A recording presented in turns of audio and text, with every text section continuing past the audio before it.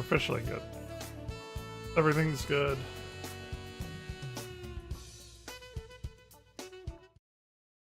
Everything's great. Back.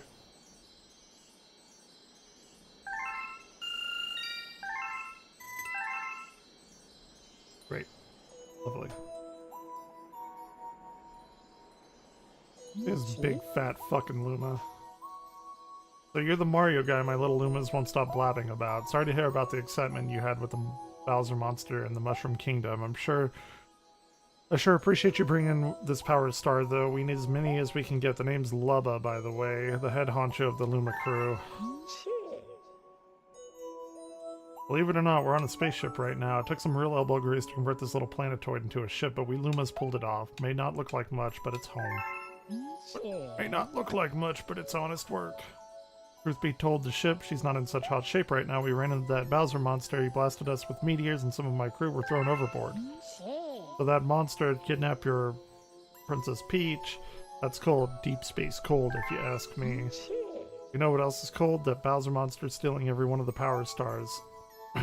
See, our fuel, the spaceship runs on energy from power stars. Without that, we're stranded here.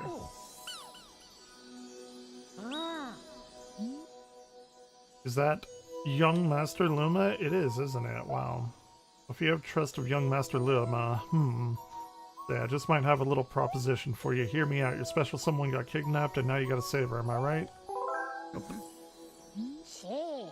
We need fuel for our ship. Now, if you think you could get some of the stars back for us, we'd be willing to make the ship your very own for a bit. That's a fair exchange, am I right? Look at this very consequential decision I have to make.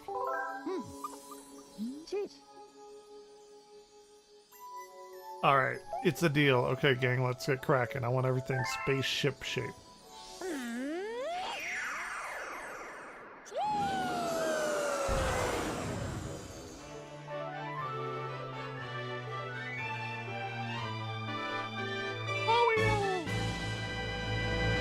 Lubba's crew rebuilt the spaceship to look just like Mario.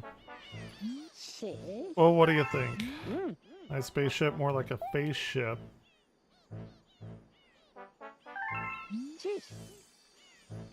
Okay, the decision's yours. Okay.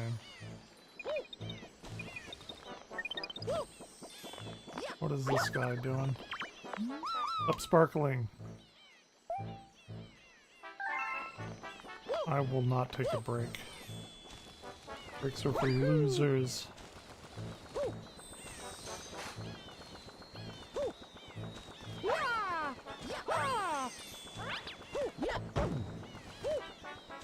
Okay.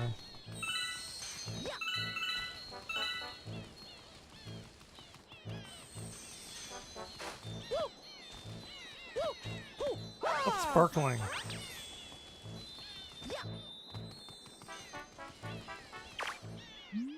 If you jump while crouching, you can do a backward somersault and go super high. But they want me to do it on this nose, right?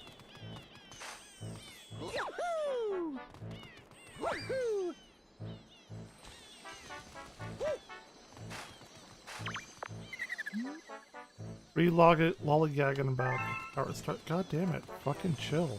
Let me look around for half a goddamn second.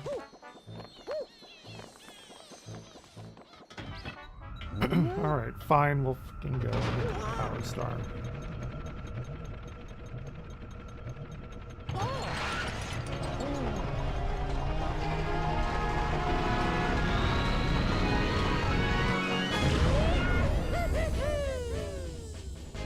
Cosmic Observatory is better.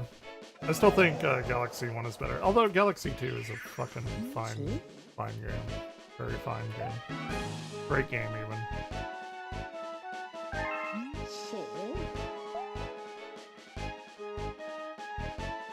To go this far. Okay.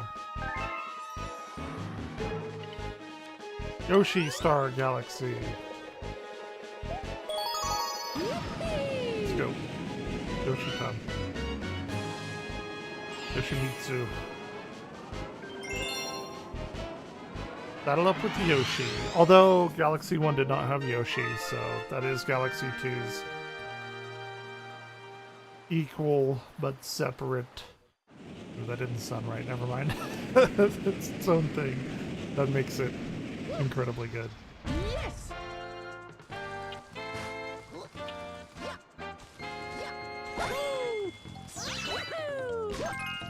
Okay, you go away. Piranha plant bullshit. I'm gonna get mad. There he is.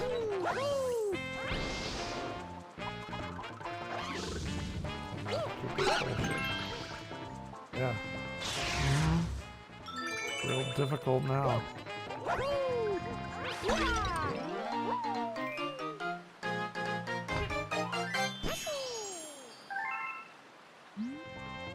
You saved me. I was trying to save my friends, but I got turned into an egg and trapped. I know. We should team up. Come on, hop on my back. So Yoshi doesn't talk in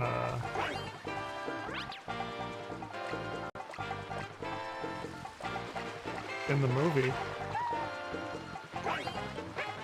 How do I, like, get rid of the cursor, or do I not?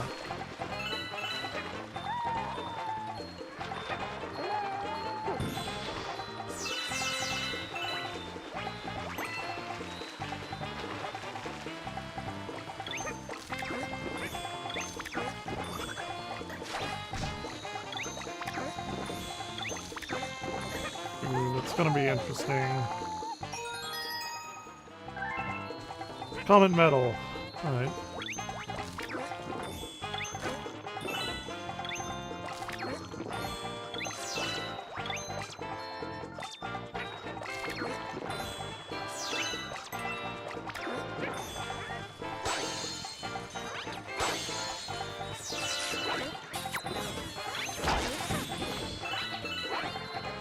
What is this?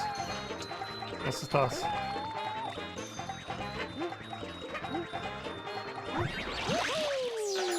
Okay.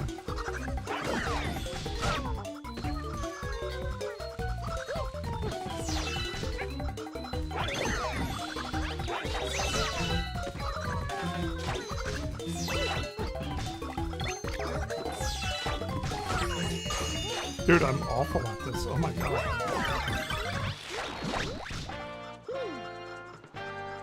No, I don't get to go back and I lost Yoshi? Oh no. Whatever will we do? Okay, they knew that some stupid dumbass like me would lose Yoshi. The easiest test ever.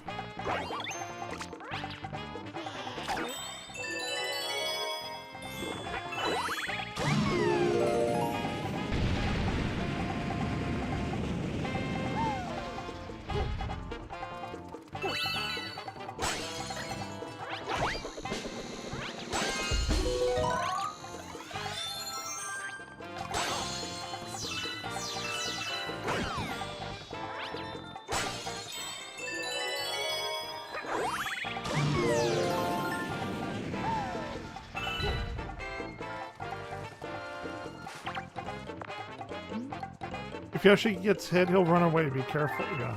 Oh shit. You think I didn't figure that out already?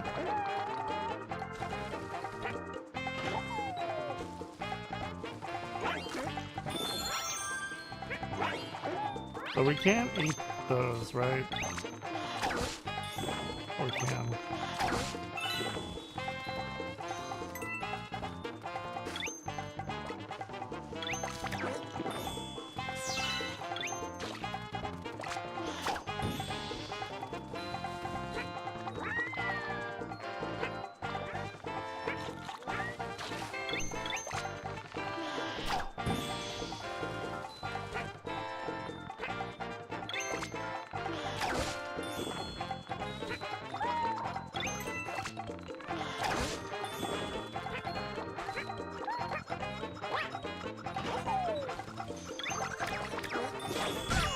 Uh-oh. Yoshi, chill out.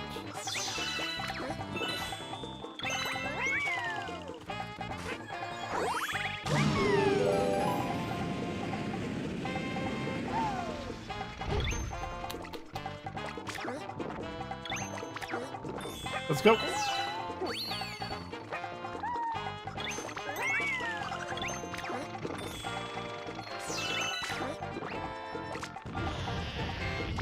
Let's go.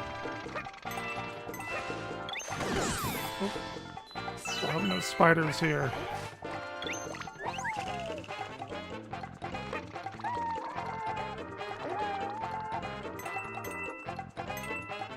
Well, what is the purpose of those 3 coins?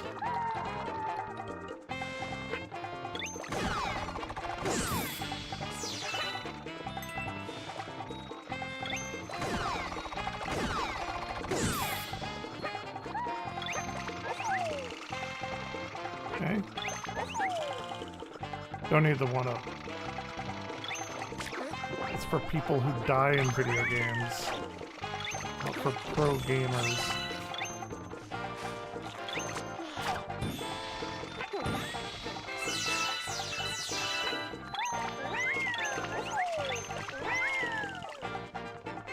It's over here.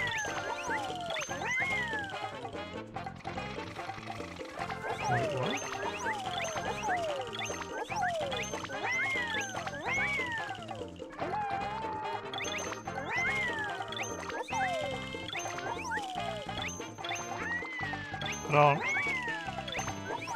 I don't understand what those other 2 were for.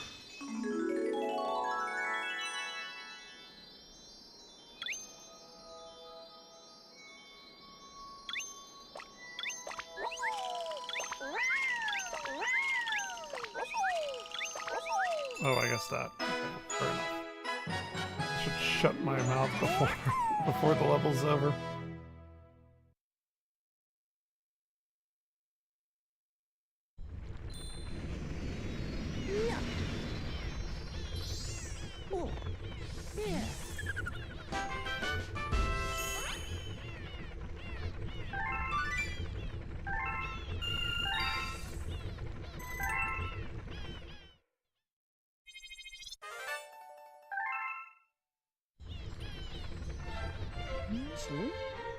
I don't mean to pry or anything, but what is that thing over there?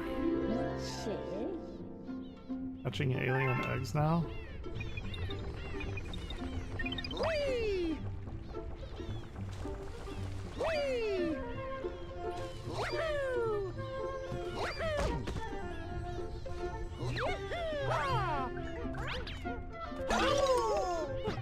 Yeah.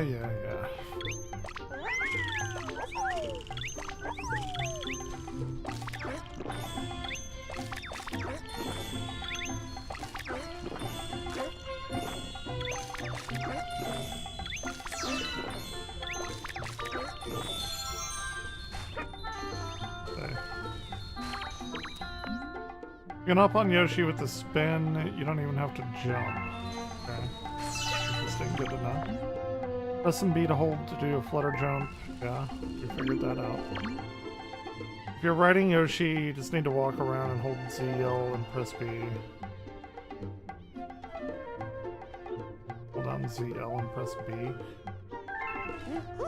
Oh, I see. Okay.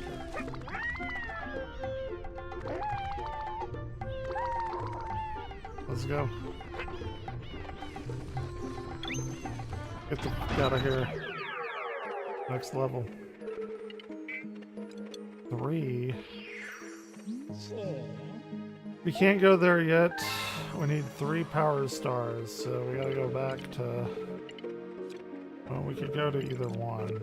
Let's go back here to Sky Station.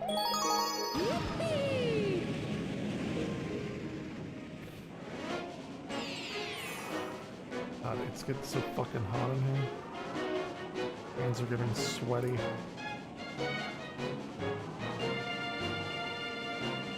Alright, forming the Sky Fleet.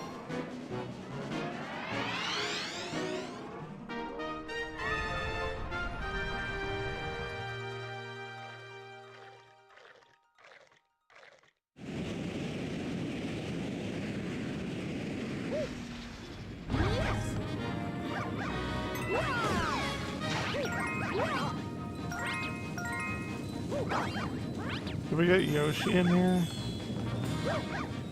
Didn't they say we did?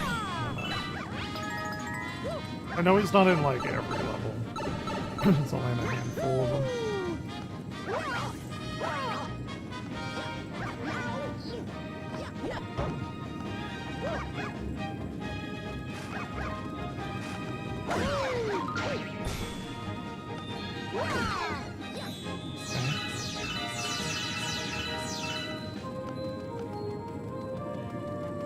Can we do it like a 2-for-1?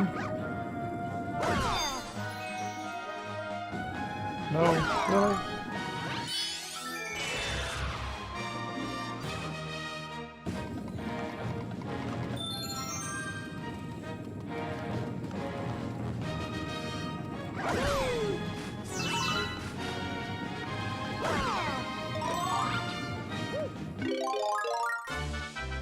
Rainbow Mario!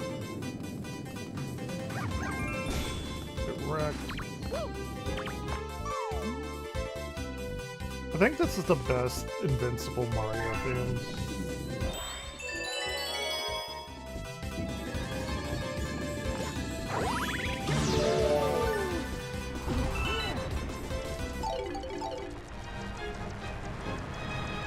And bonsai bills.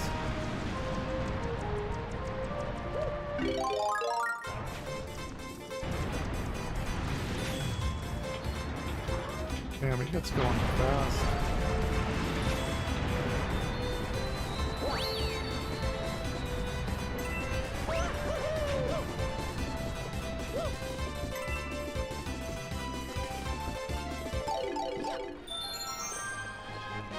Oh, I fucked that up.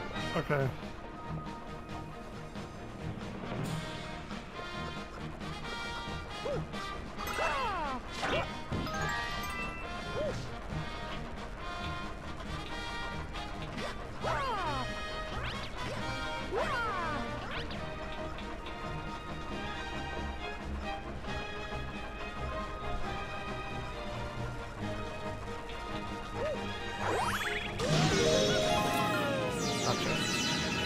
I do think the level design in 2 is better, but I think the overall presentation in 1 is better. And I'm just a big simp for, like, Rosalina and the observatory and everything.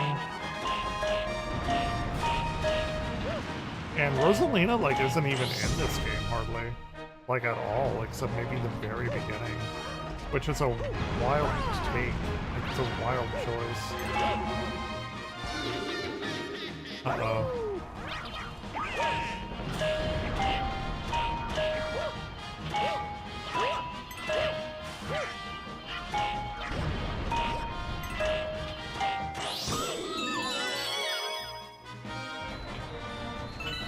God gamer. Let's go. Again, this is the first time I've played this since the Wii, or maybe the Wii U.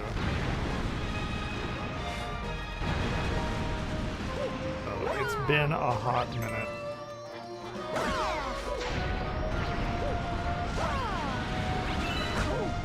Oh, fuck. Yep, and I died. There it is. God gamer right there.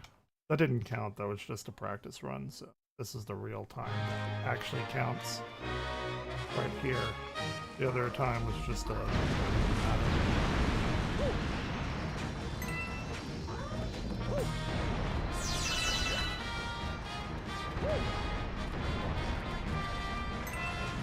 Yeah, that works.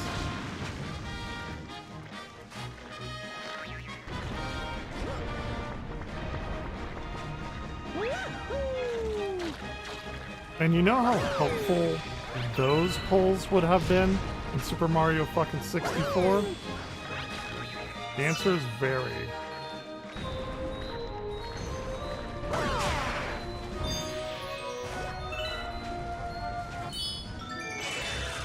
The answer is very fucking helpful. She had to like, it was like full 360-degree motion.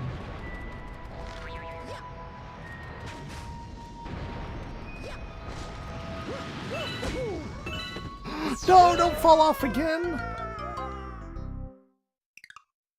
See, that was try 2. This is the actual third try, because the third try is the real one.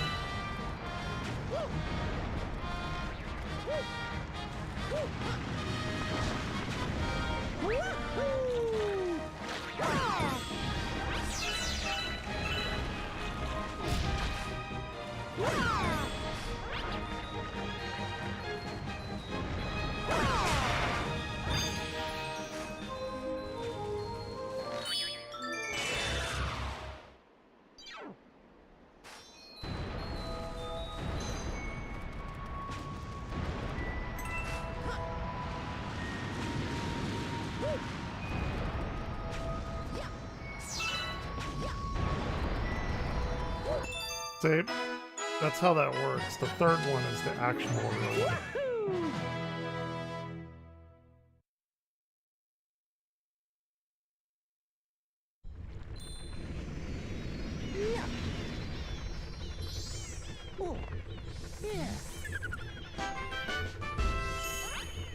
God damn, it's getting so fucking hot in Texas.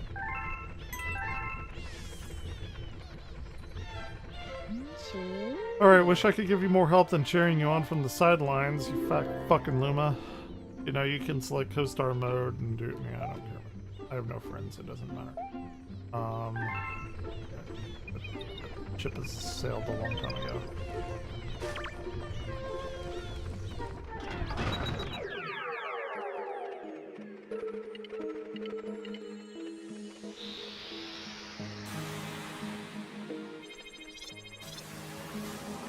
Okay. 300. I don't think I have that many. In fact, I know I don't. Looks like you found Hungry Luma. Those guys can eat. I bet you fucking badass Luma can eat too. You got any tasty star bits? You got any of those star bits? That's what they're like.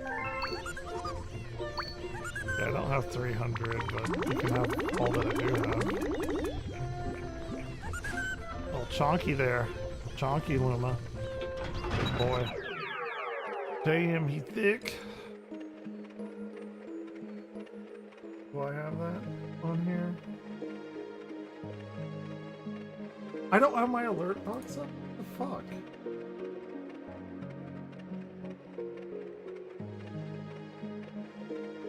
Hold on, where's my fucking alert? What is it called? Stream Deck? Yeah. Where's my... I haven't used these in a while. Fucking embarrassing! Need to use those more. I got the fucking big-ass Stream Deck. I need to get the even bigger one. Okay, Spendig Galaxy, let's go.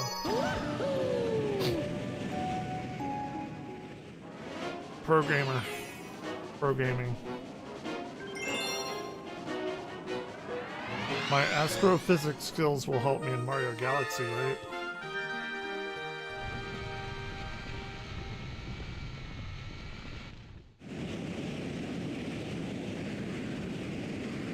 It'll help me fly to the center of the universe, which doesn't exist, which kind of bothers me.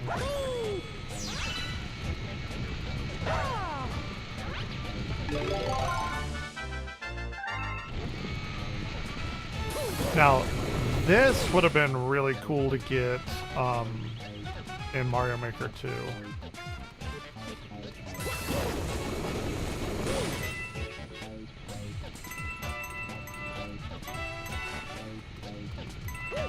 I guess we gotta get over there.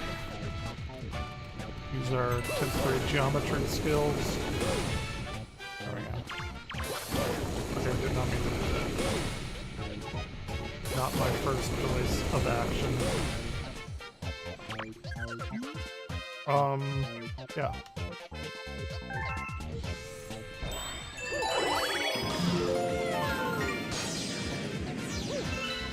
Okay, what we got here?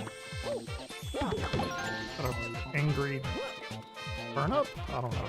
Never had a turnip in my life. I don't think.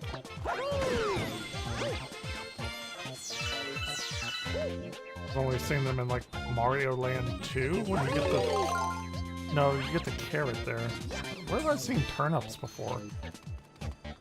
Super Mario Brothers 2. Pull them up from the ground, they're like white. I have no idea how they taste.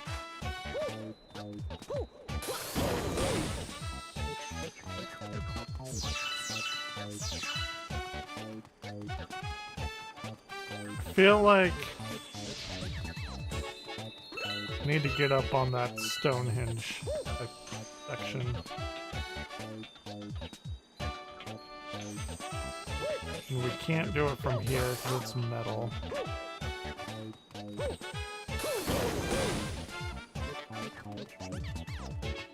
Okay, are we gonna do this? There we go. Okay, okay.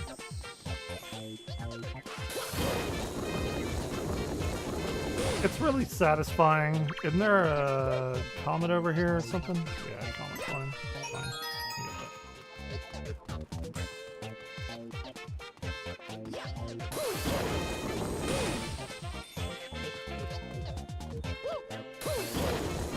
Why is that so satisfying?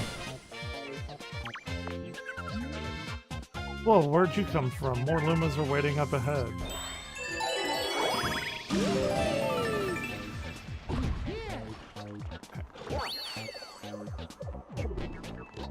They're like the pea hats from Zelda.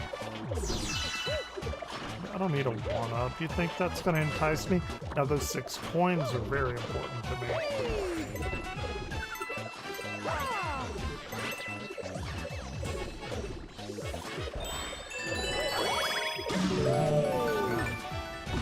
I know my stuff. I definitely knew that was gonna happen. Can't prove that I didn't. Oh, fuck off, Goombas. Fuck off so hard.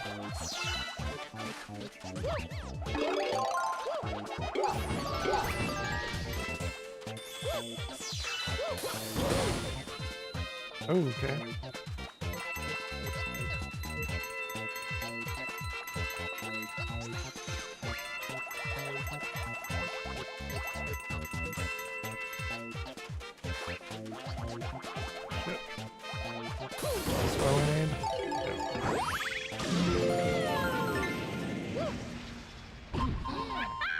Captain Toad! I actually love the treasure tracker stuff. I bought the game on Wii U. I really liked it. It's called the Starshroom.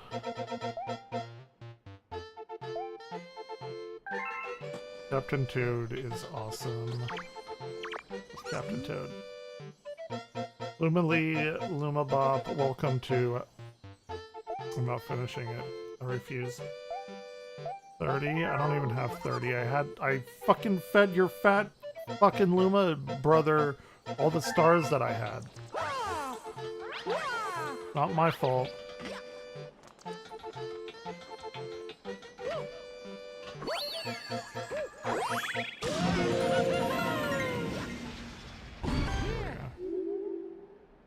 This is the thing from the Galaxy movie, right? Bowser Jr. drives.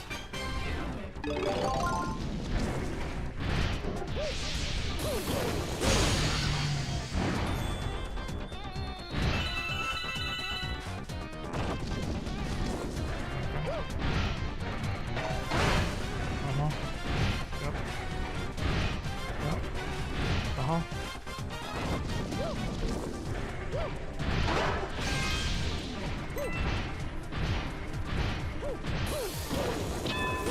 Ooh.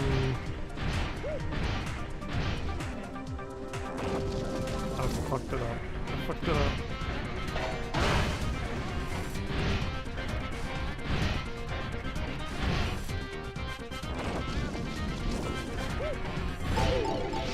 Oh no!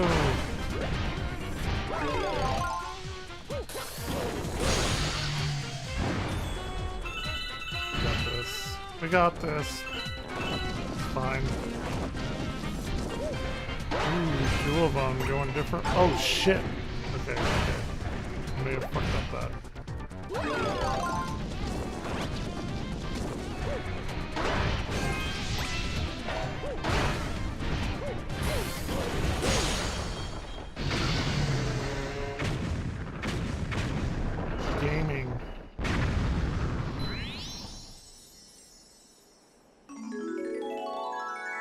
Aiming.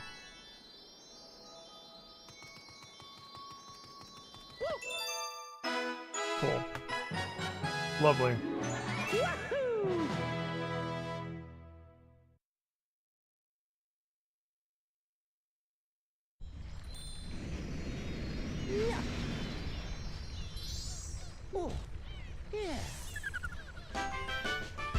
Giga Legs Planet. Another Comet Medal. It's gonna be another hungry fucking fat ass Luma somewhere. Okay, cool. Did it. Starship Mario can now advance. One of my little guys is back. I wonder what happened to the little fella after he fell off. You built a ship to get back, huh? That's my crew for you. Those guys are all friends of yours, right? If you ever want to visit that ship, you can get there with the warp pad. Okay, that's why that's there. I understand now. Go visit him, I guess.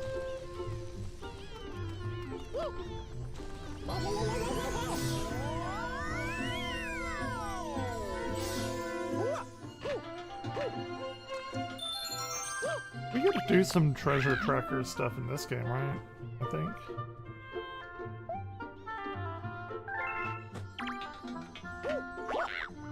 Who are you, nerd? Nerd with glasses? Who has glasses these days? Nerds.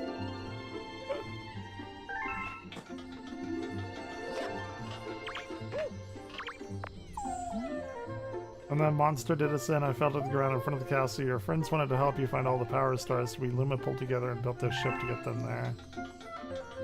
Nerds.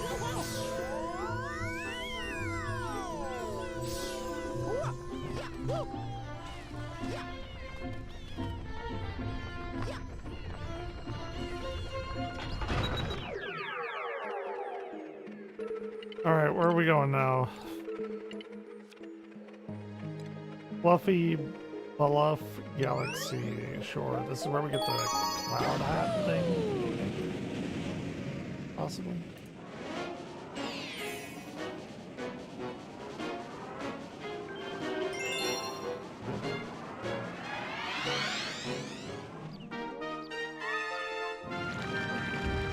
Yep.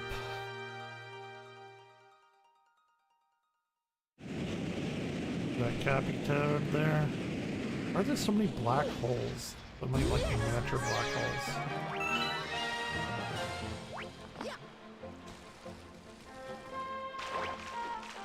It's actually kind of funny that they put the black holes in there because Mario gets spaghettified. If he dies by falling, he gets to turn into spaghetti, the one thing he must love because he's Italian, right? I mean, how good is spaghetti, though? Getting spaghetti? Get some vodka sauce? Oh, man. It's my favorite kind of spaghetti sauce. Although, like, regular, like, tomato meat sauce is also good, but... And the vodka sauce. But not just because it's made with vodka, but... It's... so good. It's like a fancy version of that, like, Chef Boyardee sauce, I think, is why I like it. Anyway, you turned to Cloud Mario, shake it. Spin, make cloud. Tell me what to do, Blockman. Do what I want.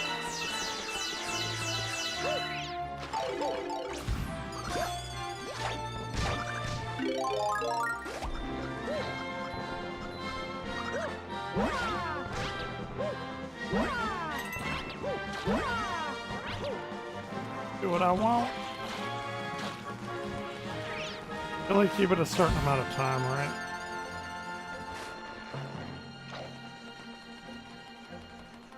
Right? Why did I lose it?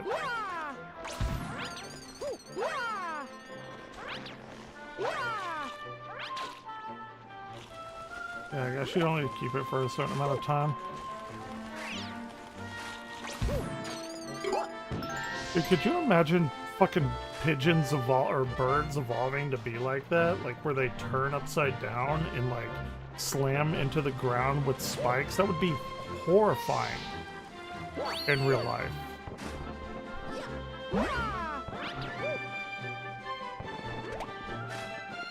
Alright. What is this? Coins.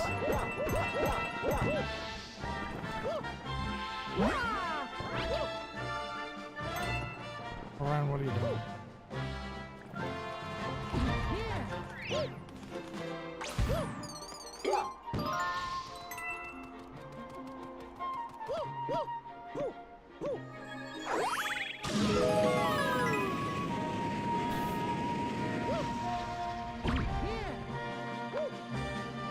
What does it say? Watch out for cosmic clones ahead. If they come after you, run. Fucking clones. I remember, like, the latter levels of this game. Those are some bitches to deal with and some pretty difficult levels.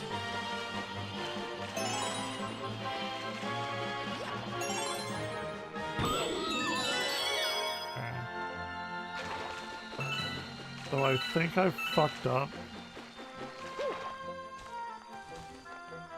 Because we needed to get up there to get that, but I think we can't touch the clouds to the water, so I lost my hat. Oh well, it's fine. Just playing the game to get through the game.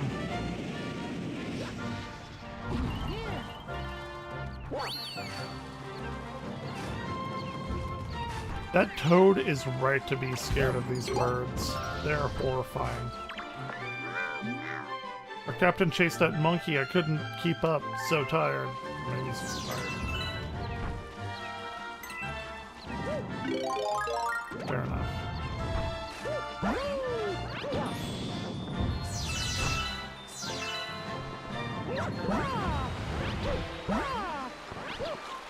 Shortcut.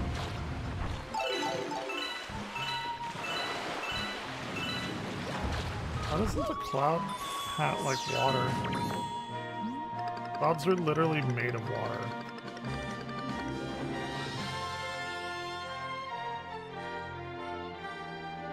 Leafy hint, press, shoot at enemy, make dizzy, kick enemy, enemy fly, bye-bye.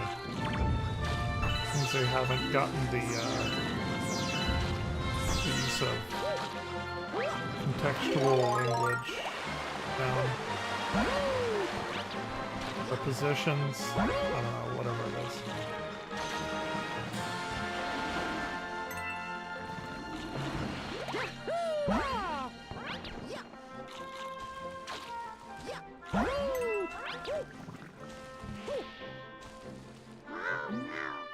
Gasp, herf. Have y'all ever said herf before? Some monkey with sunglasses challenged me, herf, to a race. You go instead, I should be in better shape. Captain business is gonna be harder than I thought. We'll kill the monkey.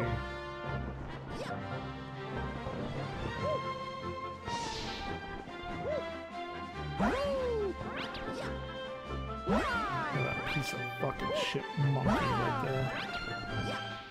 Who thinks he's so cool because he stole sunglasses? Oh, it's you. Good work getting up here. They call me the chimp. Let's say that. Seems like you may be worthy of high climbing rival. Take this star. We'll talk later. Okay. Maybe he wasn't. Well, he was a dick, but he gave me the star.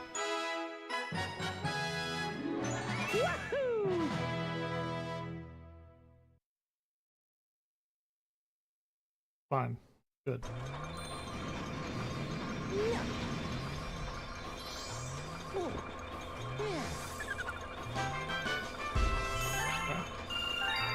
Wait, what? We're in a weird area. We seem to be in a weird area.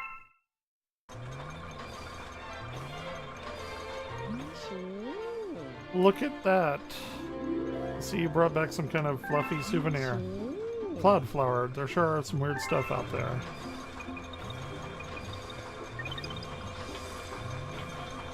Oh, this is like the...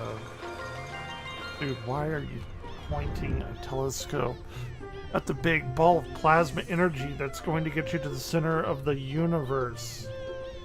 Okay. I have issues with this game. It's very fun. Don't get me wrong. Worth the $40? I haven't played it in 10 years, so... Sure, I guess. I've got the money to spend. If you don't have the money to spend and have a Wii, just play it on the Wii. I don't have 7. The right side down.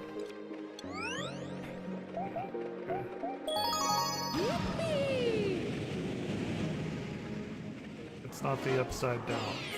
It's the right side down.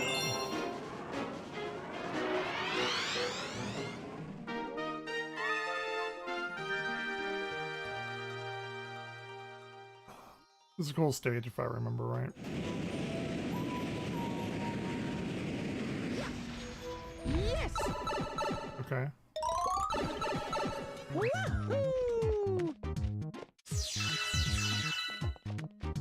Seems like a easy 2D level so far. Dude, look at that. Fucking pro gaming at its best. My brigade is down there. So I got, hold on.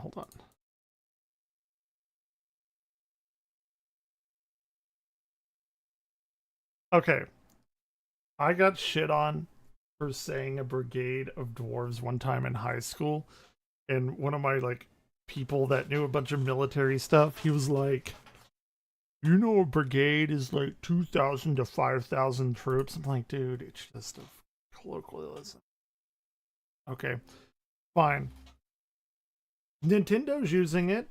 Are there 2,000 to 5,000 fucking toads down there? No. Fucking bullshit.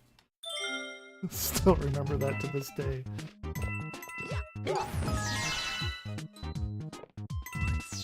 When I was a diplomat in his Star Wars campaign and I kept doing charisma checks and like getting information from everybody, and he got so pissed off, he was like, everybody has cyanide pills, and he takes them and they all die. Dude, he got pissed and he left that night. Dude, it's fucking funny. Alright, here we go. What is this? Okay.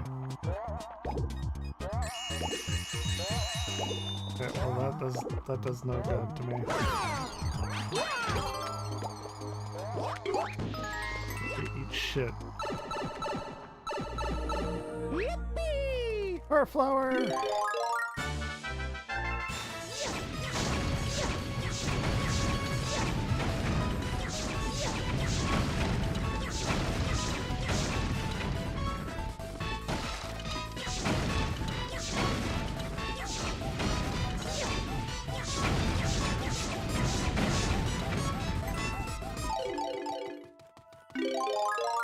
That's kind of a lame introduction to the fire flower, not gonna lie. And maybe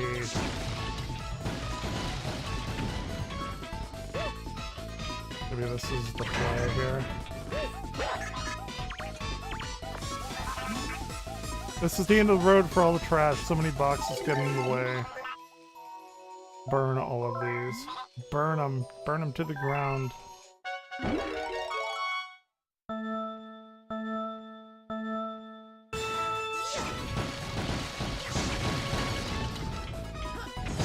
Yeah, this is the play.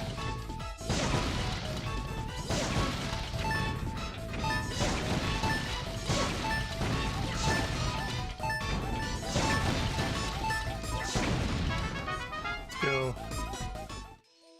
Let's go. Did that unfocus? Take this star. Boy, I wish more folks worked as hard as you. It's not gonna kick me out, is it? Hope not. I think it is. Is it? Oh, it is. Fuck me. As a star is a star. Yeah. Oh, yeah.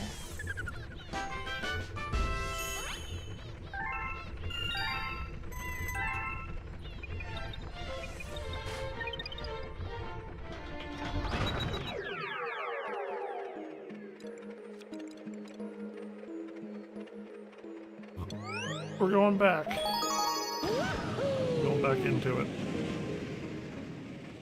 That was just at like the very beginning anyway.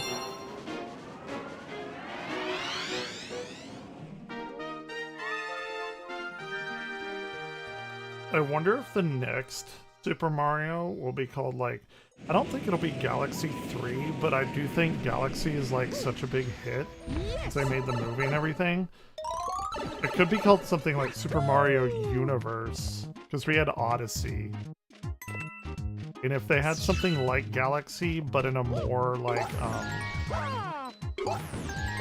in a more open world, we had something like Galaxy, but in an open world format like Odyssey and 64, I think Universe would be like the open world Mario that everyone seems to want.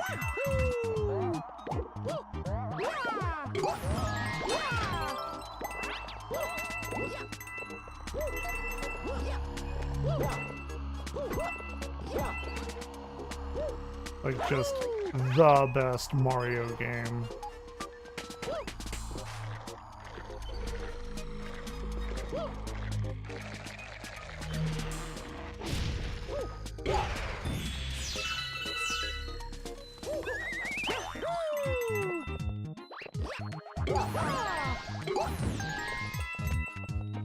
I mean, it's gotta be Universe, right?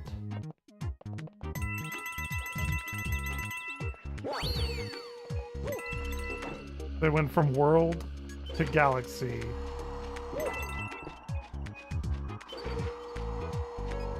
It's gotta be, the next one has to be Universe. We went from World to something else, 64. Then to Sunshine, which was, I'm not a big fan. And then to Galaxy. And then to Odyssey, which was something like 64 and Sunshine. And now it's gotta be Universe. World, Galaxy, Universe. It's gotta be. That's what I'm putting my money on right now. I'm calling it. Flip it. Flip it. Put it on the channel. Next game is gonna be called Super Mario Universe. It'll be an open, like a super massive open world, like Galaxy type game.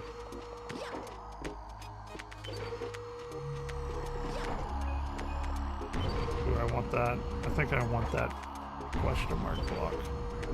It's probably gonna just have coins or some bullshit in it. Whatever. They're my coins now. Doesn't matter. And then it'll be like in the next 15 years when they make a new 3D game, it'll be called like Multiverse or some bullshit.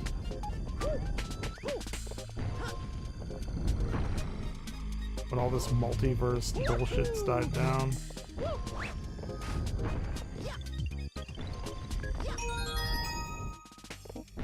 Okay. Not bad.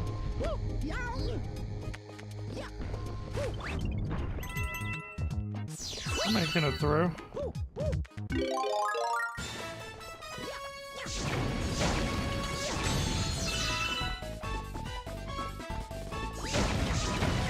The only thing I don't like about these games is that your power-ups are not... They're timed. Like, all of them are timed, like the star, you know, like the invincibility star. But I think that's my only gripe with these games. Like, yeah, they give you enough, but it's only like what they want you to do, if that makes sense.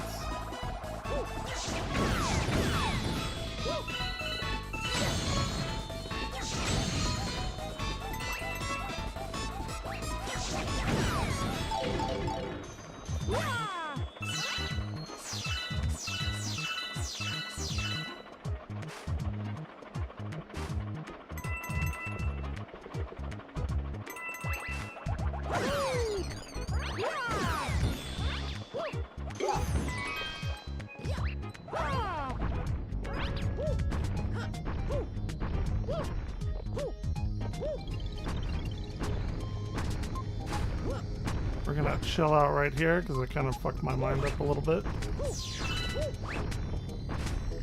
What are you doing? Sleeping. Stop sleeping.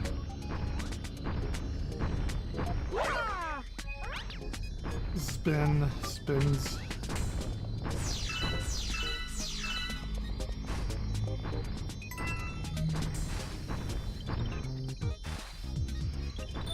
Okay, I did want that one up. Not because I needed it, because I felt like getting it.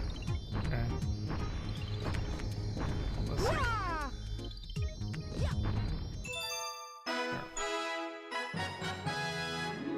I didn't need the one up. I opted in on obtaining it for my own pleasure. Oh, yeah.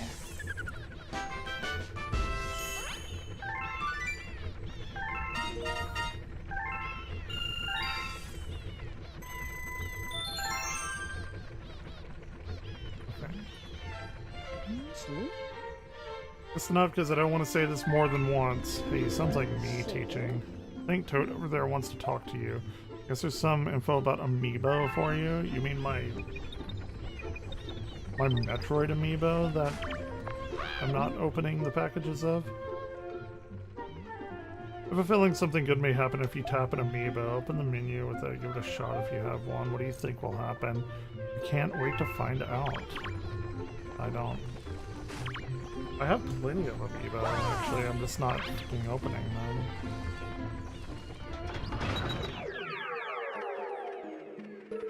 Okay, we can head back over here.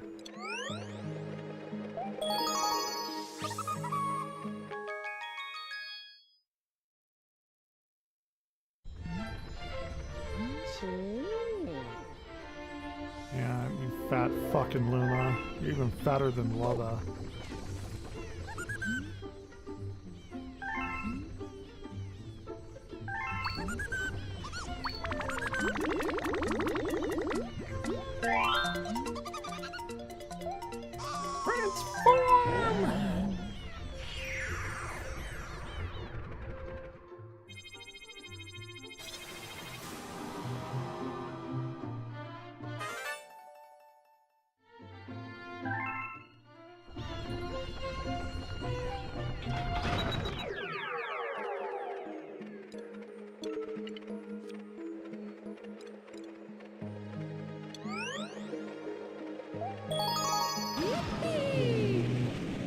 This one like does it to the music. I guess it's cool. I think there are like more of these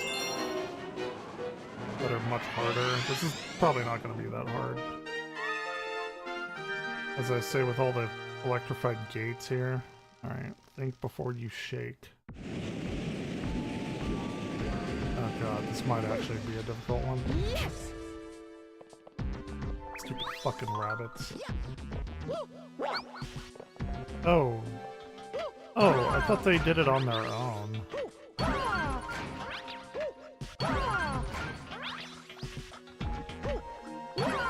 Well, what is this for? Just to be there? Okay, I guess so.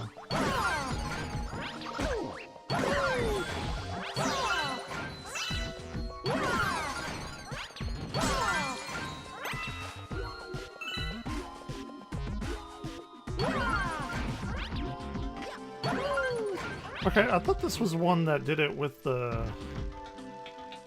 like the tick, tick, tick, flip, tick. Maybe that's in 3D World. Maybe in 3D World, I'm thinking of. May happen in this one too, I don't know.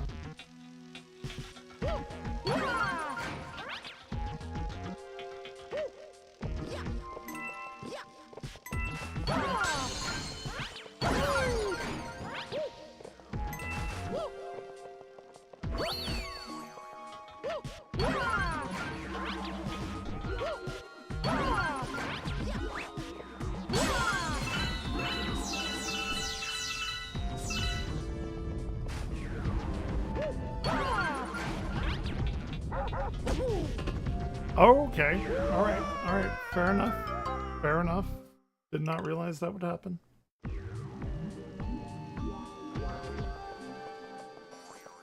One's on me.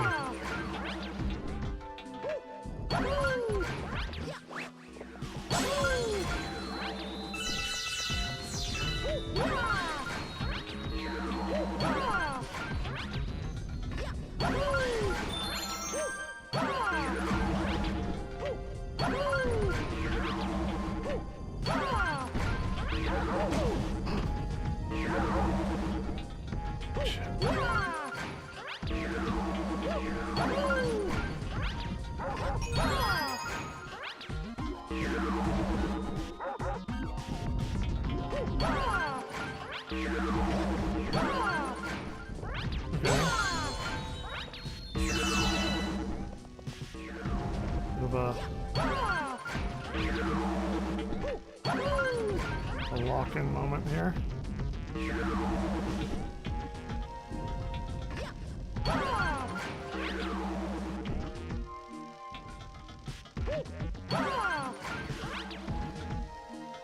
Okay, we're just gonna go over here.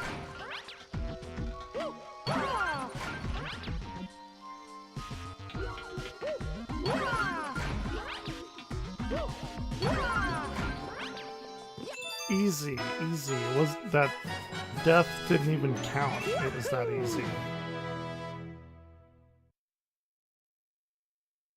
The death at the beginning didn't even count. Yeah. Oh, yeah.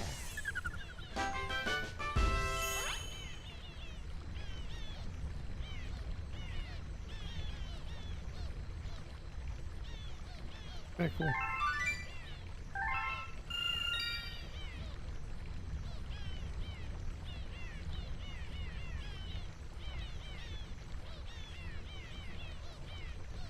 Ooh, hold on. There's something I need to...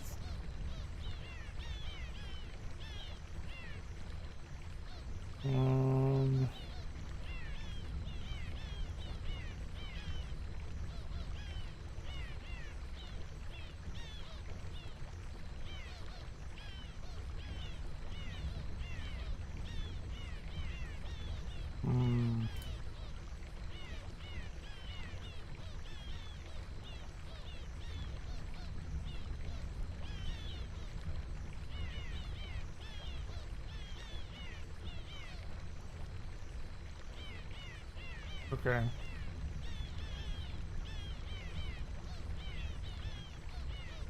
There are people on Twitch. I'm sorry I don't have the multi-streaming different settings on, but I'm also streaming on YouTube, so I don't know. I'm at 1080p 60. I'm at 8. At 8 up, so I don't know how to fuck around with those settings. You brought back a Star Bunny. You know the one thing in the galaxy cuter than one of those? Nothing, that's what. Shut up. Critter wants to tell me something. Okay.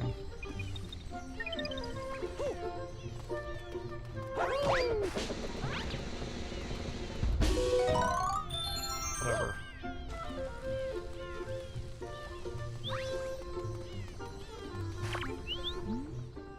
Shake when you're in mid jump spin, give you a little more oomph.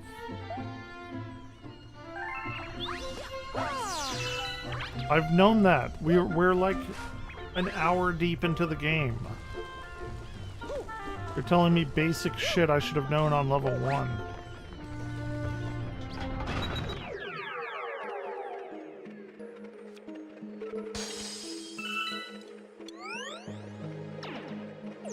Okay.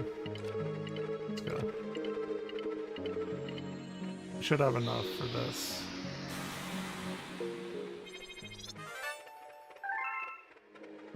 Oh, that was just a gate? Okay. Bowser Jr.'s Fury Flotilla. Or is it Fiery? Fury or Fiery?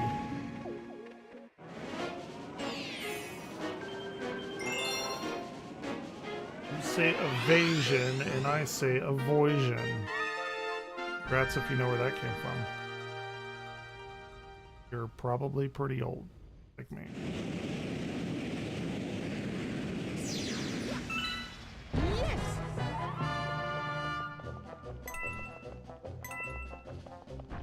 Look at this smug little piece of shit fucking asshole. Hated him in the movie. Not a big Bowser Jr. fan. Much rather have the Koopa kids. Which, like, were his children, but then, like, aren't anymore. They, like, retcon that.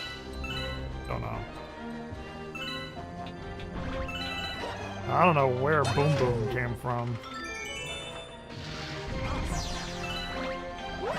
Need, like, the etymology of all these things. Of, like...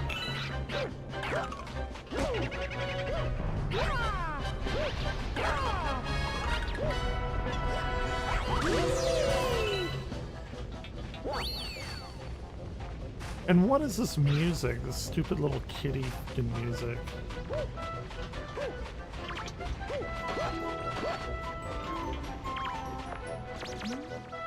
Here's a tip. When you need to land on a tight space, just jump and spin. Want to see how? No. What the fuck are you talking about?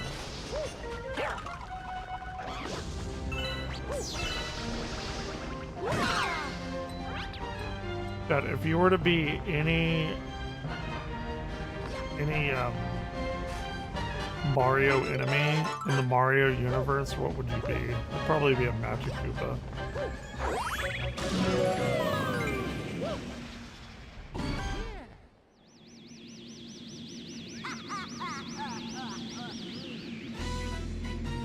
Like a regular enemy, not a special boss or whatever. Made it this far, you won't need my dad's help.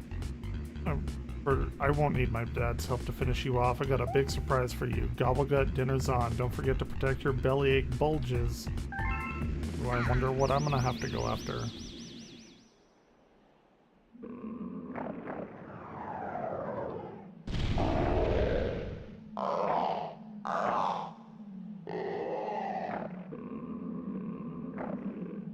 He's got them bellyache bulges. That's what I had last week. Yeah, it did not feel good last week. Pretty much back to normal now, whatever that means.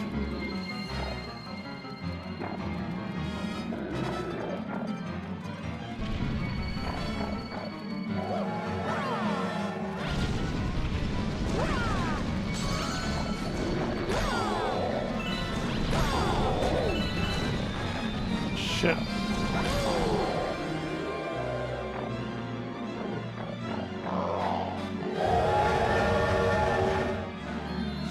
He mad, he big mad. Alright. Ow, ow, god damn. Chill out.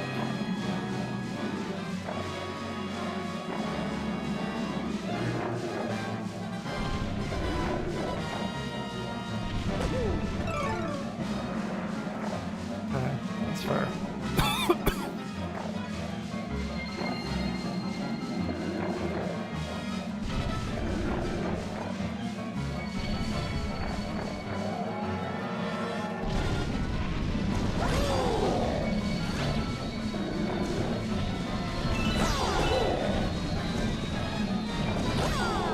You got all them bellyache bulges.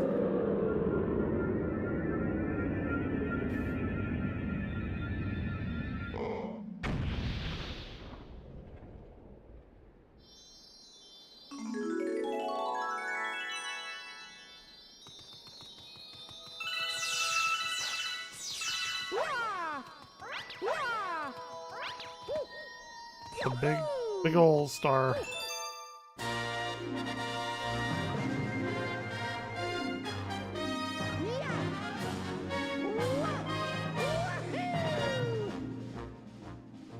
A grand star.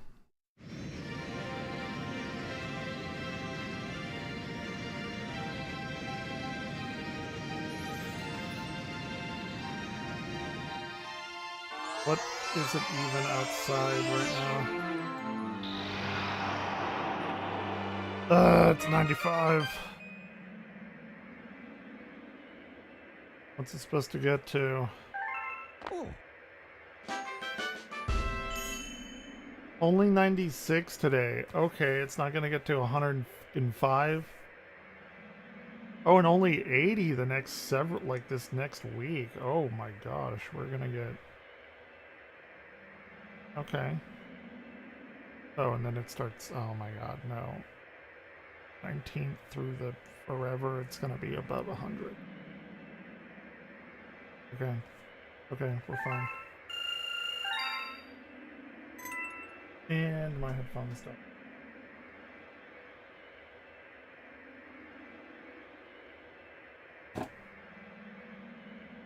Unfortunate.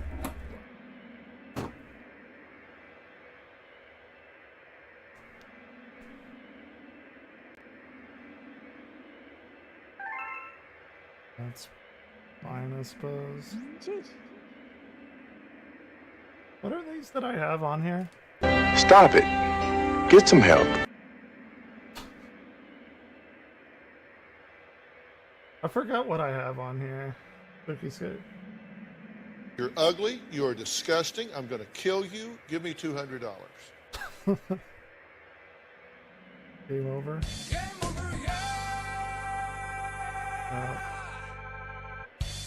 Let's get some. I'll get some help. No, God! Classic. No, God, please, no! No! Okay. No! No! But I have spooky, scary skeleton. Why do I have it twice? Fuck. I need to redo this page on my screen. Oh my god, it's 3 times. You suck. Funny. Okay. I haven't used that page in forever.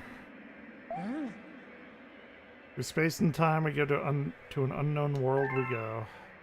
Go, I guess.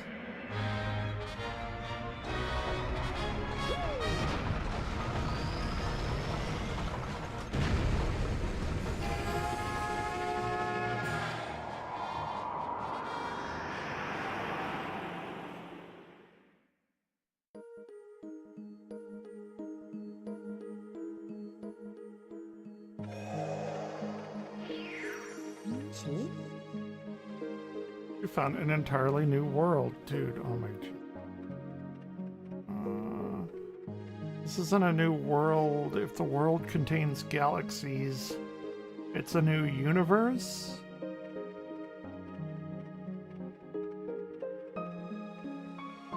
Their astronomical terms are just being flung every which way.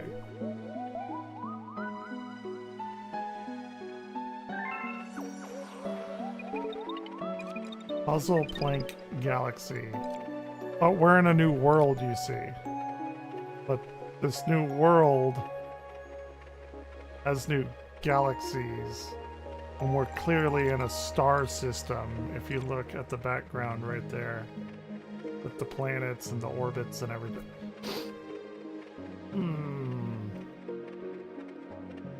Maybe Nintendo just has something against, like, astronomy.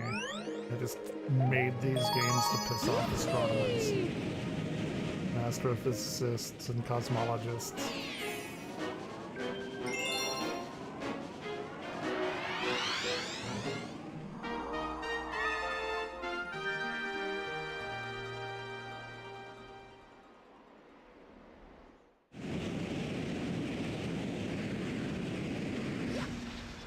Yes!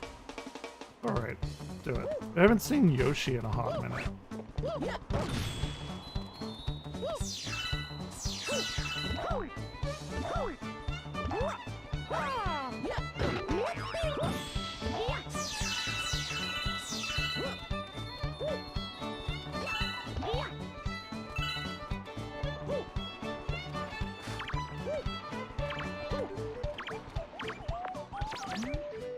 Here's a tip, you can press ZL to... Oh my god, no.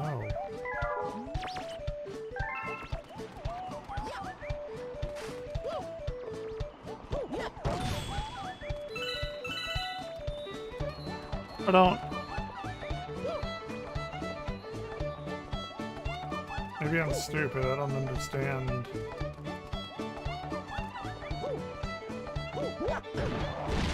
Okay. I don't know why we had to do both of them. Maybe it was to unlock that block.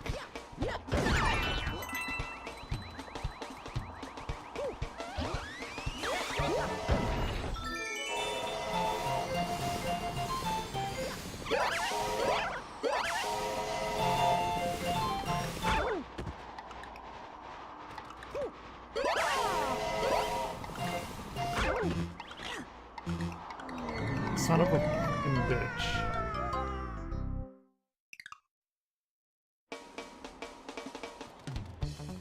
Let's see if my... No! Is it literally for nothing?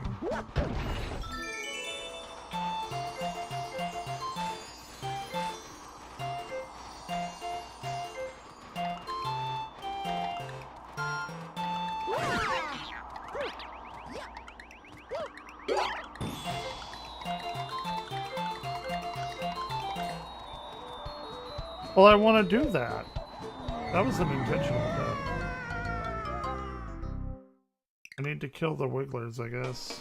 What are the ends for?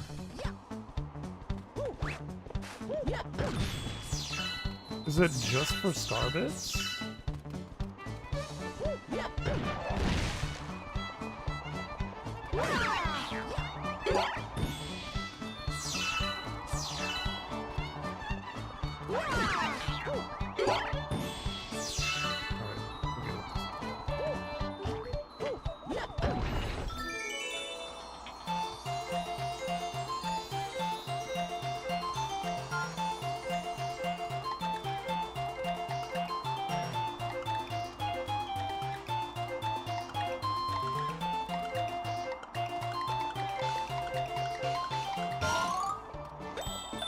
Hey, you know what?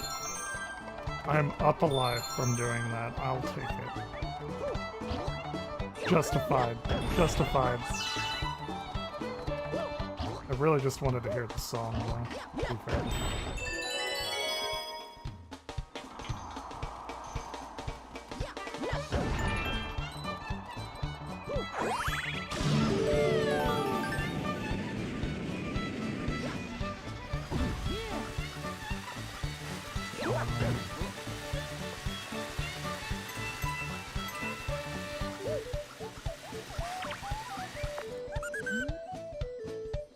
$70.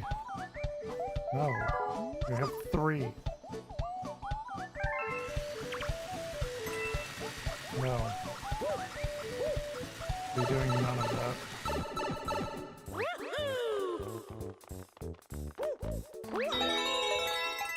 Okay, well...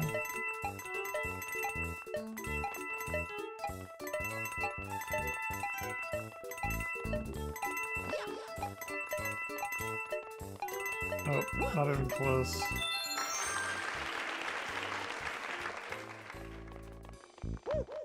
Not even close to 70.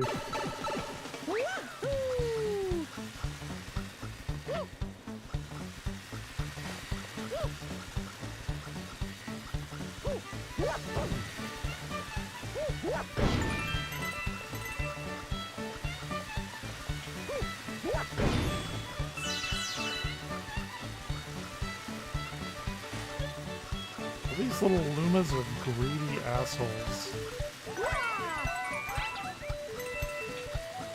We got 60. That's all you get.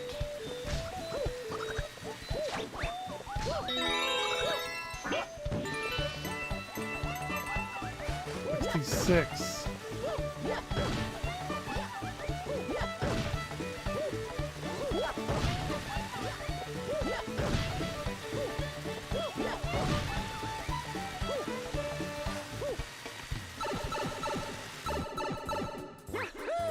Oops.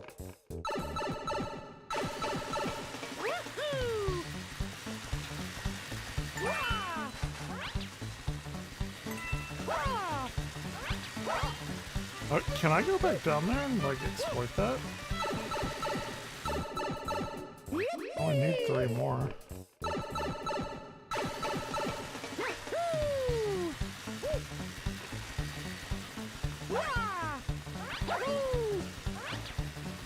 not exploitable. Okay. Unfortunate for the Luma. I don't give a shit.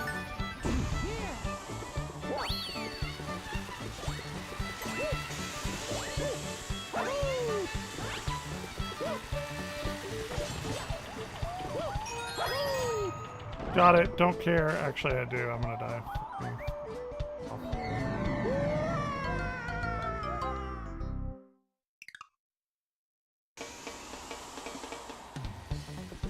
Okay. Coins. Coins.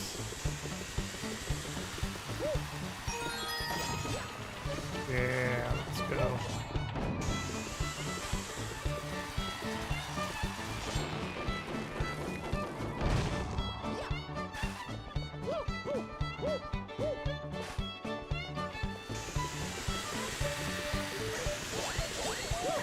Oh, don't care about the enemies.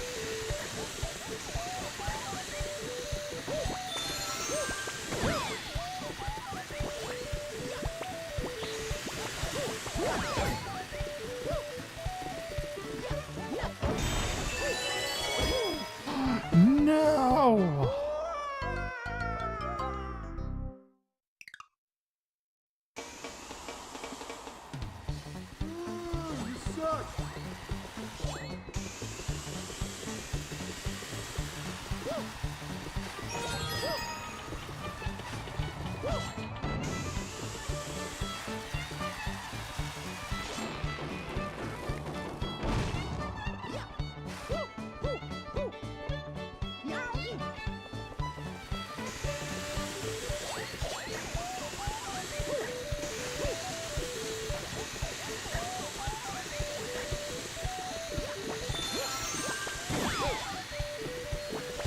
They give you that one up because they know you're gonna be fucking awful at this.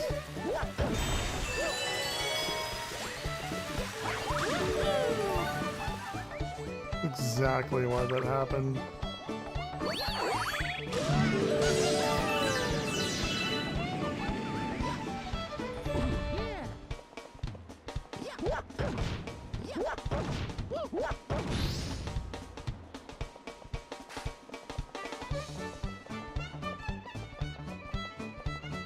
Not exactly a brain buster of a puzzle, I don't think.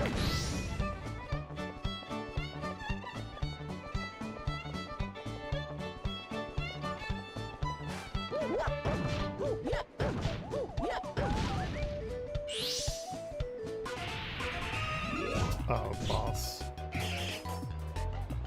Okay, I mean, that's fair enough. Okay.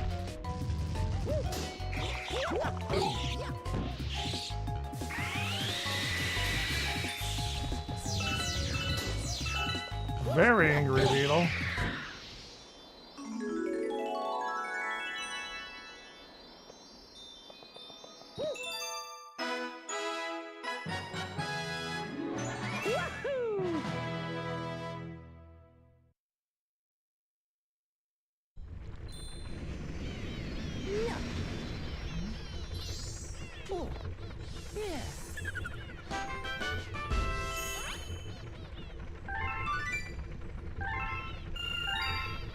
I did get that comet medal though.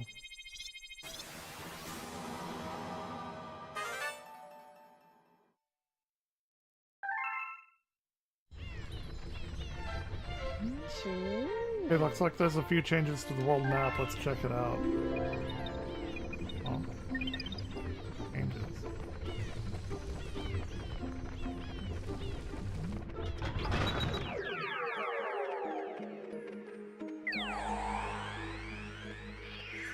Okay. This is the grand world map.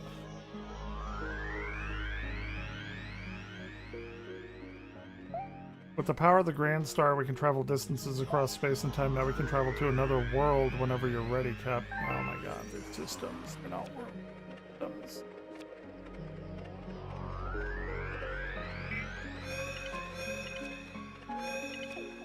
These individual things aren't galaxies. Galaxies can't be within worlds. It would be like if we had a galaxy down the street. These are star systems. And the levels would be worlds. And then the whole thing, the whole system would be the galaxy of these star system. Oh my god.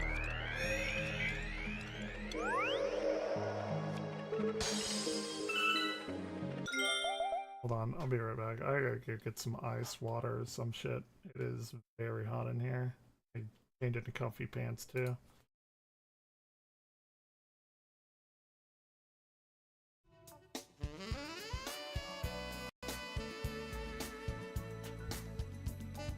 Okay.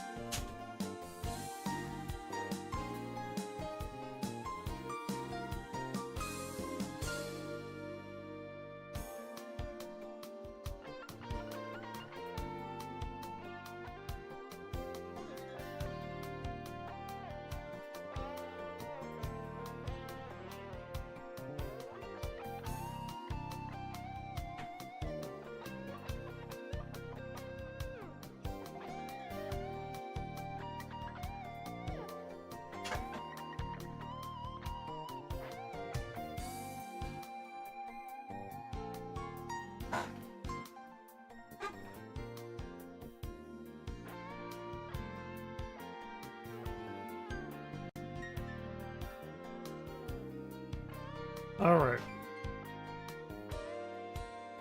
Seem to have returned.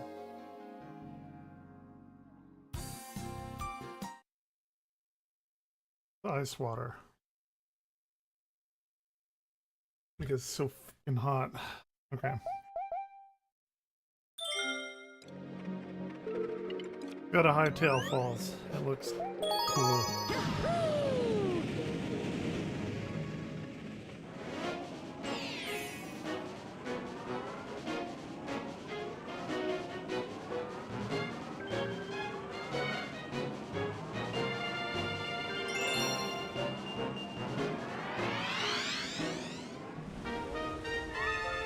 Oh, I remember.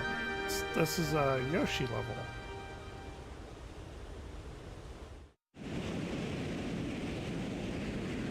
Fun level. Yes. Oh, hell yeah, the music.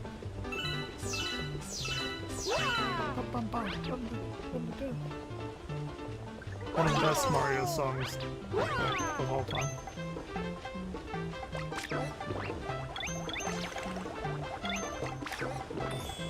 I've done that. Climb fast.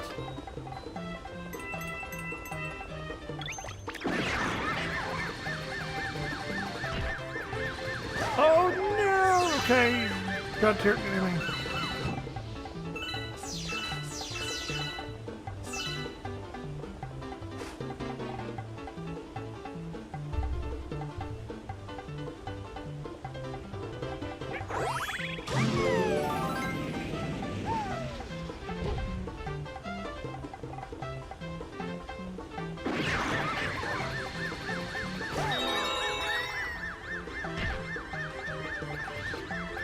Turn around, let's turn around, let's turn around. Try it again.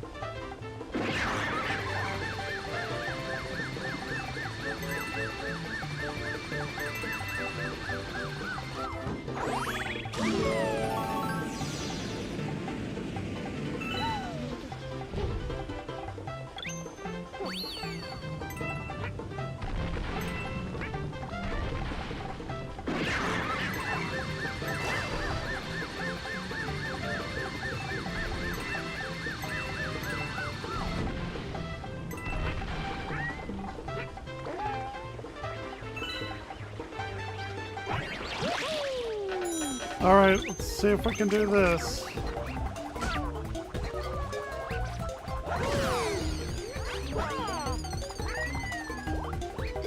No!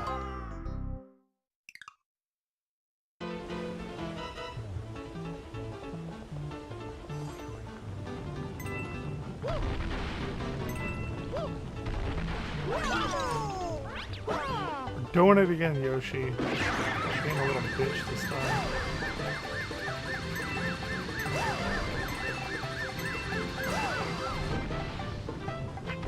I can't not beat the fucking Goombas. What are we even talking about here?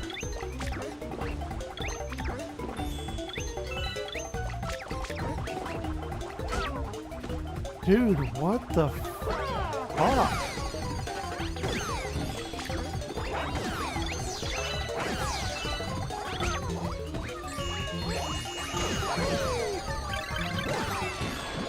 Oh my god, and I lost Yoshi.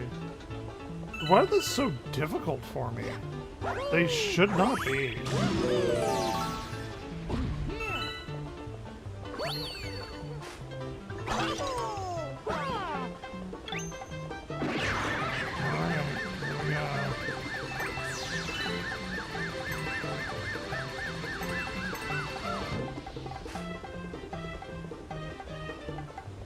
What do you want? You want some fucking coins? I know you do. I'm gonna transform! How much do you want? 30? I ain't got 30 coins. I got 16. Maybe I could, but I'm not.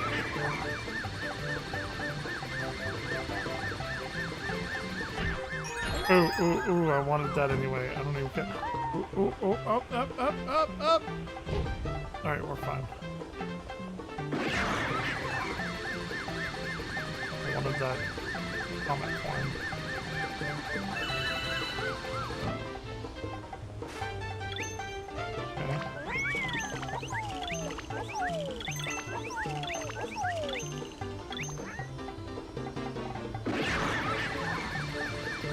Here's the star.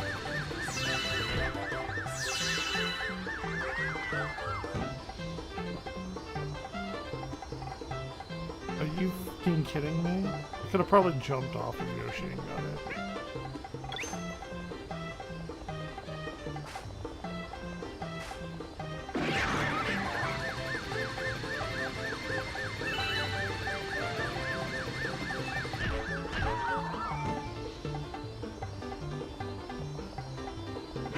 They know that's what you're gonna do. You're gonna fuck up and do that.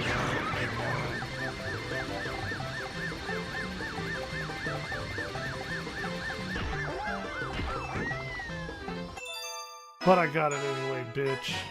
Get wrecked.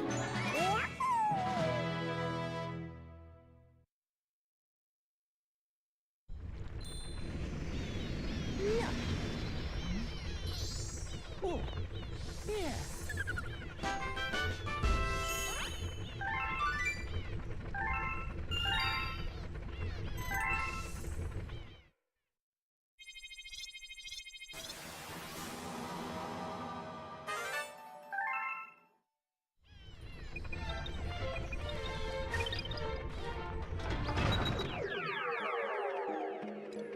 I'll do like another level and then watch some stuff. I think there's a few analog horrors I wanted to watch. Or at least put on. While I maybe do some dungeon runs or something and Final Fantasy. We'll see.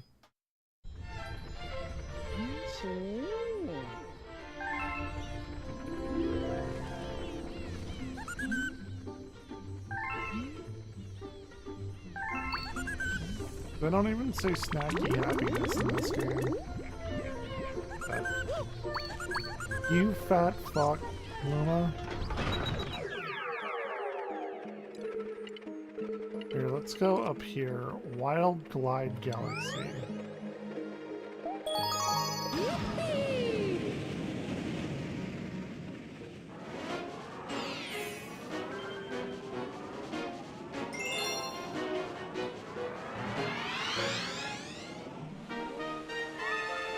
Blizzard's first flight.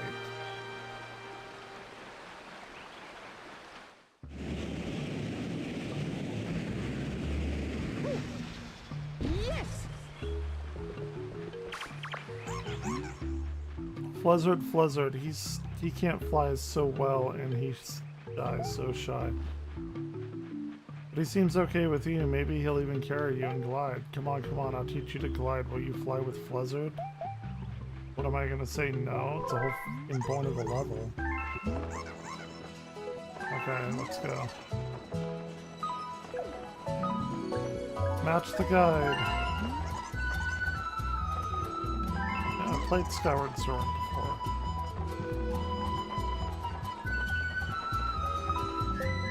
Yay!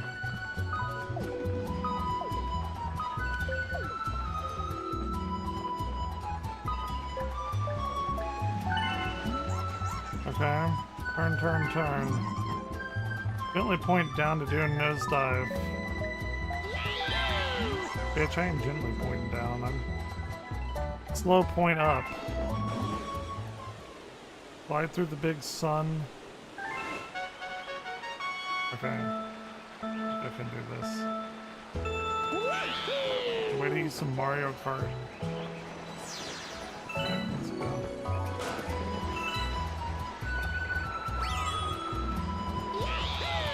Bitch, I've been playing Star Fox.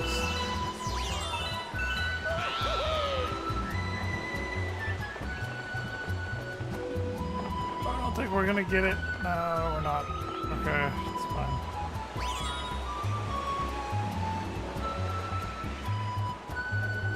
Didn't need that anyway. Come on, Flizzard. Flap your wings and... Oh my god. A shitty bird.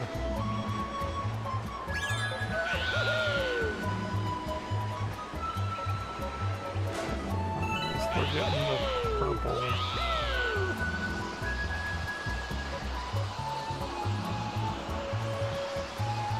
We get the green.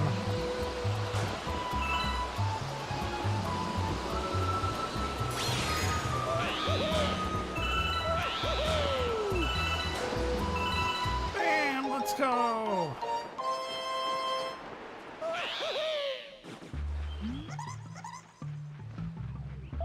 Even Fluzzard looks happy. Why can't he talk? What's his deal? Is he like slow in the head? No disparaging against, you know,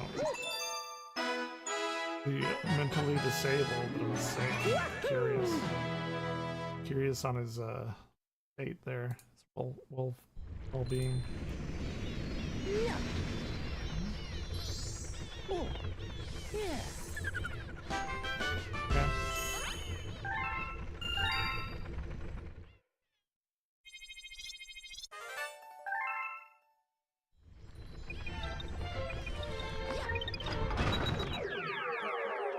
That was kind of a short one. We can keep going. Need 16 and I have 12. I guess we can go in the Cosmic Cove Galaxy. I remember this one being kind of cool. Underwater spelunking. Could you name a more dangerous sport that a human could do? Y'all ever watch those like underwater caving tales? That shit's in crazy.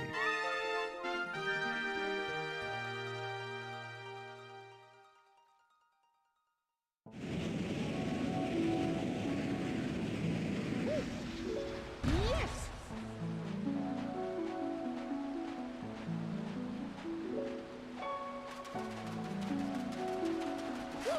This is a cool area though. Hey there, everyone is out doing their swimming drills right now. Here's a trick. Want to see swimming like a... There's a trick to swimming like a pro. What do you... No, I don't care. What? Should I do this with myself?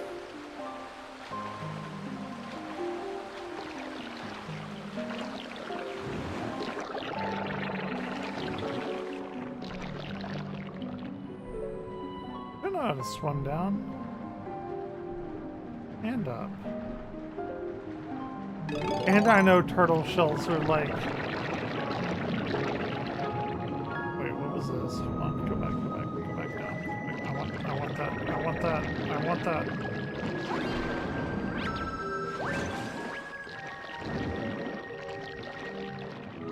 Down.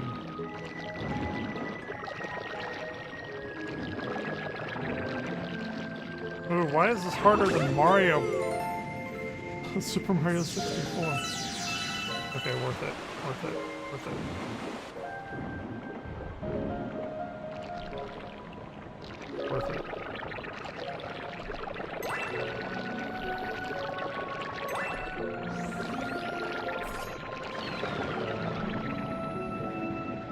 Dude, this game is giving pufferfish a bad name. Pufferfish are like so fucking innocently adorable.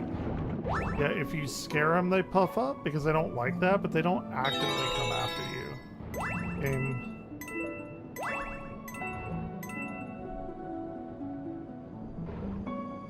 I don't know about this game, man.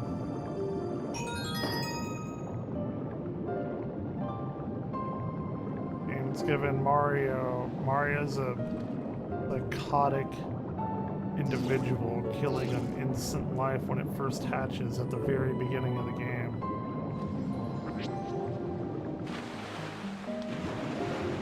We're like a dolphin.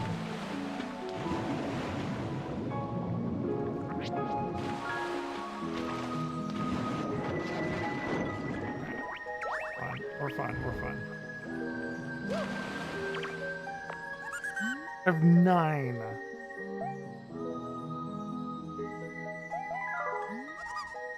They asked for so many. Now, can I get 15? Maybe?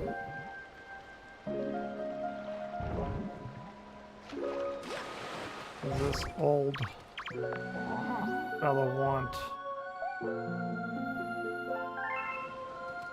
power to climb waterfalls is possible, but not from a Jedi.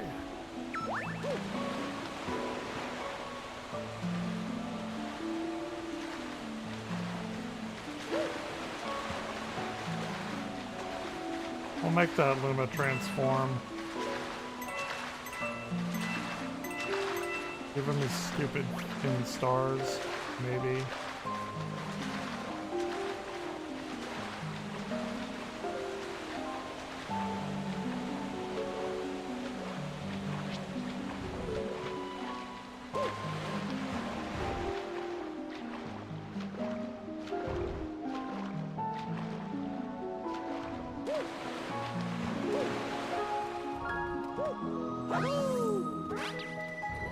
Okay. Sure. What are you gonna do for me? Transform!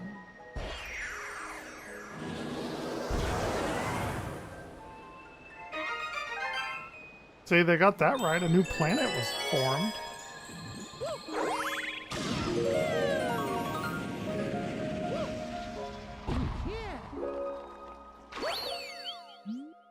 Think you can catch me? I'd like to see you try boing. But you just...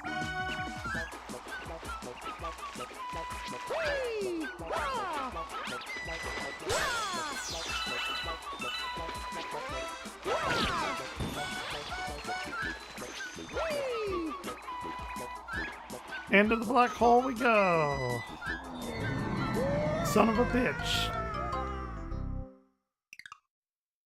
You got too cocky.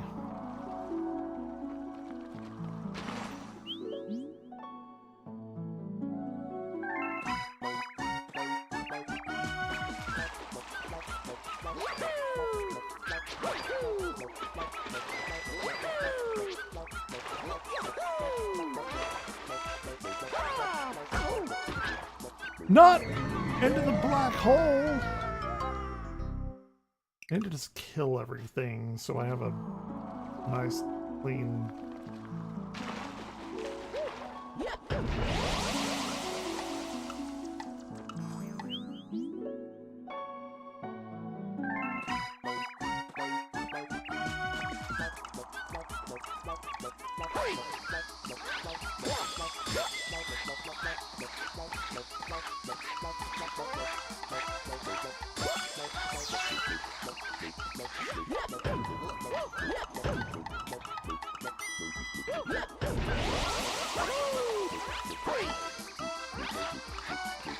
About the ice skating tech.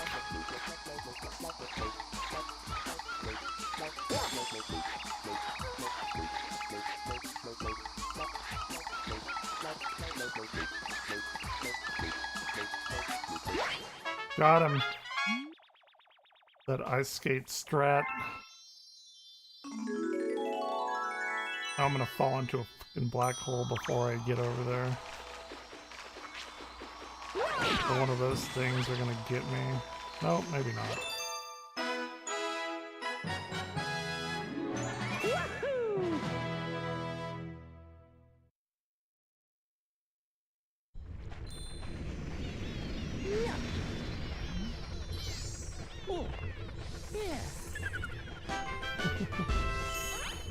You got a hidden star. Catch that star, bunny. Yeah.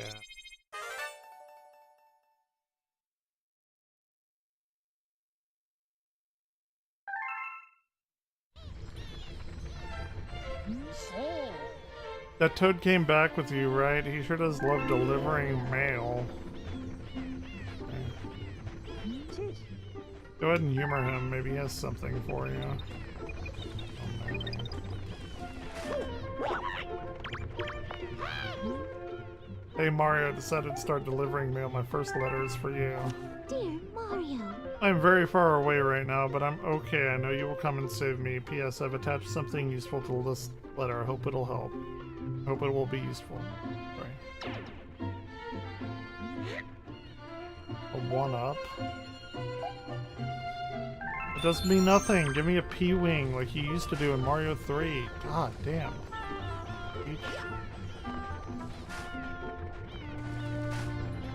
Let's see. What do I have to watch here?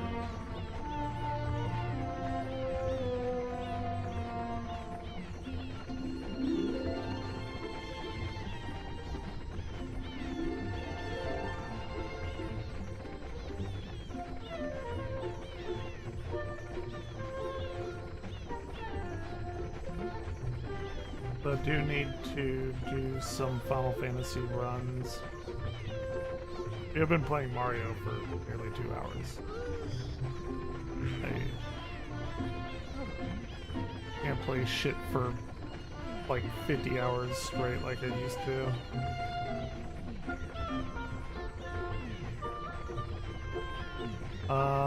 Let's see, what do I have here?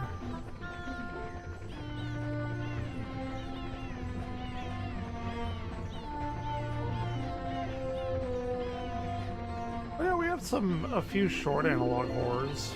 Watch those for a little bit. I changed my titles here.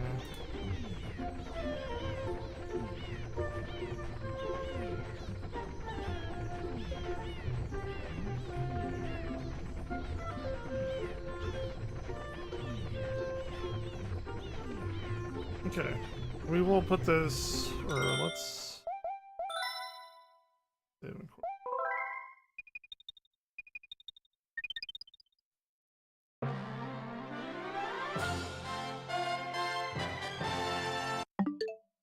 Okay. What I've been playing recently. Man, YouTube does not like me playing Vice City, like at all, because of the music. They do not like me listening to music and breaking it down. So later on, I'm sure whenever I want to play some music and listen to some breakdowns and stuff, gotta come to Twitch, I guess, or something. Let me change my title. Okay.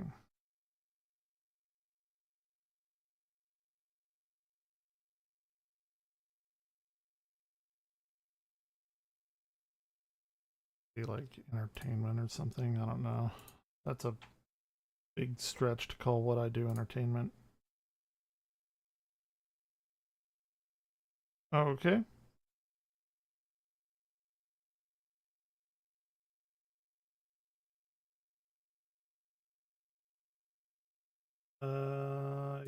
Yep. I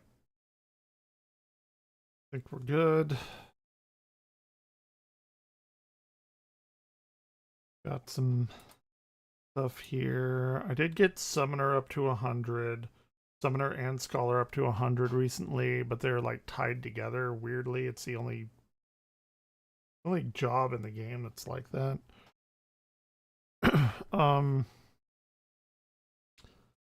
There's this Chilling Abyss stuff that I haven't like actually watched it. I kind of want to focus on that.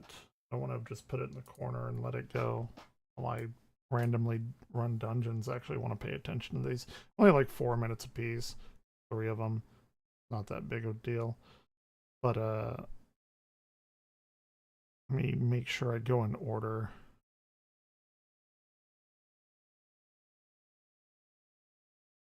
Because they did a bunch of Arcadia stuff, which is fucking amazing. The best horror is coming out of YouTube. And you know how I know that's a true statement? Is because the best horror from Hollywood now is coming out of YouTube creators with Obsession and the Backrooms.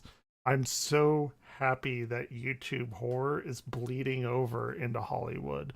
And then there was Talk to Me and Bring Her Back, and like literally every good horror is coming from YouTubers now.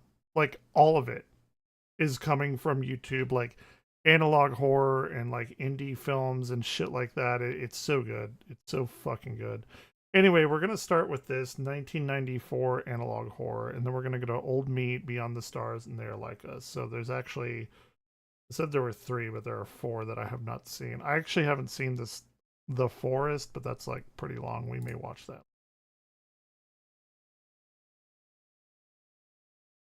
Let's see this Everything Is Fine too. We'll watch this first. We'll skip The Forest and then go to these. I don't know if they're all related, but I don't know. We'll see. But this one's only 2 minutes.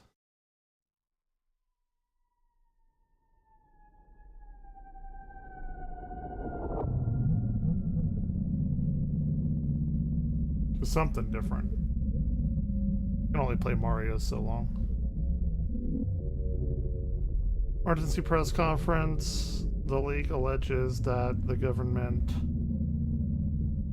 has been colluding with Atom Laboratories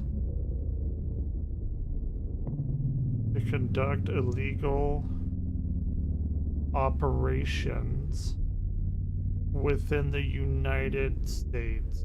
Oh, this is actually tied to the Arcadia stuff, because the Atom Laboratories was there. Trust in our government, 1991 was 39%, then 34. And now it's like lower. This is like what it's like now.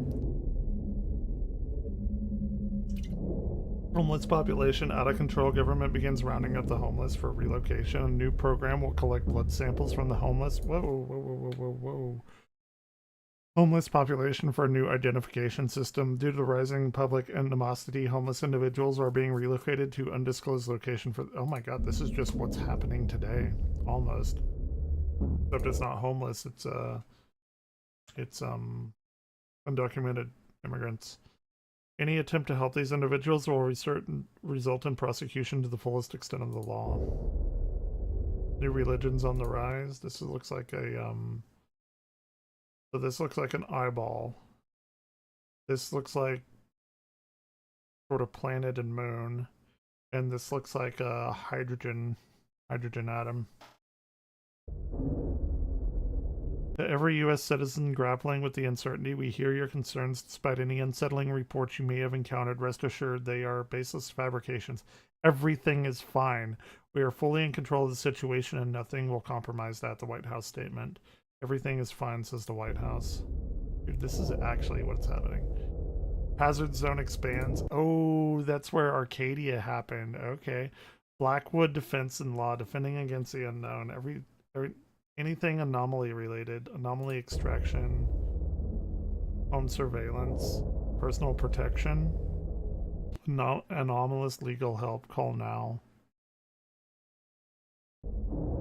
Yeah, okay, so when was this made? It was a year ago. Okay. Do you really know your loved ones? Do your loved ones suddenly have new inexplicable habits? Are they avoiding old routines or displaying preferences they never had before? If you suspect something is wrong, do not confront them directly. Immediately contact the Anomalous Awareness Association, or AAA. Traditional law enforcement agencies cannot help you here. Happy, sad. Okay. Dude, Arcadia is like totally underrated. This is a scheduled launch, and we refuse to let current challenges impede vital scientific progress. This mission is pivotal for expanding our comprehension of the moon and its inherent properties. Probe launch to the moon.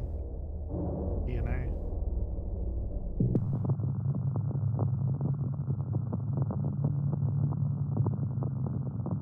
Yeah, that one YouTube viewer was gone. Tony's World! Tune in next week for the spectacular final episode of the greatest series on television! Yay! Tony's World's only on Arcadia. Okay, that was good. I enjoyed that. So hopefully all of this other stuff is part of Arcadia. Because this one was done like less than a day ago. This shit's hot off the press.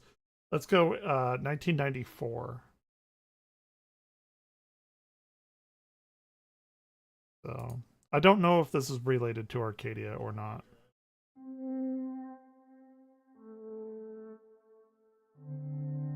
Hello.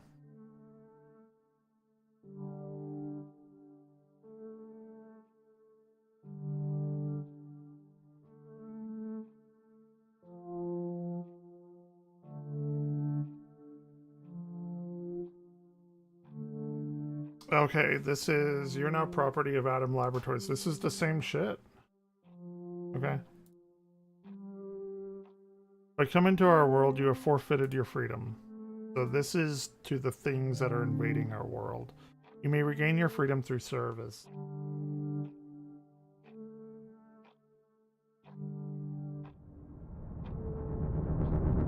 Your life is now a privilege. Are you sure you want to open containment?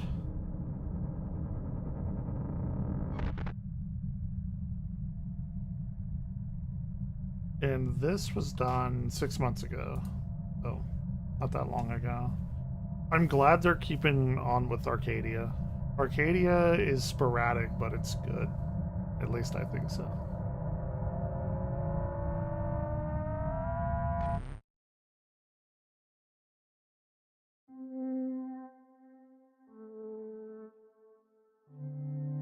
To help ease this transition, you will be assigned a unique identifier. The identifier will be imprinted on your body. This will be your new name, Untakinte.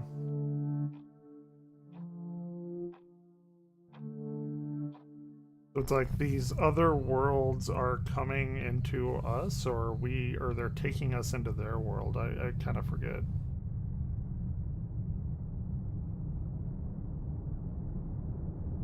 Like multiverse stuff.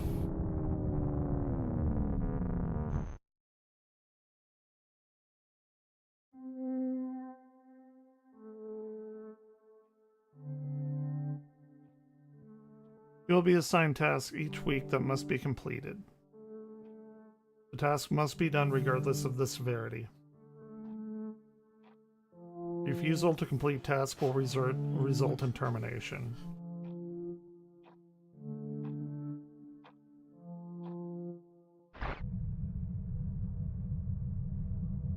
You're like, well, I'm sure as fuck not doing that. Ooh, look at that thing. That's creepy.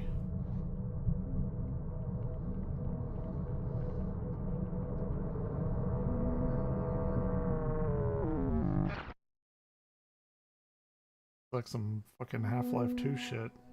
Combine.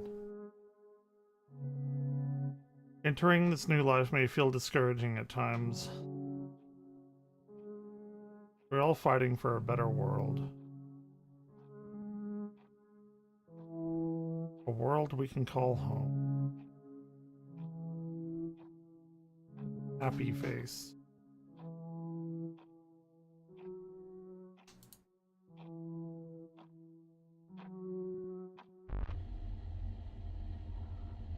I feel like I might have seen this before. It didn't have the little red line on it though.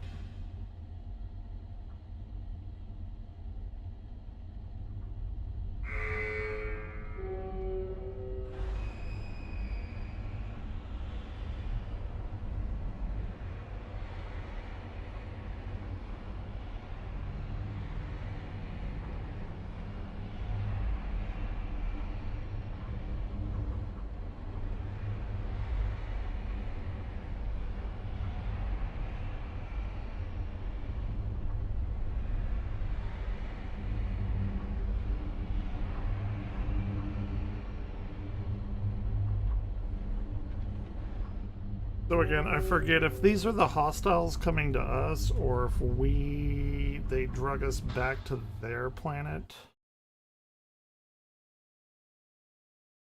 I forget. Okay.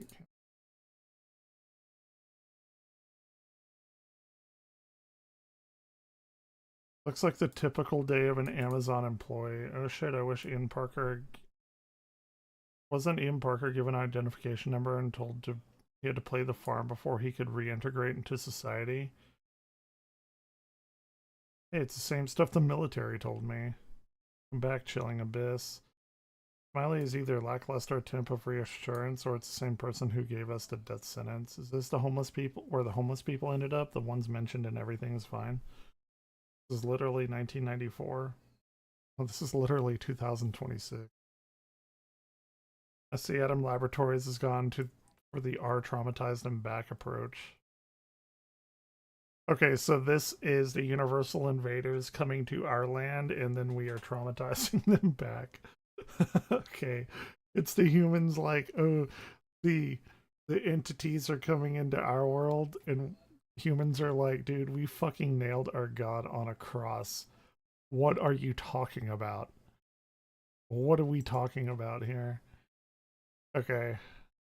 2 months ago. Okay, so this is all like new stuff. Even though it looks like I watched a little bit of that, I haven't. I probably just like moused over and it auto-played or something.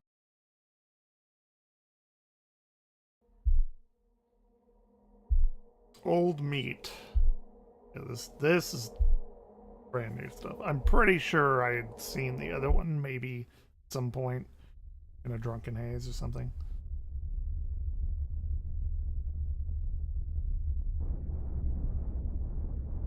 My name is Elizabeth Woods. Okay. I was the head psychologist at Atom Laboratories. Okay. I have stood by all these years, doing nothing. Nothing to actually help people. Yep. I have watched so many people die. Yeah, okay. All this death.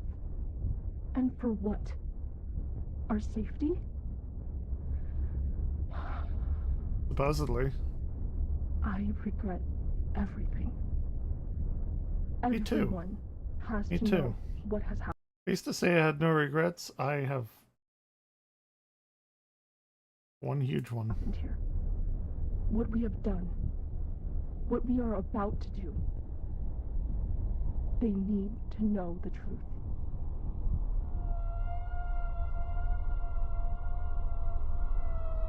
It was funny about this because this is actually kind of like just mirroring like immigration. They're just doing this to the multiversal invaders to subjugate actual humanity. They don't really care about the multiversal invaders. They're just doing it to take over like actual people here.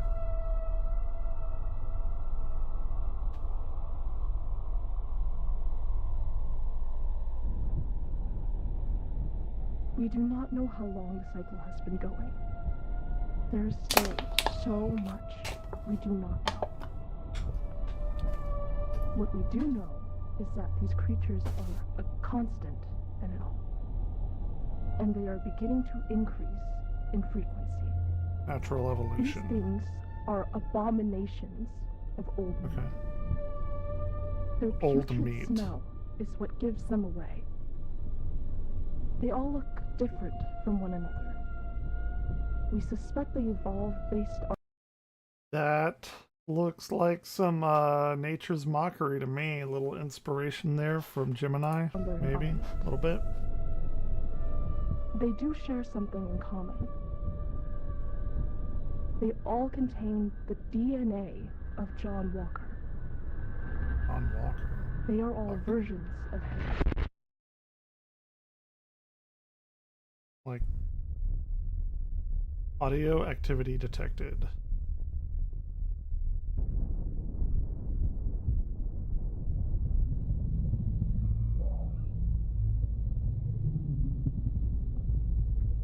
Looks like a head. Is that an eye? Like a skull or something?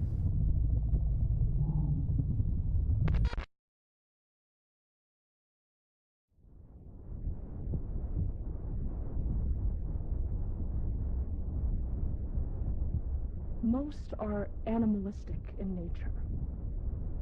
They Yeah. constantly hunger. Only a handful have Don't the we all? capability to communicate. Sometimes, anyway. Those with the ability to communicate were highly valued. They were extremely smart. Smarter than I'll have to go even like back our own through top this scientists. during September and October, spooky They would season. only answer our questions if we brought them offerings of living meat. Okay.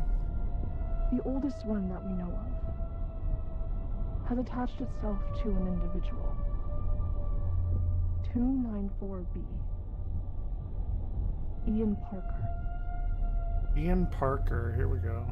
It is slowly consuming him.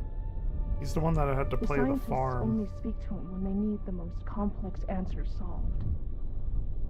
The more he speaks, the more of him that is lost to the entity. He is losing himself. He may not even remember who I am anymore. That we were once friends.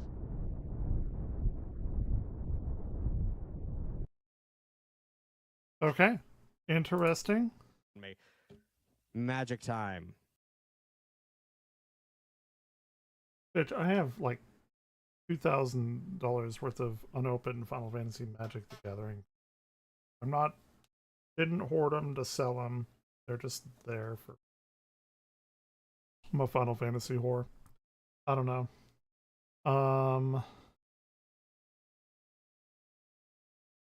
Let's continue, shall we? Yeah, see, it started over at the beginning. It was not supposed to exist.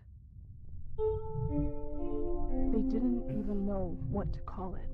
Got some calipers up there. It goes by many different names, but we call it the Unknown Element, or UE1.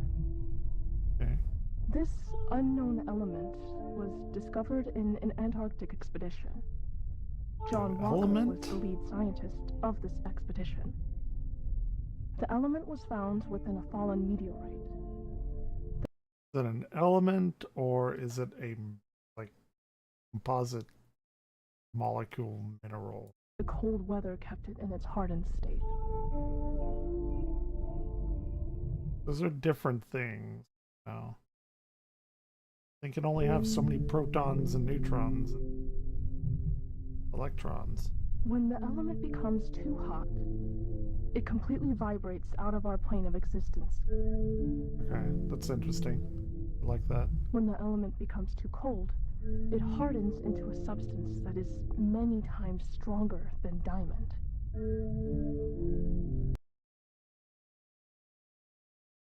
Strength and hardness of diamond are different. A diamond can easily be shattered by a hammer. It just can't be cut by sheer forces. People don't seem to realize that. I don't know. Interesting. If you keep the element right at the edge of criticality, it will vibrate in and out of existence in a stabilized state. I like it. If you have enough of this element, you can create pathways, something similar to a wormhole. At least, in theory, it would create something similar to a wormhole. The last time we tried this, I'm down. It caused the end of everything. John Walker was the one who designed a machine using this new element. Eve Calm. The Okay. machine was created so that we could communicate with other parallel worlds. Right, okay. It He's was the one that... catalyst to our decaying world. Gotcha. He's the one at the beginning that... Yeah. The element originates from the abyss. When humans travel through the abyss, our bodies absorb this element. It can be absorbed by other animals and creatures too, but for some unknown reason, our bodies absorb it extremely well. We're the Now, best even for though humans. Our bodies do absorb it. It is Humans, still baby. in very small quantities. All of the unknown element we had was lost when Site Bravo was destroyed. This roadblock didn't stop Atom Laboratories from their goals. They want to leave this universe. They want to invade an untouched world. Oh, we do? So The now we're the continuation invaders? Of the cycle. That makes sense, I guess. That makes sense. Because we're fucking horrible.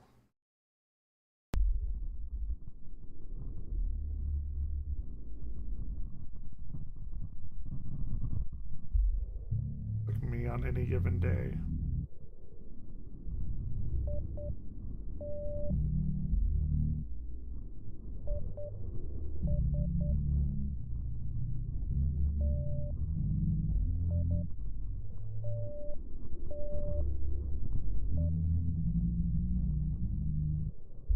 What is it? What is the Morse code? Are they gonna tell us? I want to fucking figure it out myself.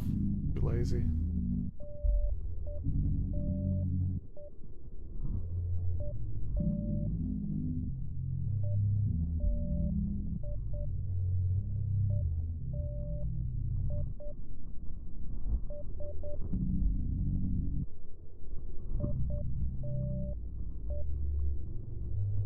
They're not gonna tell us. It just ends with the Morse code. It is time. It calls for us.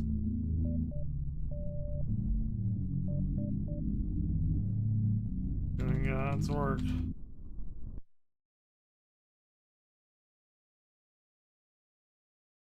Okay. It is time it calls for us. It's called Beyond the Stars. Okay, now this one is the one uploaded 21 hours ago. They are like us. The sad reality of it all. They are like us. No. They are us. They just fucked around and found out. They're The us other from another universe has universe. found a way to travel to our world with minimal traversal casualties. We have known about this for a long time. It started with the rare sighting of one every few weeks. Then it was groups. Then it was every day. Then every hour. It became too big for atom laboratories to keep it contained. Many would make their way to various cities in Canada and the US. The homeless population grew. Many of them did not stay homeless and integrated into our society. Yeah, they just didn't Some want to be moved there. into our government. Fucking goobacks. South Park reference. The future, people Atom from the other Laboratories now wants them dimension taking our back. They are jobs. recreating the machine that could save this world. Take a But they job. need massive amounts of UE1 for it to operate. Okay. So these people probably fucked around with UE1, got disformed, disfigured. Okay, the light's coming in now. They're not like actually evil, but they're like, oh, you know, we're coming in. They integrated. They wanted to get out of their world. They came to ours. We subjugated them because we're fucking horrible humans. They have figured out a way to see extract what's going on. UE1 from people. They don't care that the extraction process kills them. They are going to feed the machine. They want more bodies. They need more meat. Okay. See what's going on. It's all coalescing into a formative picture here.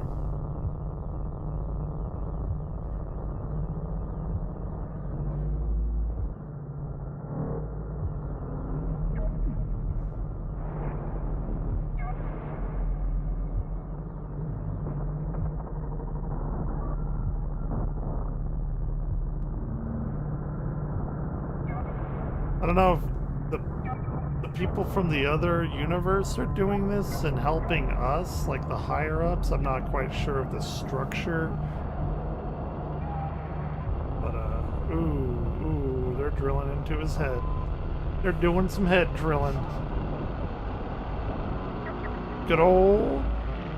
Yep, there it goes. Right in there. Right into that brain meats.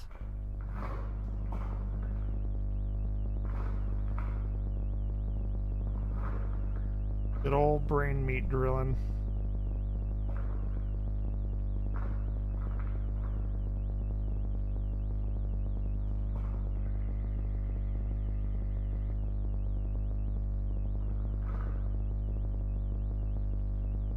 Bunch of IDs. Okay.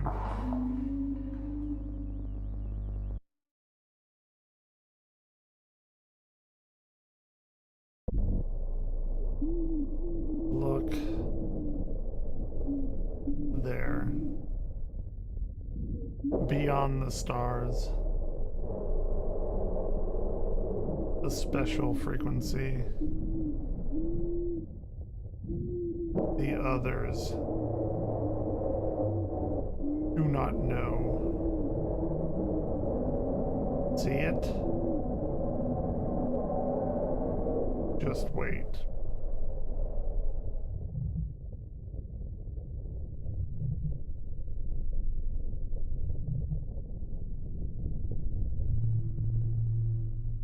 Okay, this is like the first computer thing they made. Contact with other worlds.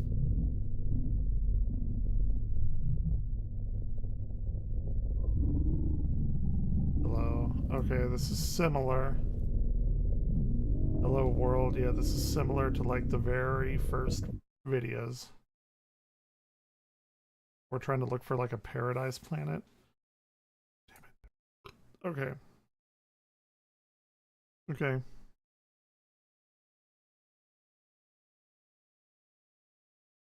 The only thing I don't understand are we subjugating them, or are they subjugating us with our government?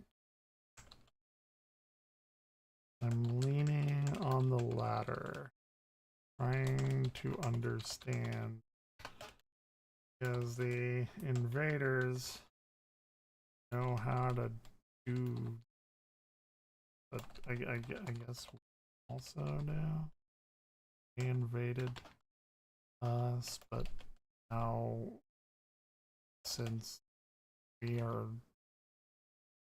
the, the most awful, they thought they were invading us and bring it on. And did an Uno Reverso on them and started building the machine, or we working with their higher ups to find a new world?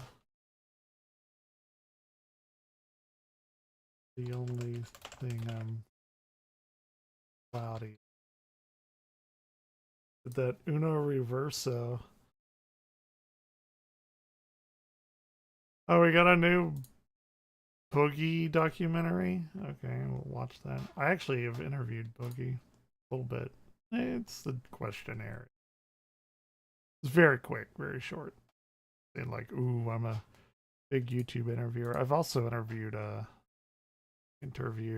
with the Completionist, Andre Black Nerd, like a bunch of the big wigs in retro gaming. They're much larger now, but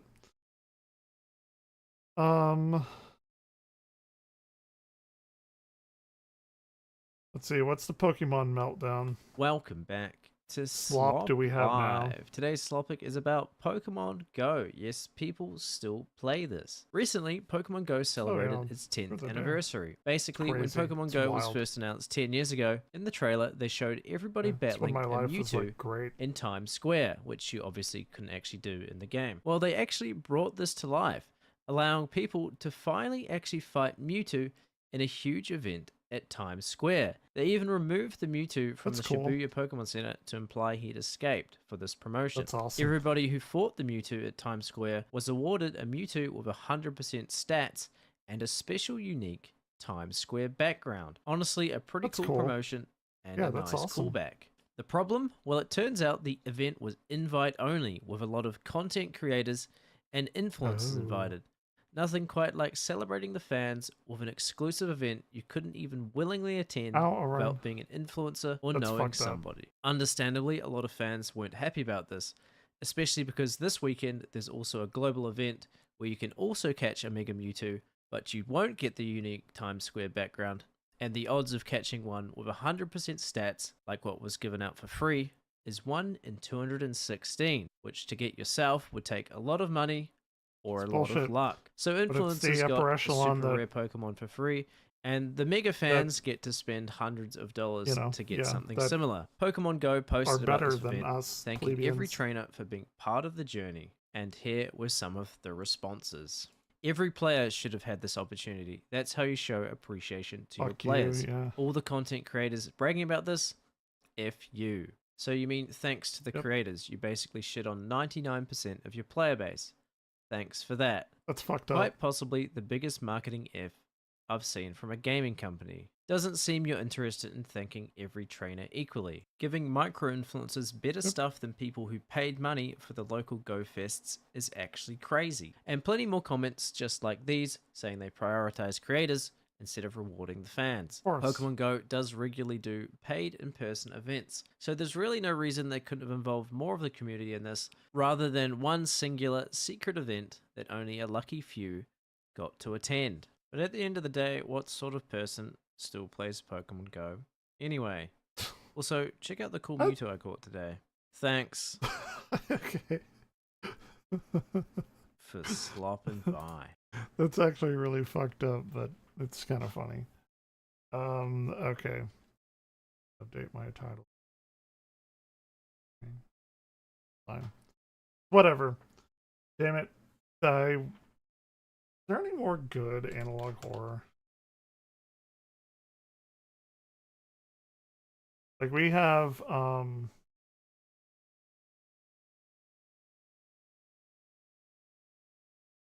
like something like actually fucking good, not this this like something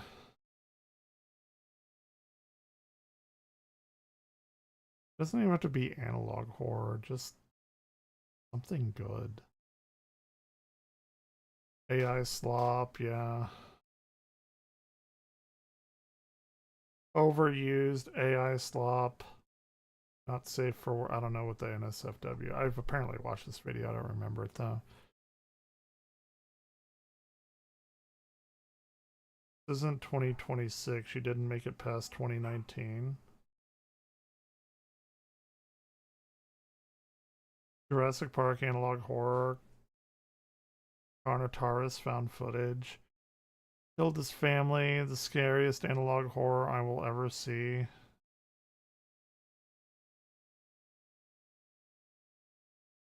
Hollow Birds is supposed to be really good. And I haven't seen it.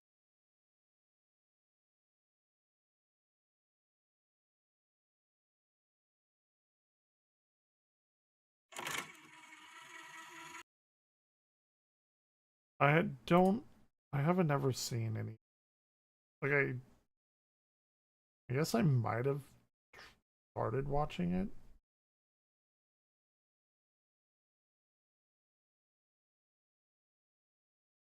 Backrooms is critiquing AI. I don't know. I don't know about that. Oh yeah. Okay, so he did Ted's Caving Journal.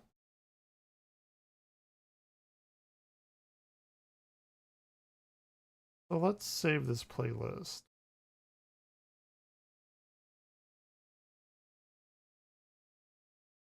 And I think we've seen New Teeth, but that this is whatever. You can watch that later.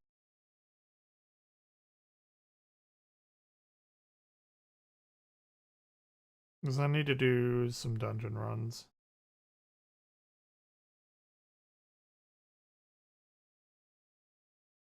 Yeah.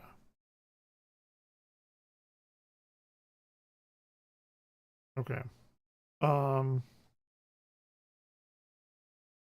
What's on my subs?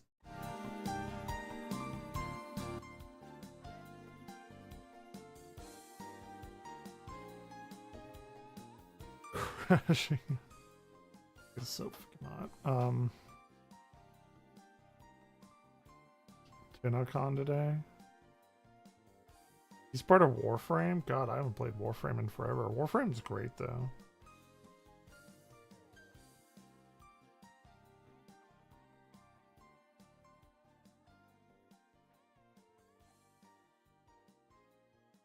Here, evaluate.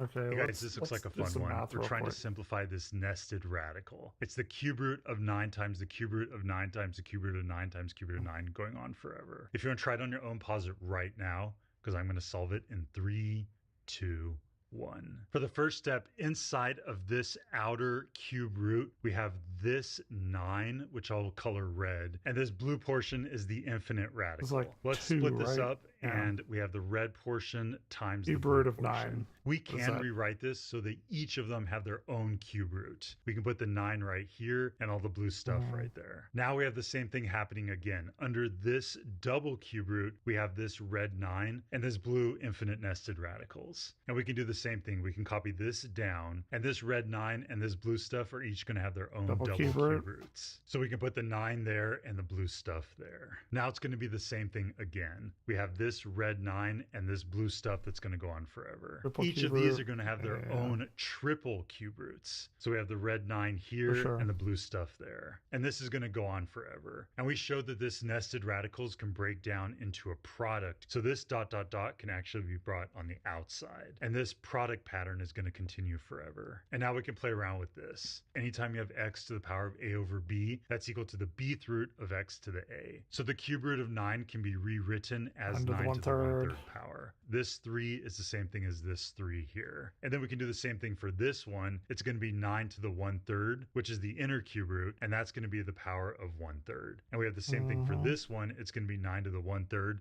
to the 1/3 to the 1/3. And the last one is going to have 4 of these 1/3, and this pattern is going to continue forever. 1/3 and then to using the these n. notes for exponents, anytime you have x to the power of a in parentheses, whole thing to the power of b, it ends up being x to the a times b. So let's copy So I wouldn't have let's see where he's down going. the 9 to the I don't know. 1/3, but then this next term is going to be I know where 9 it's to the going, but 1/3 we'll see. times 1/3, which is 9 to the 1/9. And this one is going to be 1/3 times 1/3 times 1/3, which is 1/27. And the last one will be 9 to the 1 over 81. And then using these notes, anytime you have x to the a times x to the b times x to the c times x to the d, you can just add those exponents. So this is going to be 9 to the power of the quantity 1/3 plus 1/9 plus 1/27 plus 1 over 81 going on Okay, so forever. he's And now we can he's evaluate going. this exponent. Let's put it in a red box and let's do our work in a red box. This is called a geometric series. Oh, Each Ryan. term is It's not time exactly for dinner 1/3 yet. times the term before it. Here are the Not notes time for for dinner yet. evaluating an infinite geometric series. This will always be true as long as the absolute value of r is less than 1. And r is the number we multiply by each time. So this is basically saying if you have some value a is your first term, and your next term you multiply by r, and then for the next term you multiply by r again, and same thing for the next term, the infinite sum is equal to a over the quantity 1 minus r. So let's plug in our values. For each of these a's, we can plug in 1/3. And for the r's, we can plug in 1/3. And now we know this infinite sum. A is equal to 1/3, and then we're going to do 1 minus, and the r is equal to 1/3. This will simplify to 1/3 over 1 minus 1/3 is 2/3, and 1/3 divided by 2/3 is equal to 1/2. And this is our infinite sum exponent simplified. So in the place of this exponent, we can plug in 1/2. And now we can evaluate 9 to the 1/2. Okay, that's cool. Using these notes again, we know that 9 to the 1/2 power is equal to the square root of 9. And the square root of 9 is equal to 3. And that is the answer to our question. This whole thing will simplify to 3. How exciting. So there is a more common, faster way to solve this. That's by setting the whole thing equal to x. So we say x is equal to this infinite nested cube root of 9s going on forever. But then for the next step, you'll notice that this portion of it is also an infinite nested cube root of 9s. So we can substitute x in for that. Then for the next step, we can cube both sides, and we end up with x cubed is equal to 9x. After that, we can subtract 9x from both sides, and then we can factor out the common term x, and then factor the x squared minus 9, which is the difference of two squares, can break down into x minus 3 times x plus 3. And then anytime you have something times something times something equals 0, it could be true if any of those somethings equals 0. So we can say either x equals 0, x minus 3 equals 0, or x plus 3 equals 0. And that'll leave us with 3 possible answers: x equals 0, x equals 3, or x equals -3. And then for the -3 and the 0, I'm pretty sure this answer has to be positive. So I think we can exclude those two values. I'm not exactly sure how to prove it rigorously. If anybody has any ideas, let me know in the comments. But from here, I'm pretty confident we can say x equals 3, which means our infinite nested radicals are equal to 3. So both methods got the same answer, and this method is the more common way to solve. Well, I don't think he did that.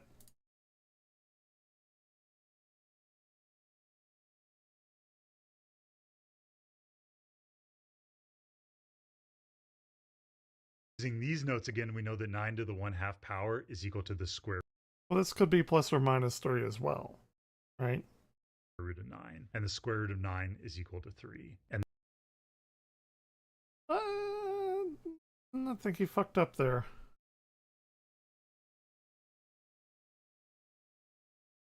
Nine is plus or minus 3 as well, huh?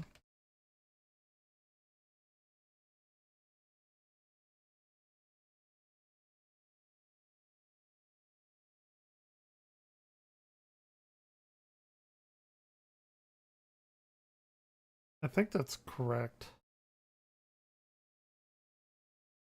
Anyway, I will be right back.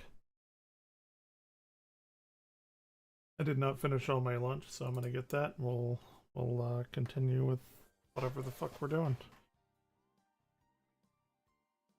What happened to my music?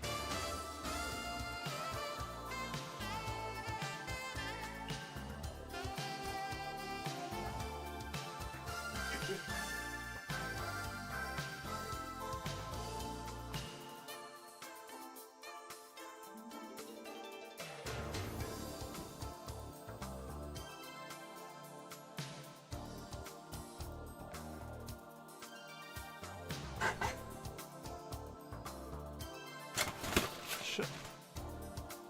Alright, I'm back. Let's see what we got going on here.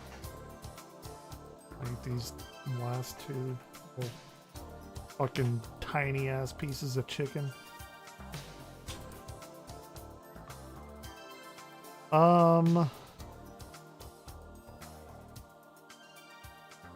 eat and shit here. 2.5 hours of the grossest patients ever featured on my 600-pound life. That's funny. Let's see, world record. Oh, he's trying attempt. These are attempts. Mitch Flower Power.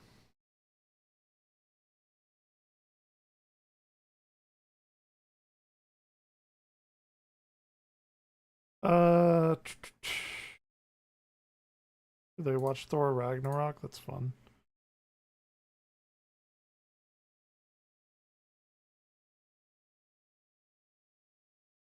What is Xbox doing? See what RGT has to say.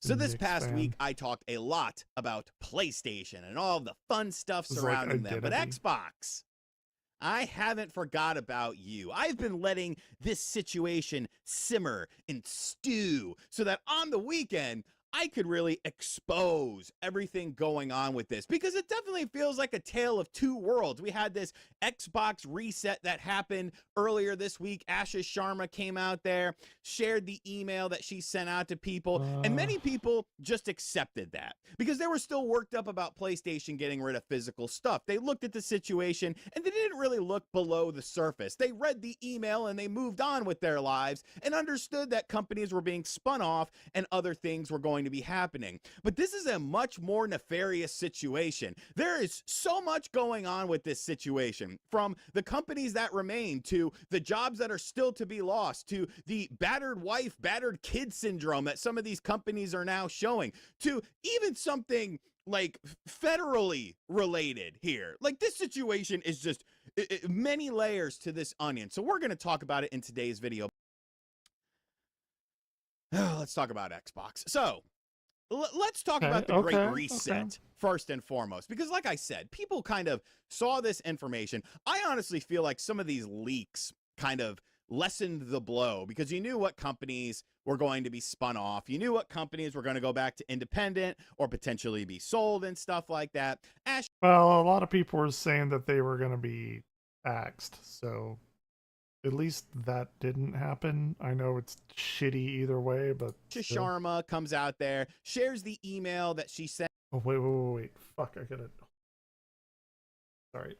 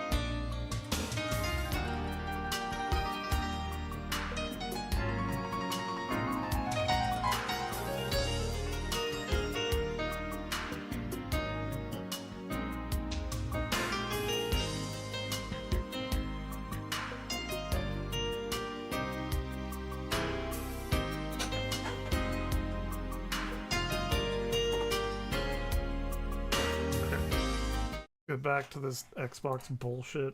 Xbox employees, basically talking about the company being in dire straits. Things are not going well. There's too many chains of command. There's too many cooks in the kitchen. We got to downsize if we want to stay around. And when you read the email itself, it's very eloquently written.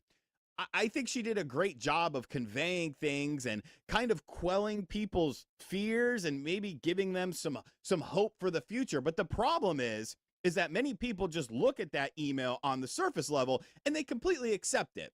They completely accept it. They're like, well, you know, compulsion, I guess they had to go. Double Fine, I guess they had to go. They don't actually look at the other things kind of surrounding it. And that's because everyone was hyper-focused on PlayStation. But there's so much more. There's so much more to this situation because obviously Nintendo is they're doing the 3,200 Luigi meme. jobs at Xbox. 1,600 of them have been done. What Or, about like, the other 1,600? Luigi does nothing and Because wins it's the not Mario like those Party. people are aware of when or if they are going to be let go from Xbox. Because you have to look at the damage done with the first 1,600 to understand the Which impact I think is of the fucking second crazy. 1,600. We just talked about multiple studios being spun off or sold to other companies. We also have companies like Obsidian. We also have companies like id Software that have had tons of employees removed from the company with just the first half. There's still a second wave to come. And when you look at the damage done from the first half, that should concern the fuck out of you for the second half. But nobody cares. Everyone's just moved on. People are like, hey, if you got fired, why don't you come on my... Imagine working under the conditions to know that there are 1,600 people still going to be laid off. Like, going through the year, every day going to your job, knowing, like, having that loom over your head. My podcast and talk about it to a couple hundred people. Yeah, that's really going to settle people. That's really going to help the situation out. Your little empathetic tweets are going to make things so much better. Hey, honey, I lost my job at Xbox. We're going to have to move in with the kids' grandparents because I can't afford the mortgage, or we're going to have to live in my car. But hey, I get to go on some shitty podcast and talk about my time at id or something like that. Like, it's just so ridiculous. People... It's always the super empathetic people who then make the boldest claims and think that they're helping. It's like, let these people live. Let these people figure out their lives because their lives have been completely uprooted.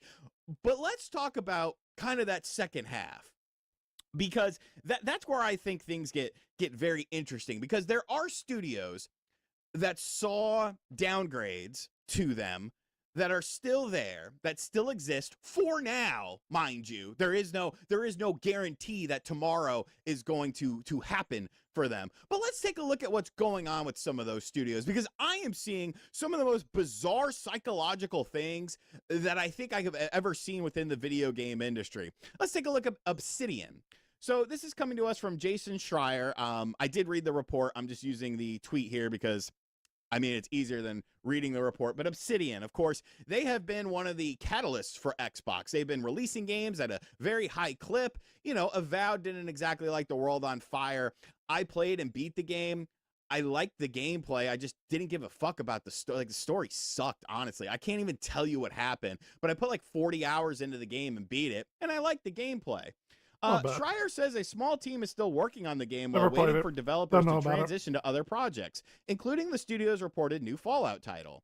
He claims the sequel was much further along than many people would expect for a follow-up to a game that launched last year. The idea, according to Schreier, is that if the team can push the project close enough to completion, Xbox could decide it's worth funding the final stretch and release it rather than letting all that work go to waste. Look at me. This is literally battered wife syndrome. He's going to stop beating me. He's going to stop putting cigarettes out on my arm. Things are going to get better. We just have to work on this. We'll keep working on this. Like, what are you talking about? Why are you working on a game that Xbox is not going to release? This is the company that just spun off the company that was about to release State of Decay 3. This is the company that just spun off the company that was going to release Senua. Games that they showed at the Xbox Showcase. They've canceled Perfect Dark. They've canceled numerous projects. They have the studded cancellation studios of Perfect for Dark much less than this. Avowed was not a success. Why would they be interested in releasing Avowed 2 just because you worked on it in secret? That makes no... What's the mentality there? Work on the stuff you're getting paid for. Maybe this is the problem with game development. These people are I got a fucking Assassin's Creed. Like, Let's play that next. This honestly makes no sense to me. No sense to me whatsoever. This is literally, Black Flag. oh, things are going to change. He's We'll going to play that stop after drinking. this. I know it. I know it. He's not going to stop drinking. He's not. This is true. He's not. All right. I'm here to tell you. His abuse problems aren't getting any better all of a sudden because you kept working on it. Like I do not get that. But then we get into the kids, because this is a family situation, right? You got the wife who's getting abused by the husband, and then you got the kids. The kids are in a hostage situation. This is now turned into David Koresh, Branch Davidians, and everyone's locked in the house, and the ATF is pulling up, and Janet Reno and all that sort of stuff. Let's talk about id Software. id Software had massive layoffs. Massive layoffs, right? We saw it. id, of course, known for Doom and Quake and, you know, all these amazing IPs. And the mindset around id right now is not very positive. Or we can go back to Doom. Lots of people are speaking out about being let go after, you know, very long tenures. John Romero has talked about it. The guy from Apogee has talked about it. He was the one that said it was a thing before people were really saying it was a thing. People didn't think anything was happening at id. But it's okay, because they sent us a hostage letter and everything is fine. Let's read this together.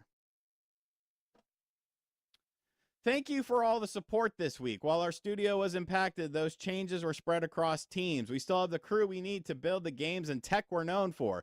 The team today is about the same size we were making Doom 2016. We always had a flat studio where everyone is a maker, and we will remain true to that philosophy moving forward. We are focused on supporting each other and team members impacted. We're going to keep building the great games and tech that have defined us for the past 35 years. I don't know what the flat studio thing is. Do they think that they are above those? I assume the flat studio is like a bottom ceiling of like how many people they need to operate. Do they think they're above that when Microsoft owns them and can take a fucking jackhammer to that flatness and, you know, destroy it even more? They think that they have some sort of immunity? And we're looking forward to seeing you at QuakeCon this August. These are the children inside of the house where the dad is not getting better, and they're putting a message out there to say everything is fine. This is cult leader stuff. Think about every cult where they interview members of it. Jonestown, Heaven's Gate, and stuff like that. How are you liking your experience? Oh, it's great. You know, everything is great. Mind you, these people could be let go at any moment. There's still 1,600 jobs left on the chopping block. They got rid of, I think, nearly 200 jobs over at id. But we're fine. Don't worry about us. Everything is okay. Dad's doing better. Dad is doing better. How is nobody seeing through this? How are people just accepting this as oh, okay, well, everything's cool, you know? Yeah, I'm sure Obsidian will be able to finish Avowed 2 because Avowed 1 sold so well. Yeah, I'm sure id will be fine. You know, they gutted the studio and stuff like that, but you know, now they're down to Doom 2016. How long did Doom 2016 take to come out, by the way? It's not like you were churning out games at an alarming rate at that time. Your productivity got a lot better when you got bigger. But hey, we're back to 10 years ago team size. For now, mind you. But then we just have the curveball here. And this is where we're not going to get into it too much because of the political aspects of it and the visa issues of it. And, you know, I'm not that type of person or whatever. But I do want to point this out. Asha Sharma, who seemingly came out of nowhere. I'm sure she's qualified. She's a Qualified very personable enough, person. right? She's making hard decisions over at Xbox. Fine, so be it. Asha Sharma, who came out of nowhere, now has a new job. She is named as an advisor to the U.S. Federal Reserve Task Force for Productivity and Jobs. But that she has Excuse me? many new jobs. The person who just got rid of 1,600 people at Microsoft, 3,200, and is going to be getting rid of 1,600 more, or at Xbox, I should say. Microsoft, the company who released 4,800 people, and more are coming, by the way. Don't think that that's just an anomaly. They are now in charge of, or a part of, the task force for communications, balance sheet policy, data productivity, and jobs and inflation networks for the Federal Reserve. That's crazy. Now, if this doesn't strike you as odd, if all these cumulative things don't strike you as odd, then maybe this isn't the channel for you. There are plenty of channels out there that will gaslight you into believing, everything is great, everything is positive. This is a normal move for Asha Sharma, who's been CEO of Xbox since February, to now be on something with the Federal Reserve and the economic impact of things like AI and stuff like that. Everything is fine at Xbox. All these studios, Avowed 2 is going to come out. Id's going to be fine. The 1,600 jobs, maybe they'll walk it back. There are plenty of channels that will force feed you bullshit. I'm not one of them. I am not one of them. Especially if you look at the visas that Sharma has gotten for Microsoft, and that's a whole nother rabbit hole that we're not going to go down. But it is something interesting. So Xbox, this may come as a shock to you, but I don't believe you. I didn't believe you when you said it was only 4 games. I don't believe you now. We've only got and Nintendo I'm probably left. never going to believe you again. Xbox is not the savior of the video. People. But Nintendo has well, never mind. Well, Nintendo is a wholly Japanese culture. Sony, I guess, did or used to, but they are kind of globally worldwide. Nintendo is like super, super Japanese. Like, they lay fucking nobody off. When's the last time you heard Nintendo lay anyone off? Like, anybody. Never. Like, the people that have worked there since like the 80s are still working there, making very quality games. Even like the bad Nintendo games are still fucking amazing. People think, oh, Xbox, they could make up where PlayStation compared to is the stumbling. slop we get now. Yeah, I know the it's going to happen when I boot up for Black a Flag. better part of a decade now. And I'm going to be pissed too about it. I've already heard about it. They're the ones that are going to correct the ship. They're the ones that are going to right the wrongs. Do you know how insane you sound saying that? But everything's fine. We've got, Obsidian. They're still doing their thing. Everything is fine. Don't worry about it. Okay, pal. Anyways, guys, let me know what you think in the comments section down below. Do you believe Xbox? Do you believe id? Do you think Obsidian is smart doing this? Do you find it interesting that Asha Sharma, who's been CEO of Xbox since February, is now doing stuff for the Federal Reserve involving jobs? We just laid off a bunch of people. Maybe this is all normal. Maybe I'm the crazy one here. Maybe I'm the one looking too deep into it. Or maybe I'm onto something. Glad I did not go into game development. That's all I know. Okay, let's we're gonna do Black Flag. I downloaded it.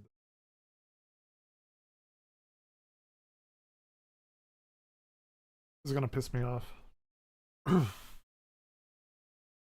I know whenever the game opens, I know what it's gonna be, and it's gonna be fucking bullshit.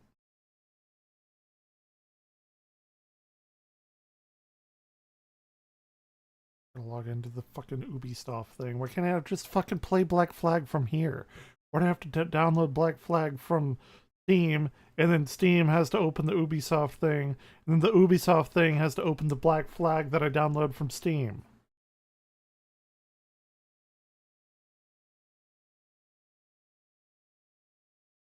Fucking modern gaming is in shitty fucking state. It's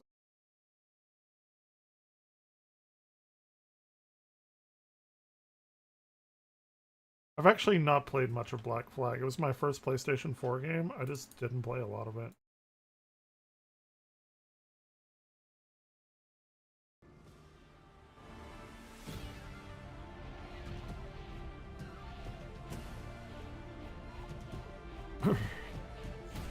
The last Assassin's Creed game that I like got fucking hooked on was Odyssey with Cassandra. God damn. That game was so fucking fun to me. I don't know what about it was.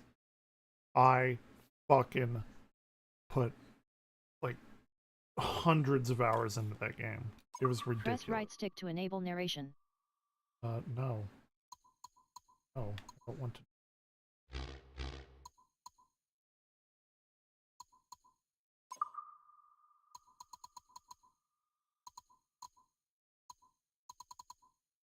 Okay. I don't want to enable narration. Motor preset. A common settings to reduce the number of actions and how much precise timing and effort they need.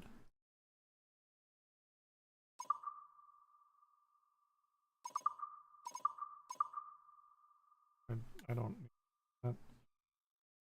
I'm not disabled. No shade to anyone who is. I'm just saying I'm not. Okay. Area loop might be. Yeah.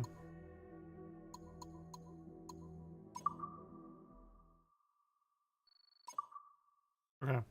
Fine.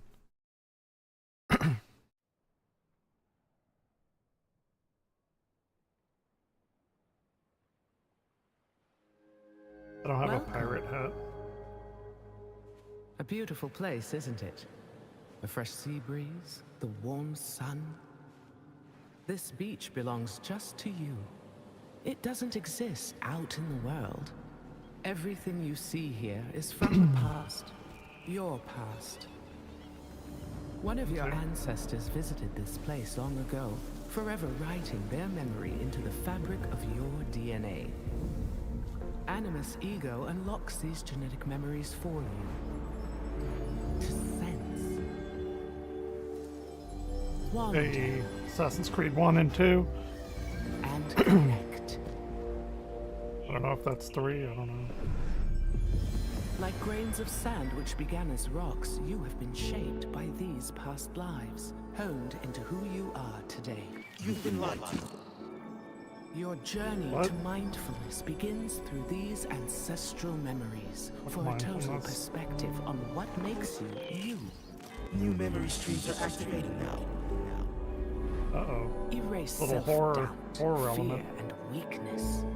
Give yourself the confidence to conquer the world. Follow the trail, and we'll be in touch. Welcome to the dark. Okay. Cool.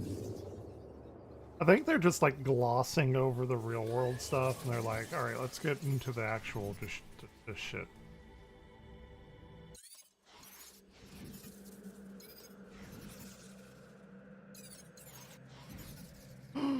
Cassandra. Oh, this is cool.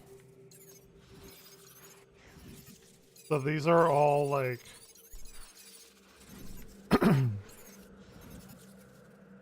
what's the earliest? Origins is the earliest, right? Or is it Odyssey? No, Odyssey is the earliest. Right, because the order hadn't even... man, I wanted to like Valhalla so much. Okay, that's what we got.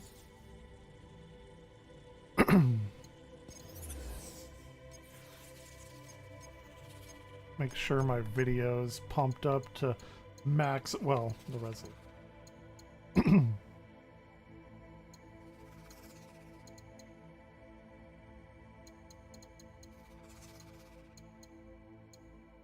Dude, fuck motion blur.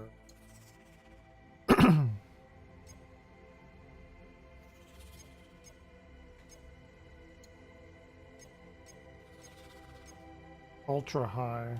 Why? Okay, restart the game.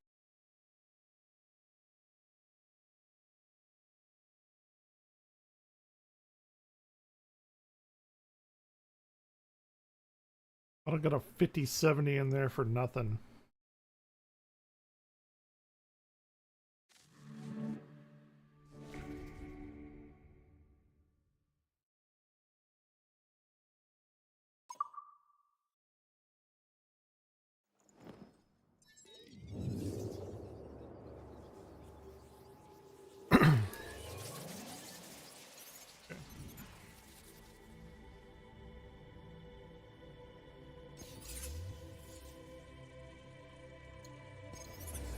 Make sure everything's good. Hey, what's going on? Ultra high, very high. Whoa. Why no ultra high? What's going on?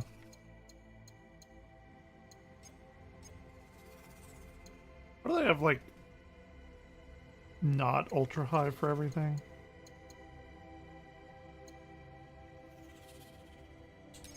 Let's go. I think we're good. New game, normal. Yeah, I'm not trying to show off. If I wanted to show off, I'd play Super Metroid or Mega Man.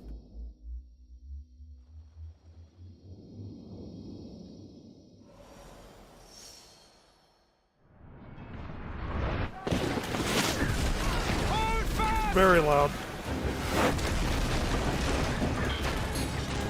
Very loud. She's on us!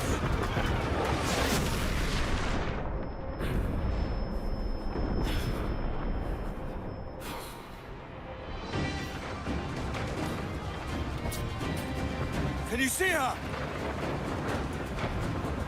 Man the cannons! I am from Texas. It's very hot here. From the Dallas area. Ooh, God. Damn. Let me turn that down a little bit. Yep, I'm from Texas. Incredibly, incredibly hot here. I need inverted because I'm not an animal. Look, if you press forward, you look down. If you press back, you look up. People are like, oh, it's only for planes. No, it's for everything. Yeah, I just did.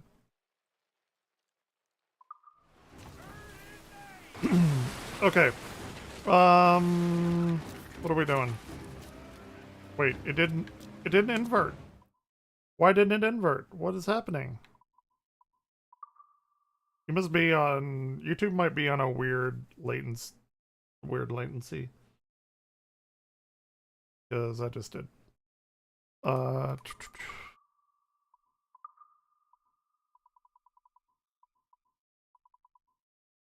Did I? Controls. Invert. Oh, camera. Okay, there it is. Okay, now we're good. Now we should be good. Yeah, alright. Okay, let's go.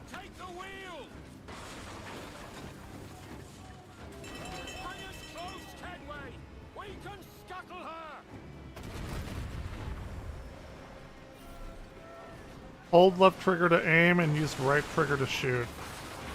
Can we... I don't know how to do this.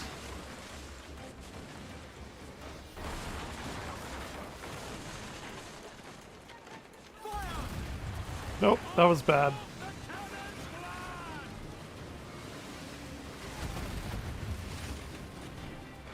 Oh my gosh. They've inverted the invert on the aiming.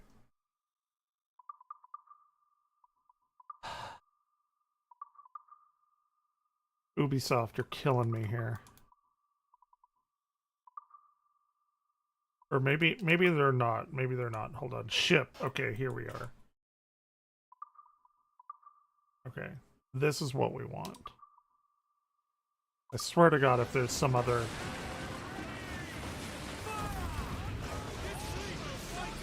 no.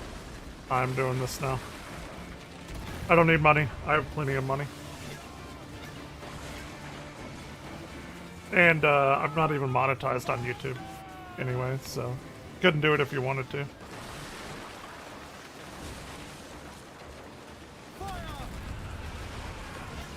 Yeah, we got one.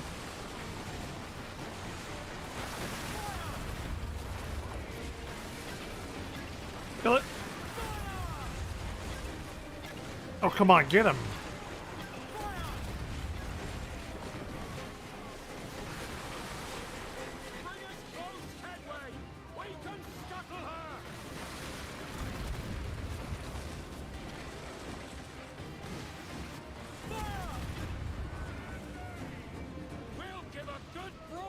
Come on.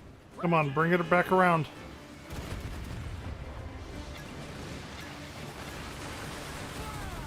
I think we're gonna die. I think... Not feeling great about this. Come on, let's go.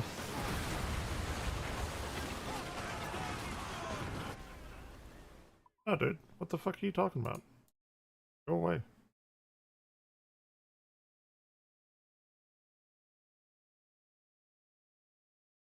Stop being stupid.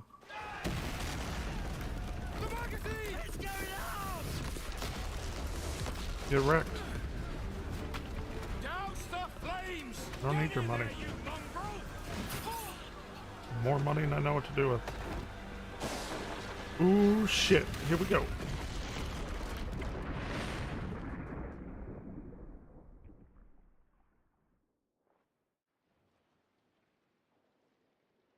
Is it dangerous? Edward? Privateering, is it dangerous? Wouldn't pay so nice if it weren't. Why not sail with the King's Navy? Earn a proper wage, sail under gentlemen. Sod the Navy's gentlemen. Gentlemen? For every shilling I'd earn, the captain gets 600. That's no way to earn a fortune. We don't need a fortune. It's not about need, Caroline. I want food that don't make me sick. I want walls that hold back the wind. I want a decent life. That's fair. How long would you Hot be girl, gone with though. these privateers? Privateers. A year, I reckon. 2 at the most. You gonna cheat on you? All right. No more than 2. Promise me.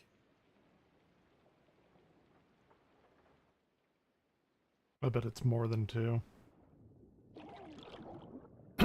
Oh shit. We did not. Our ship did not make it. Sod it. Damn.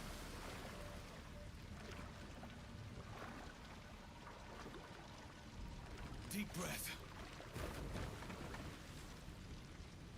Wait, how do I... Okay. Game is pretty. Anyway. I mean, it was always pretty, but...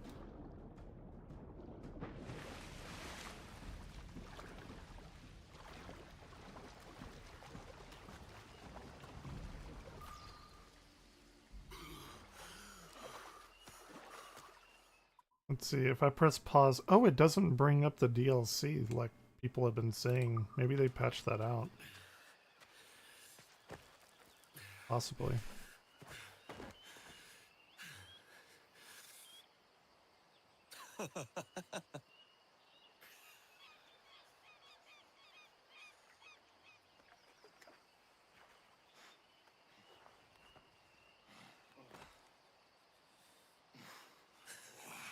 Was it good for you as well?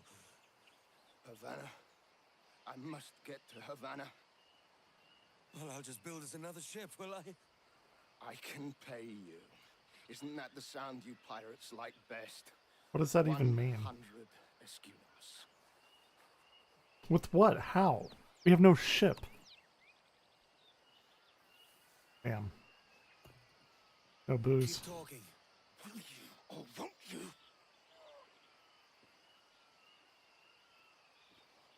You don't have that gold on you now, do you? Uh-oh.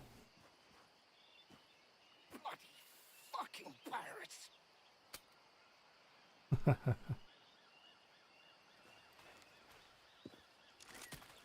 Moron.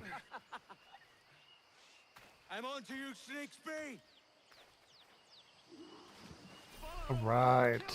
Let's go.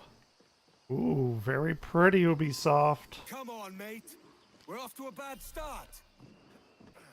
We could work together on this. Like, I don't remember anything about this game. I may have never played it. Like, I may have just as well never played it.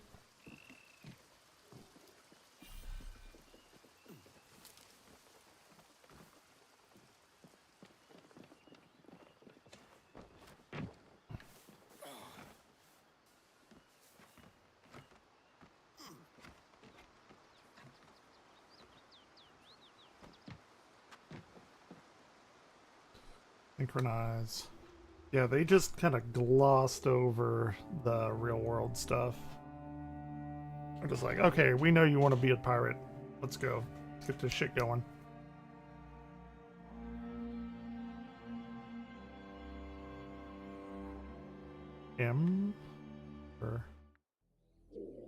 Okay, find the assassin. Okay. Well, it's actually like 3D. Okay, Bonavista. If the assassin's there. Keep your distance!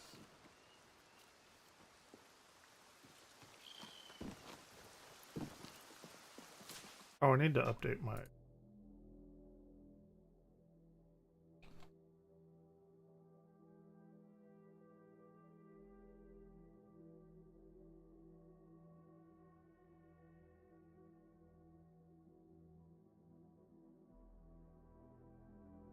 Okay. And I suppose my YouTube...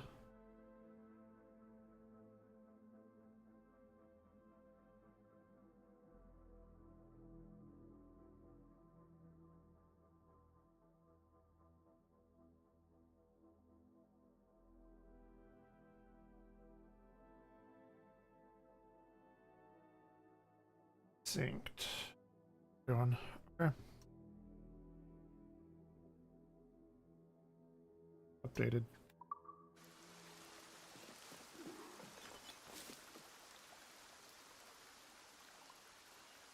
Let's explore.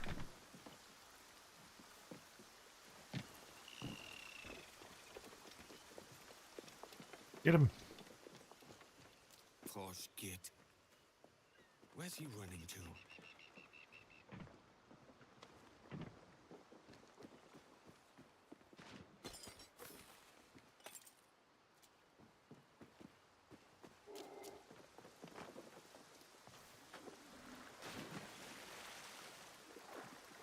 Let's go. Forget what I said. We can start over. Shut off, you vulture! Ow. God damn.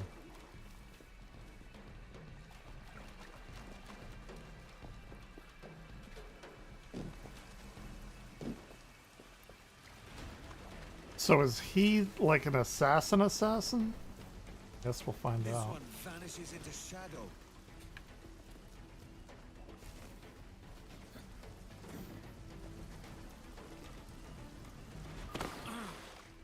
Let's see.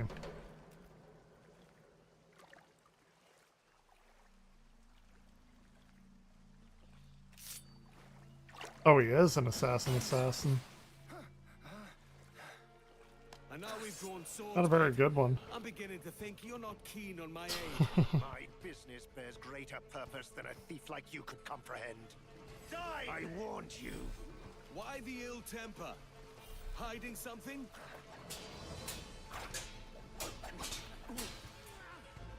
Defense, leaving them open to attacks. Defense is restored after some time. We don't have to fight. Let's make a deal. Filthy cutpurse!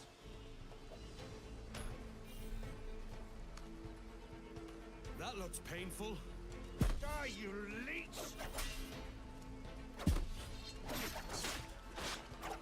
B dodges. Okay.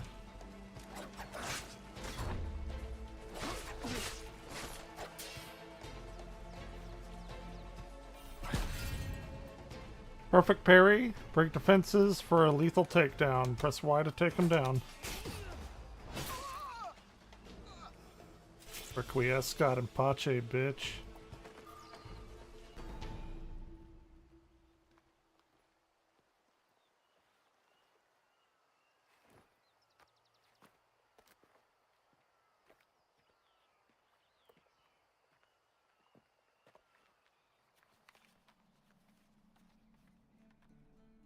Senor Duncan Walpole, I accept your most generous offer and await your arrival with eagerness. You're gonna like assume his identity. We desire. We have the means to reward you handsomely. Though I will not know your face by sight, I believe I can recognize the costume made infamous by your secret order. Okay, let's go, baby. In haste, and trust that you shall be welcomed as a brother. Let's fucking go. De servidor, el gobernador Laureano Torres y Ayala.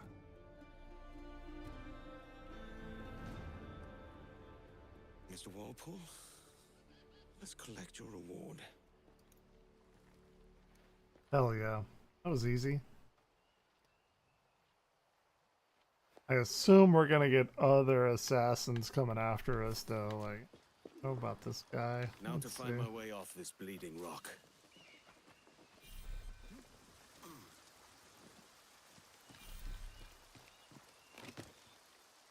Shit, what did that say?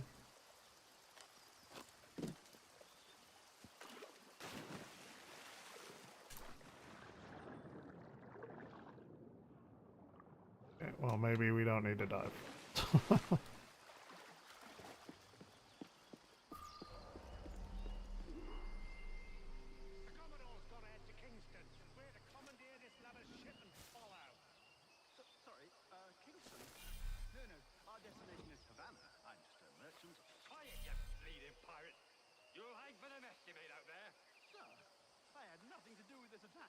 My crew and I have nearly anchored to water.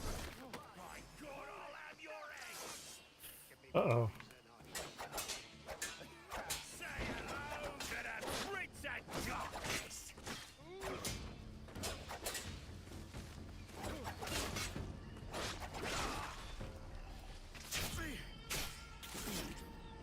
Oh yeah.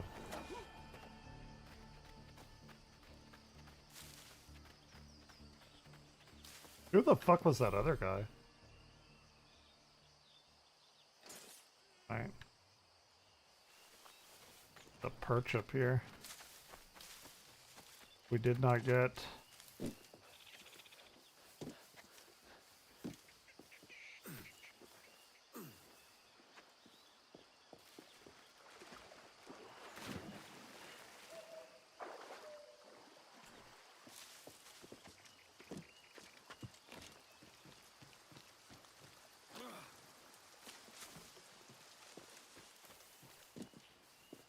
Yep, I missed this one.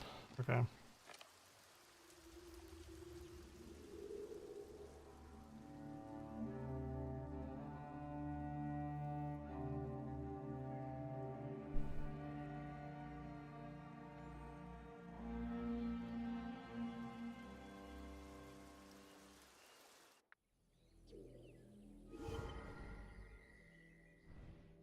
Hey.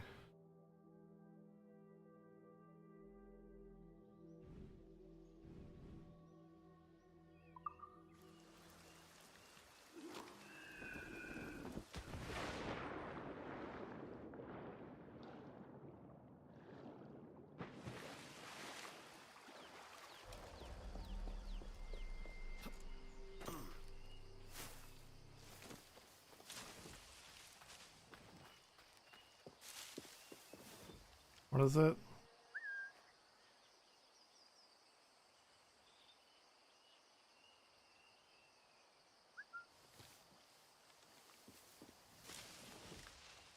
Here.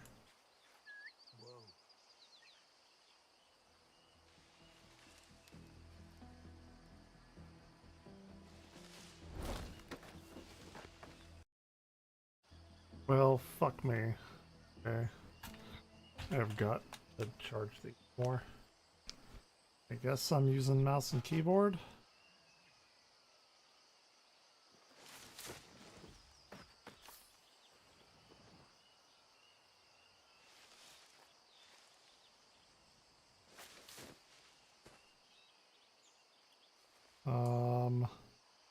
How does one okay, C is crouch.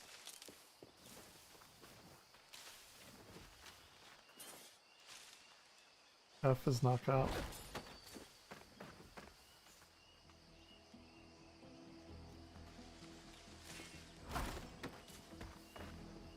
Okay, not bad. Not bad.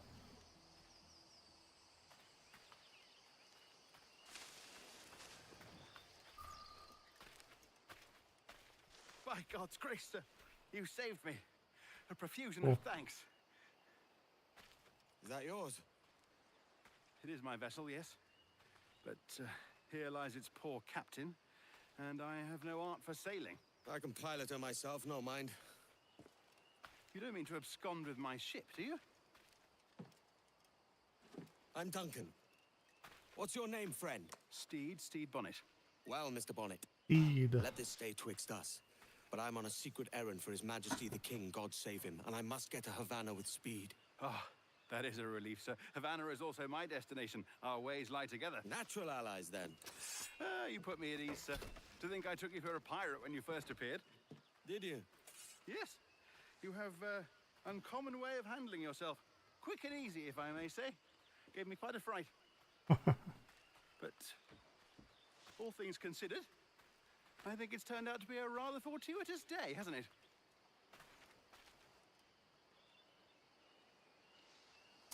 Lacking a rowboat, I'm afraid we'll have to swim to my ship. Hardly the worst thing to happen. Swimming in those... Okay. Oh, this is difficult. I should have taken the coat off. Yeah, that's what I was thinking. It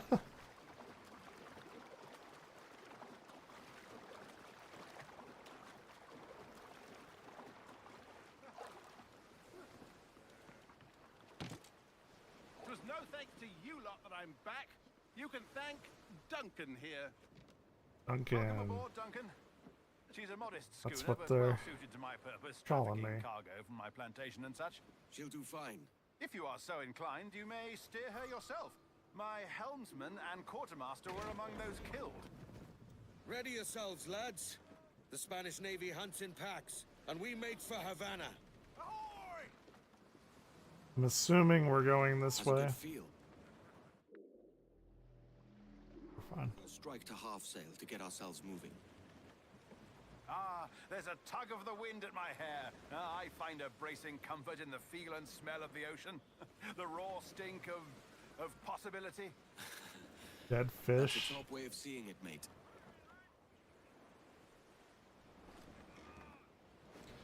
I miss playing Sea of Thieves with everybody. That's fun. Still got it, though.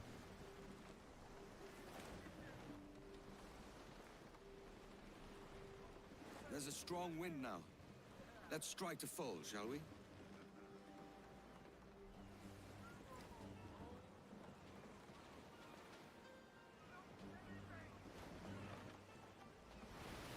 Oh, what a magnificent creature! Ooh, whale. Cool.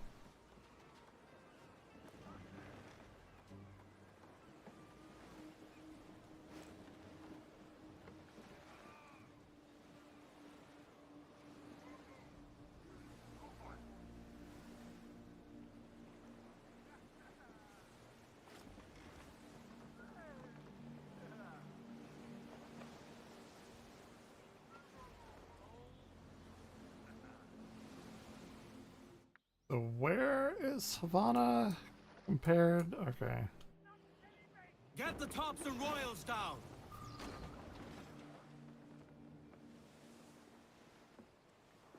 You're a natural sailor, Duncan. I did a decent trick at the helm some time ago. 2 years before the mast as a privateer. Dash my buttons. Your life seems a grand one, if I may say. So full of adventure. How marvelous. I've seen my share of strangeness, aye.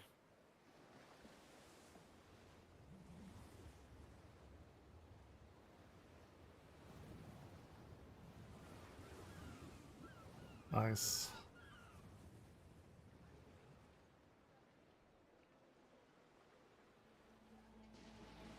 All right. Cool.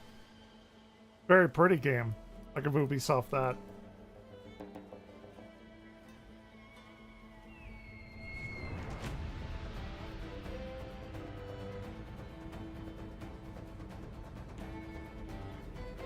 Three, 1, 2, 3, 1, 2, 3, 1, 2, 3, 1, 2, 3, 1, 2, 3, 1. Got that 6/8 jig time. I've been here once before. It was a truly awful pleasure. Havana, Cuba. See someone you 1715. No, just putting on a friendly face. I shouldn't want to be mistaken for a pirate again. Right. Flash rogue like yourself must be cautious. Yeah.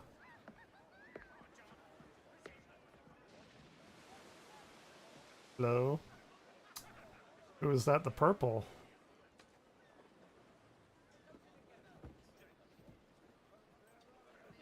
It's mad to think Spain and England were at war 2 years ago, isn't it? Here I am, bartering with Spaniards like they were my cousins. Something wrong, Duncan? No, it's nothing. Sand in my hampers. So where's the best squad in town? I'm dying for a quick kip. Or a siesta, should I say. I'm just headed to a public house now to meet some merchants. I could show you the way. Well, lead on. All right. I hope Let's you'll go. tarry a bit while I conduct my meeting. It'd be a great relief to have a man of your stature nearby. Okay. In case of a misunderstanding. Go. I can hang about. I might have a drink. Splendid. A drink. Gracious. What a revolting sight. They don't take kindly to pirates here, do they? Wonder how many stolen reals bought these men this perch.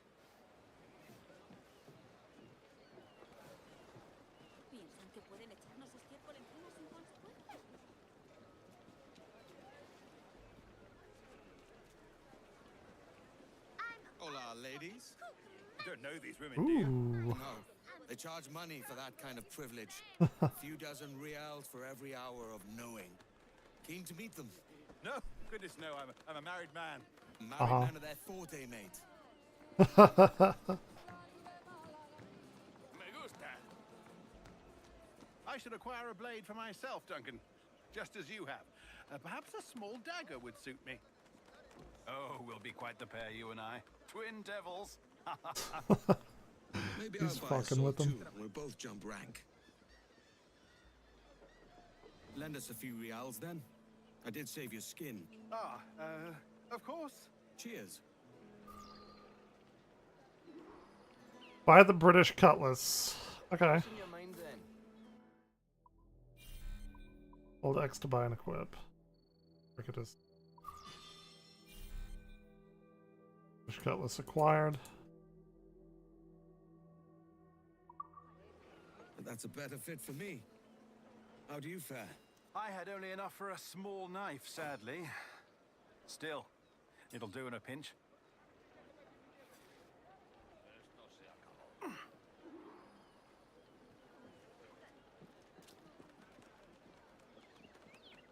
Oh, puffer duff.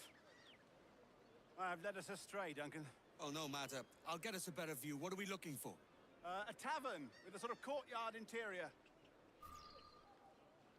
Okay, I guess we're climbing.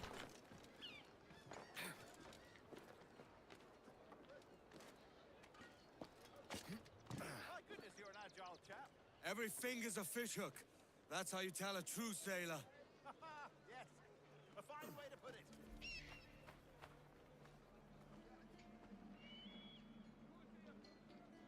Oh, we're... Okay, here we go.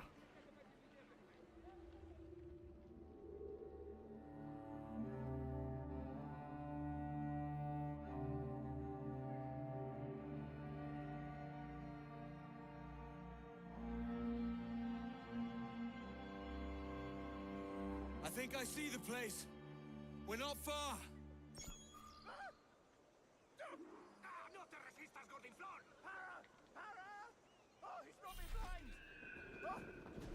Don't make me chase you into the harbor!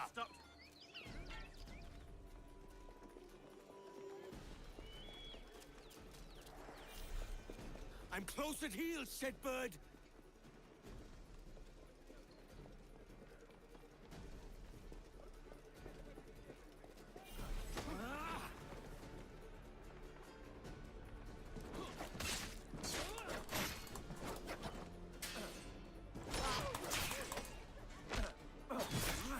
Oh, god damn. You robbed the wrong man, mate. A fellow with dangerous friends. That's a heavy purse, Mr. Bonnet.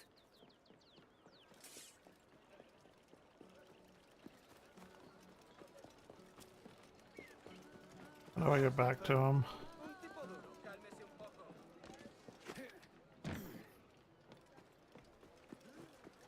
Duncan! By Jove, you're alive! Of course I am. That filch was no fuss. Ah! Did you catch that rogue? Aye. And I'll be buying the first round with the money I pulled off him. Hell yeah. Oh! Wonderful. Doesn't seem like he partakes. First my ship, then my purse. It's twice you've saved me now, Duncan. And don't forget your skin. I saved that too. Yeah, thrice then. Very good. Out of the way! Oh, my word! Havana grows livelier all the time. Each funster we meet makes me more impatient to drink. Come on. Ah, this is the spot. The sea has much to offer, but a popping tavern always draws me back to shore. Hopping, yes. Oh, I yeah. would normally prefer to conduct my affairs somewhere quieter.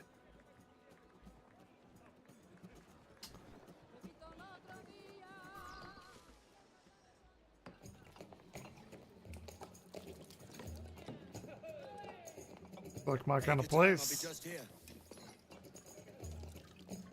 Fancy meeting no Welshman deep in Dago country. I'm English myself.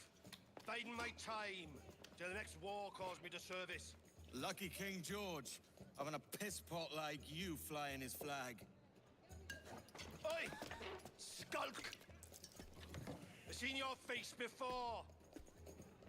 Yous mates with them pirates down in Nassau. Shut your fucking gob or I'll fill it with shot, you hear me? Edward, is it? Hey. Here we go. Hey, I warned him. Hell yeah. Alright, alright. Little bar fight. Bar fight action. Due to sweep blocking enemies. God damn. Get off.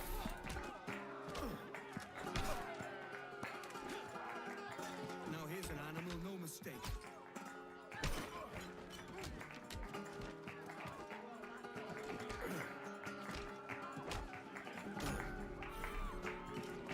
See?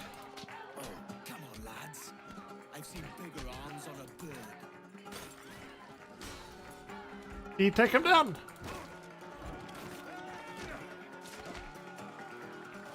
Damn it, I keep hitting 3. I'm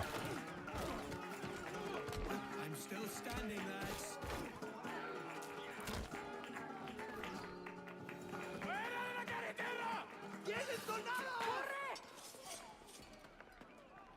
You're not leaving me. I'll catch you up. Perro Inglés!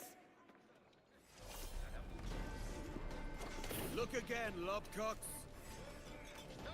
I've had all I can drink at present, lads. You go on without me. Let's go. I don't care for playing this without a controller.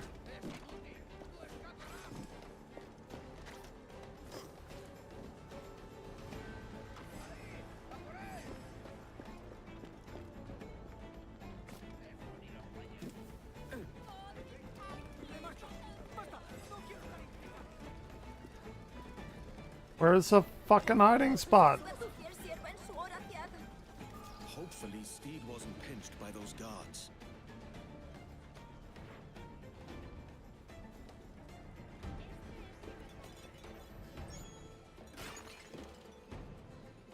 Did I get out? I guess I must have.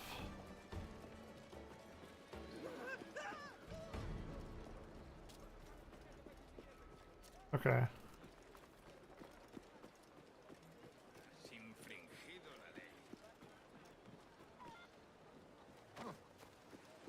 Algo de prudencia no estaría de más, ¿no crees?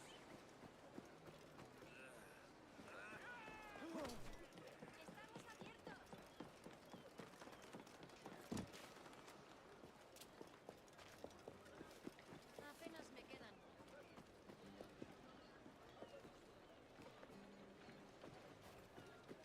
Let's see. ¿Has partido el seso, barbilampiño? That's smart.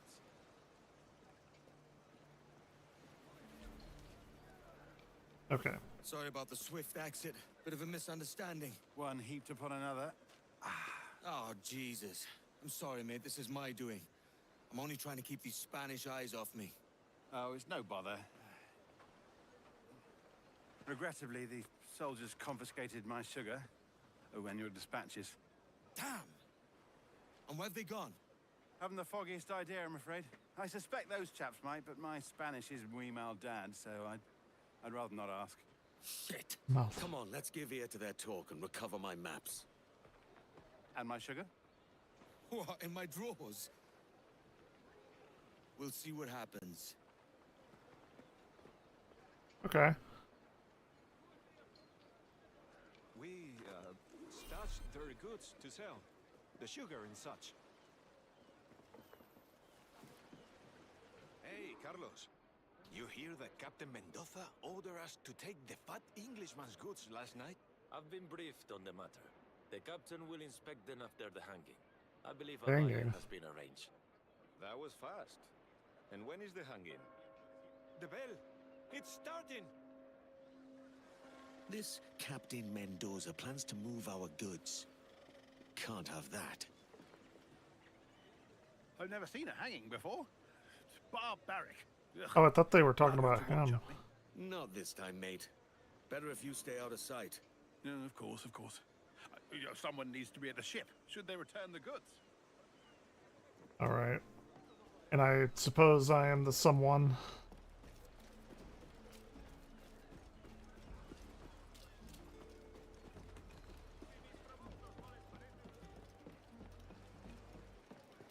They say this pirate sank one of Mendoza's ships.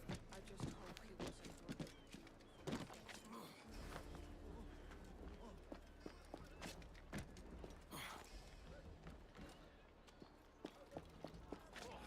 Last thing I saw was a big old sheep shearing Welshman. Hanging is all well and good. I've come for Captain Mendoza. He wouldn't be dodging his debts now, would he? No, no.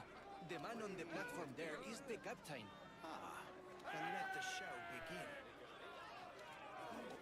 For the crimes of forgery, arson, smuggling, theft, and murder, all in the name of piracy. Samuel Carlstock, you are hereby sentenced to be hanged by the neck until dead. Do you have any last words? Like many of you, I came to the West Indies for a better life. It is my view that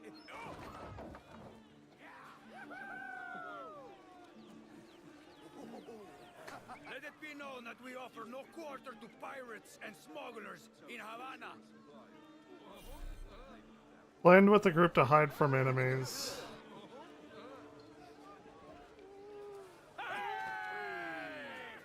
De momento haré como que no ha ocurrido. Ah, senor, you've come for the sugar. I've come to see your debts paid. See, Okay. indeed. Follow me. Are you pickled with drink? You enjoyed your time in Havana?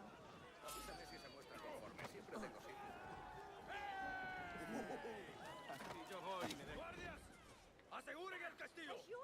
Vacated the premises. Oh shit.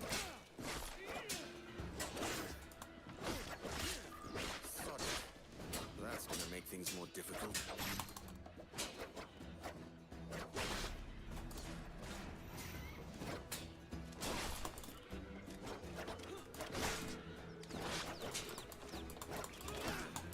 God damn. I don't know how to lock on. Oh wait, I did it.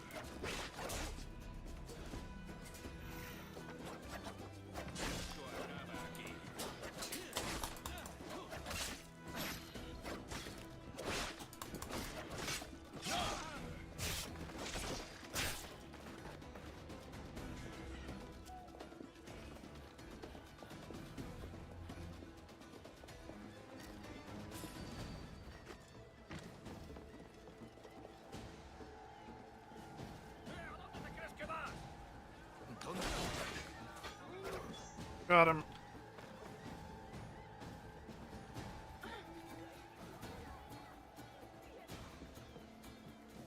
Can we just jump in the water and hide?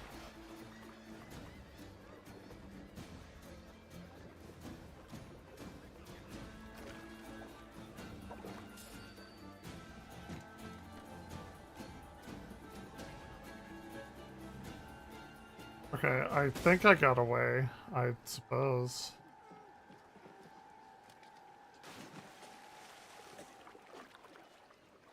Okay. Menos mal que no salimos al mar con esta grúa.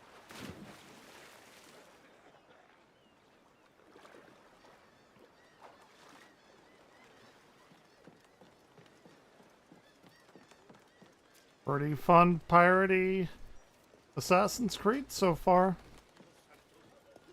We gotta get up there though.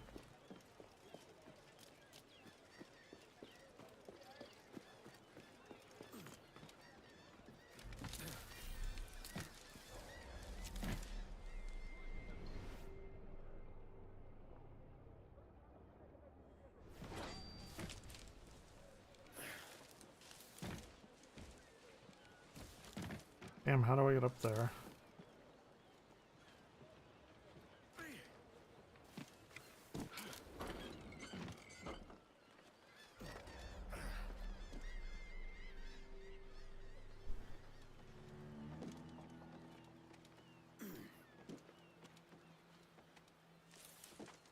If anyone got into the castillo, they never reached the top alive.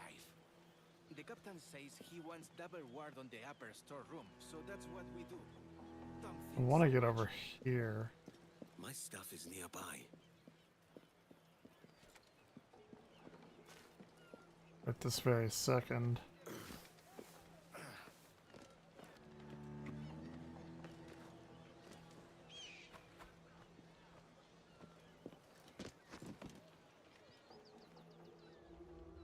Okay.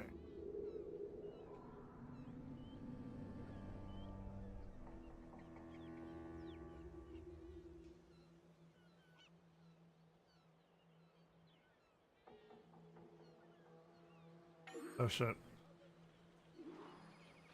Gotta feed Orion. I will be back.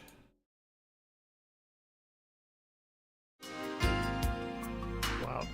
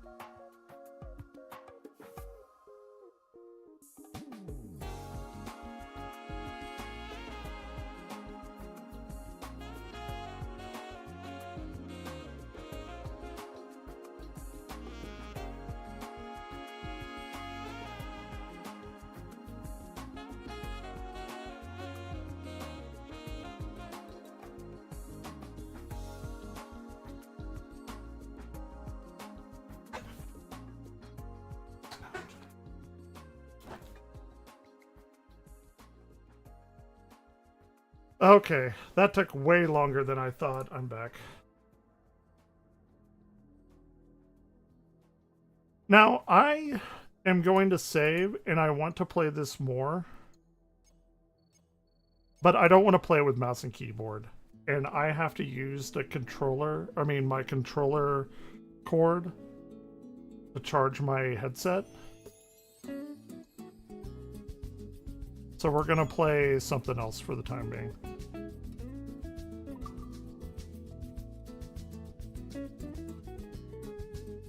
So we're not going to be doing Assassin's Creed. I don't know what we're going to do, but I have to charge my headset.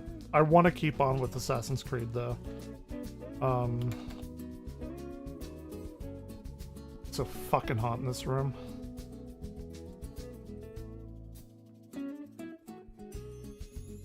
Okay.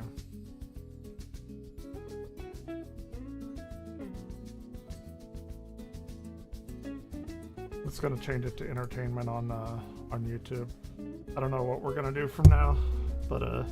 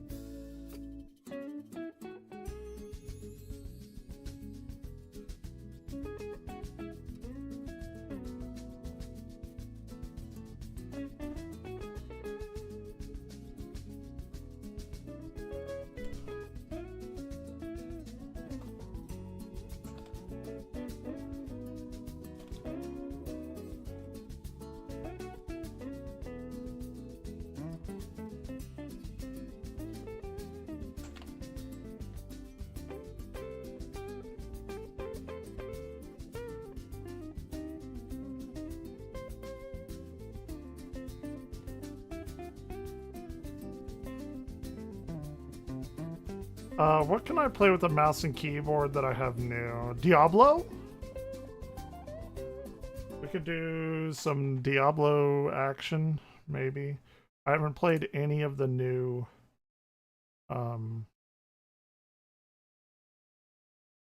stuff, the new expansion.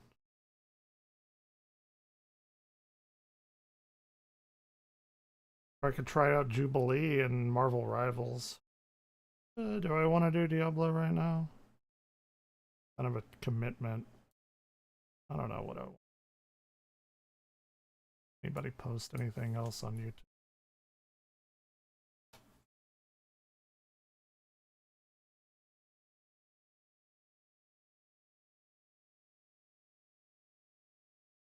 But it's so fucking hot. I'm sorry I've said it like a million times, but still.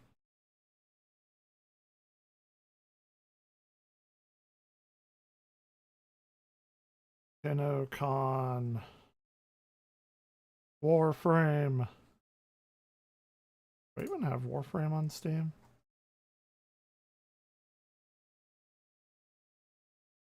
I know I played the hell out of it on played the hell out of it on Switch. I even liked it enough to actually pay legit money for it.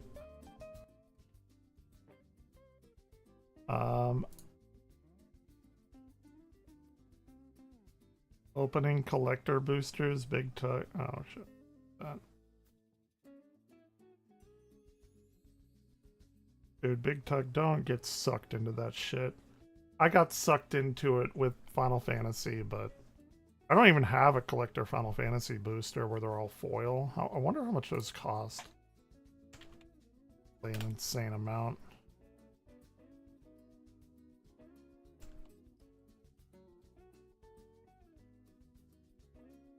$139 for one pack.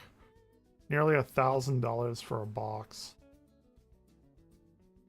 Ain't no fucking way. $10 for a regular booster. It's not that bad.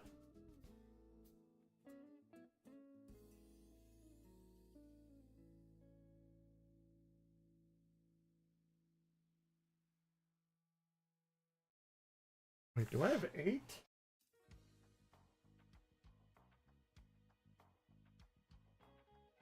I have 1 and 15. I don't have this one.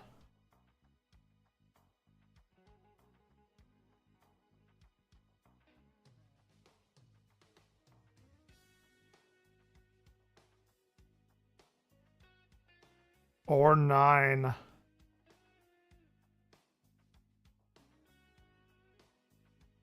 think I'm good. I need to piss away money like that.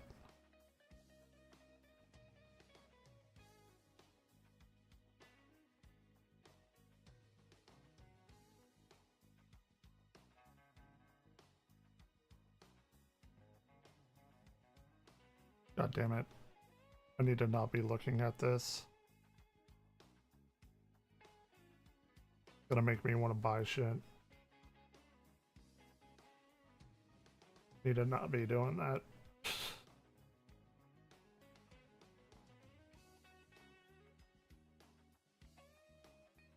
Let's see if I can do a Final Fantasy run while we watch the 3 days ago Boogie Downfall. We've already seen one of them, but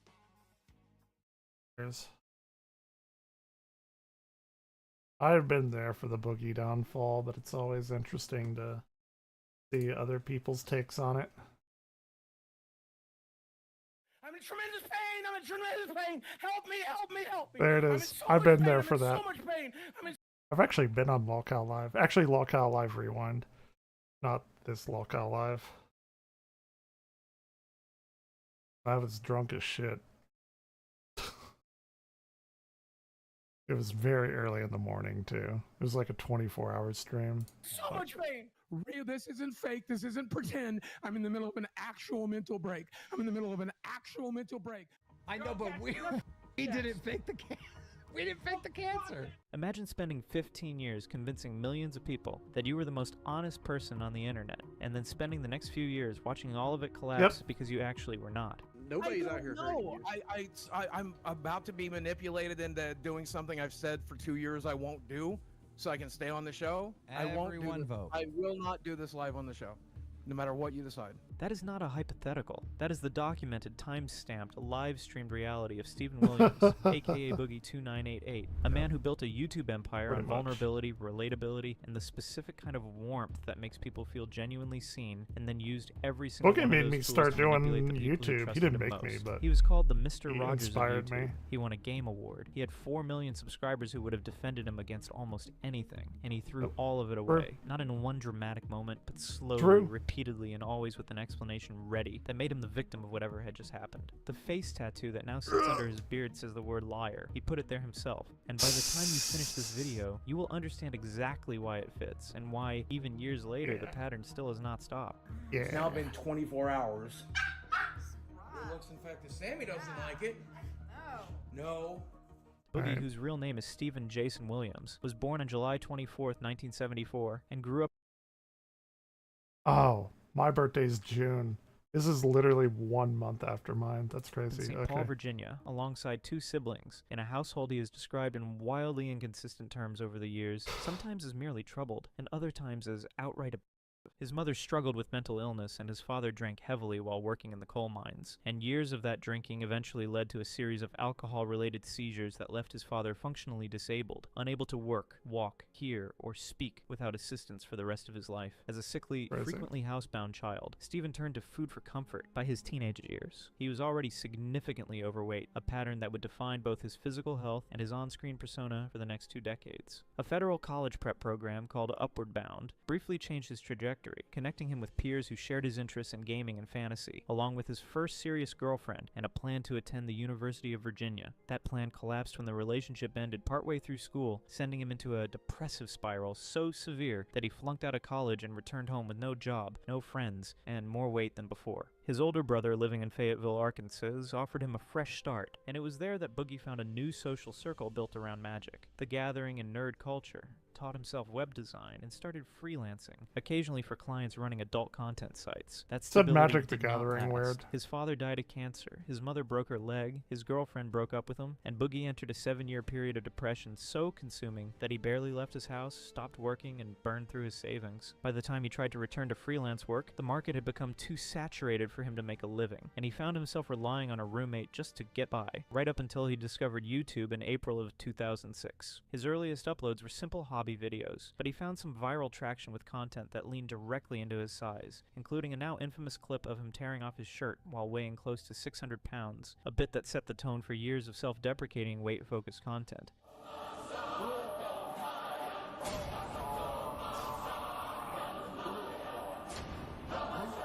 And it was shortly after his return that he began experimenting with character work, including a short-lived southern persona named Jesse, before landing on the angry gamer character that would define his early career, Francis. Francis. Hi guys, it's me, Francis, and a lot of people have been asking me why all my videos are only about video games, and I want to know about me. They say they want to hear me vlog. I don't know why. I guess people find that interesting, which is weird because I don't find it interesting.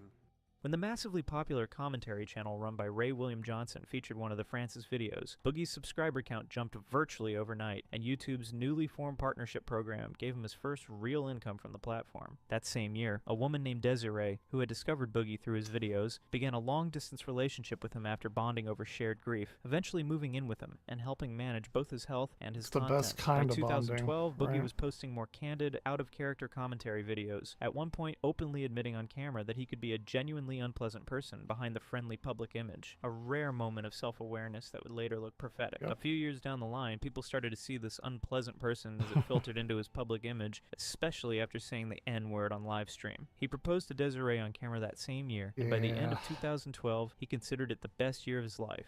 250,000 subscribers and engagement, Met him and in 50-pound weight loss. 2016, 2013 I brought even believe. faster growth, pushing his subscriber count past 1.5 million and landing him a segment on a Super Bowl broadcast. And by early 2014, he was being featured on a television program about extreme dieting, where he openly discussed his food addiction and the diabetes, high blood pressure, and arthritis it had caused. That same year, longtime fans started to notice a shift, accusing him of softening his opinions to avoid upsetting his growing audience, a criticism Boogie addressed by essentially admitting he tailored his takes to keep people happy. The criticism escalated dramatically when the Gamergate controversy erupted, and Boogie tried to stake out a centrist position between critic Anita Sarkeesian and the movement attacking her, a decision that led to him receiving doxing threats from one side while being accused by the other of playing the victim to gain sympathy. He later addressed the incident in one of his streams. Anita, I specifically did not want to upset her. And I was very, very worried that because of my Francis videos and because of some of the stupid things I said in the past, she might have some preconceived notions about me. She might have some misconceptions about me and like be preemptively ready to be frustrated or irritated by me. Awful I was person. even God damn it, no, not the Praetorium. If she knew who I was. No. You know, because a lot of people confuse me as being very right or maybe alt-right, when in reality, I consider myself to be a moderate who leans fairly left. And unfortunately, on the first day of VidCon, something happened that made my anxiety go almost completely out of control. During Anita's first panel called Women on Gaming, that panel went very, very wrong, with some people attacking them during the Q&A section. And even during that panel, some people who were sitting right near the front are people she considers to be detractors of hers. And she became so nervous and felt so attacked that she actually called one of those detractors names right to their face. I'm sure you've heard about this controversy. Despite the growing controversy, 2014 ended on a high note, with an invitation to present at the Game Awards and a channel sitting above 2 million subscribers. That was a very The high following note. 2 I years remember kept that. the momentum going, culminating in his 2016 Trending Gamer Award, That's crazy. even as his Francis videos began facing demonetization. In 2017, ahead of his planned gastric bypass surgery, Boogie was invited to speak on an anti-bullying panel at VidCon, alongside Anita Sarkeesian, and despite his stated intention to avoid conflict, his closing remarks ended up angering her, sparking another round of criticism that painted him as someone more interested in being liked by everyone than in taking an actual position. But the version of Boogie that people actually fell in love with through all of this was never really Francis. It was the version who sat in front of a camera and appeared to speak with total honesty about his weight, his mental health, his childhood, and his fears, telling viewers that no matter their size or circumstances, hope was still possible. But I think I've decided, after talking to you guys about it and talking to myself about it quite a bit, even talking about it with my therapist. It's time I made this video and released it into the world because I just want to get this stuff out of my head. Not fun being a summoner at By 2017, he had over 4 million subscribers, a Twitch channel, a Patreon, and brand deals, and enough income to finally pay for the weight loss surgery his audience had spent years cheering him Dude, he for. had a On the fuckload surface, of it money looked like coming in. exactly the kind of story people root for. The surgery went smoothly. What followed did not. 2 months after the operation, his wife of several years asked for a divorce, and Boogie announced the split publicly in a video that framed him as a man accepting an amicable, mutual decision with grace. For those of you who don't know, I've been going through a divorce over the last few months, which was, for all intents and purposes, I think as far as divorce goes, reading about them on the internet, it was amiable, it was easy, it wasn't that hard. The separation part is hard, but sometimes when it's over and the feeling is mutual, it's not too hard to walk away. And was not That framing did mutual, not hold but up it for was long. easy. On later I just streams, said, take Boogie what you admitted his want. anxiety disorder had Didn't made care. his wife walk Still on don't. eggshells throughout the marriage, that their disagreements would spiral into full arguments, and that That's the what it is. relationship had never been as smooth as the earlier videos suggested. 2 months after the divorce was finalized, he uploaded a video in which he and his Francis character staged a confrontation with an effigy representing his ex-wife, accusing her of being untrustworthy and blaming her for ruining holidays before destroying the effigy on camera. He told his audience not to read too much into it. I really loved you. I really did. And I know you really loved me. Well, I know you loved him. I know you f***ing hated me. You hated all of it, didn't you? You f***ing hated YouTube. You f***ing hated the fame. You f***ing hated the fans. You hated the... When I met you, I was a 600-pound man on f***ing disability. Alright? Look at me now! Look at me now! Never On done his 50th anything like birthday that livestream on years stream, later, I Boogie know. would call his ex-wife directly on air, leading to an uncomfortable public exchange in which he asked whether she had been unfaithful during their marriage, turning what could have been a private conversation into audience entertainment. This is a really good story. I don't know if they're going to want to hear this, but so we were driving up to... He's not White even Springs, drunk doing this. and That's I wild. had been planning for like 3 weeks to ask you to marry me that day. And it was my birthday. Oh my God, it was my birthday. This is weird. Remember? I've never seen All any of of the this. YouTube videos are still up. You know, our wedding YouTube video is still up and everything. Because I don't see a point in deleting it. People have asked me like why I don't delete it, but I'm like, what's the best Come on, day of come my on. life? I love that. Let's day. go. Why would I delete that? You know what I'm saying? Oh, but you have to finish the engagement story about how you picked a fight with me about how I never watch your videos anymore. Yeah, so I was working like 60-hour weeks. I and know, you don't even care about my videos. You don't even watch them. I'm like, what are you talking about? I help you film them all the time. The rambling, emotional videos that had once felt like genuine openness started to read differently to Yeah. longtime viewers. What had looked like Yeah, it's vulnerability not was great. beginning to look like a strategy, a way to keep audience sympathy flowing while sidestepping any real accountability for his own role in the marriage's breakdown. No, I never was. I'm not capable of doing those things. It's just not a thing I can really do. But whatever. That's fine. Whatever. Was me and my wife's relationship perfect? No. Did we argue from time to time? Yes. I think most couples do. While the divorce was still working its Me and way my through wife the courts, never Boogie did. began dating a much younger woman Probably. named Lucy Fox, whom he had connected with through Big Seeking, part. a site explicitly built to pair sugar daddies Like, with sugar never babies. did. In fact, he first revealed the existence of this relationship unintentionally, alluding to it during an Doesn't matter appearance on anymore. the H3 podcast before anyone had confirmed her identity. Once online sleuths connected the dots and uncovered his profile on the site, complete with a wildly inflated claim of a $500,000 net worth, Boogie was forced to admit the connection, though he insisted Lucy had been a real girlfriend rather than a paid arrangement. He then appeared on Keemstar's Drama Alert to control the narrative, and because the two were already friends, the interview offered him almost no pushback, letting him frame Lucy as a manipulative gold digger rather than someone he had met on a transactional platform. Lucy eventually posted her own 13-minute rebuttal, describing a relationship defined by guilt-tripping and control, claiming Boogie discouraged her from going home to earn money through her camming work, failed to hold up his end of their financial arrangement, and left her going home Prostitution in tears stuff on a and all regular that, basis. yeah. She said plainly that what she experienced was something nobody should have to endure. Wait for him to Whatever happened to the doing Mike Klum his thing? work and whatever, and pretty much I was not making any income. I was scraping to get by, to be honest with you. Like I'd ask him, hey, can I put some money into my bank account so I wouldn't get an overdraft? Okay, well here's, $20. Cool. So I would do that, and then, I have bills to pay. you know. Boogie's public response was to dismiss her entirely, calling her account financial extortion motivated by his refusal to keep giving her money after the breakup, and expressing something close to relief that she had not accused him of anything worse. He compared negotiating with her to negotiating with terrorists. What about the other video that a girl made about you? She was lying through her fucking teeth. Listen to that video. Go watch that video. She literally complains about money 98% of the time of the video. She was mad that she didn't get money from me. She got mad that she didn't get enough money from me. She But wanted you money kept after we her broke up. from I was going to making give it to money. her. She made that video to punish me. As simple as that.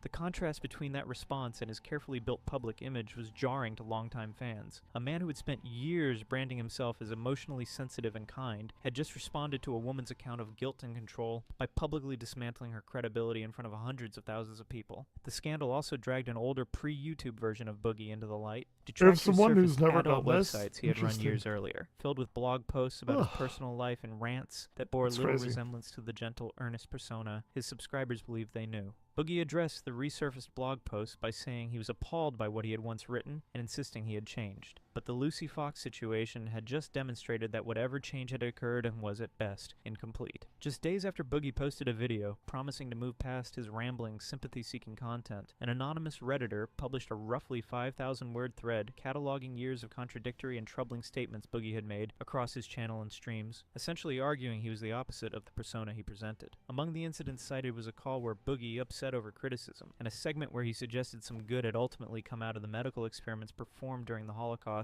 because captured Nazi scientists later contributed to American medical research. Rather than let the thread stay buried on a smaller subreddit, Boogie broadcast it to his own audience by ranting about it, which only amplified the criticism and cost him more than 100,000 subscribers over the following 4 months. He would go on to give wildly inconsistent accounts of his own childhood over the years, at one point telling viewers his mother had but never them, and at another point tearfully telling a different stream that his father had in fact him, before later comparing surviving all of the in his childhood favorably to the pain of his divorce. He also said the mother once threatened to kill him if he revealed the truth to therapists or You're school saying rape officials. and kill, by the Whatever way. you tell I'm her, not if she tries monetized. to I don't take give a you out of shit. this home, I will you and I will myself.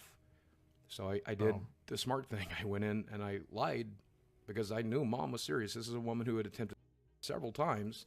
This is a woman who'd nearly me and my brother and my sister several times. She was crazy. I believed her.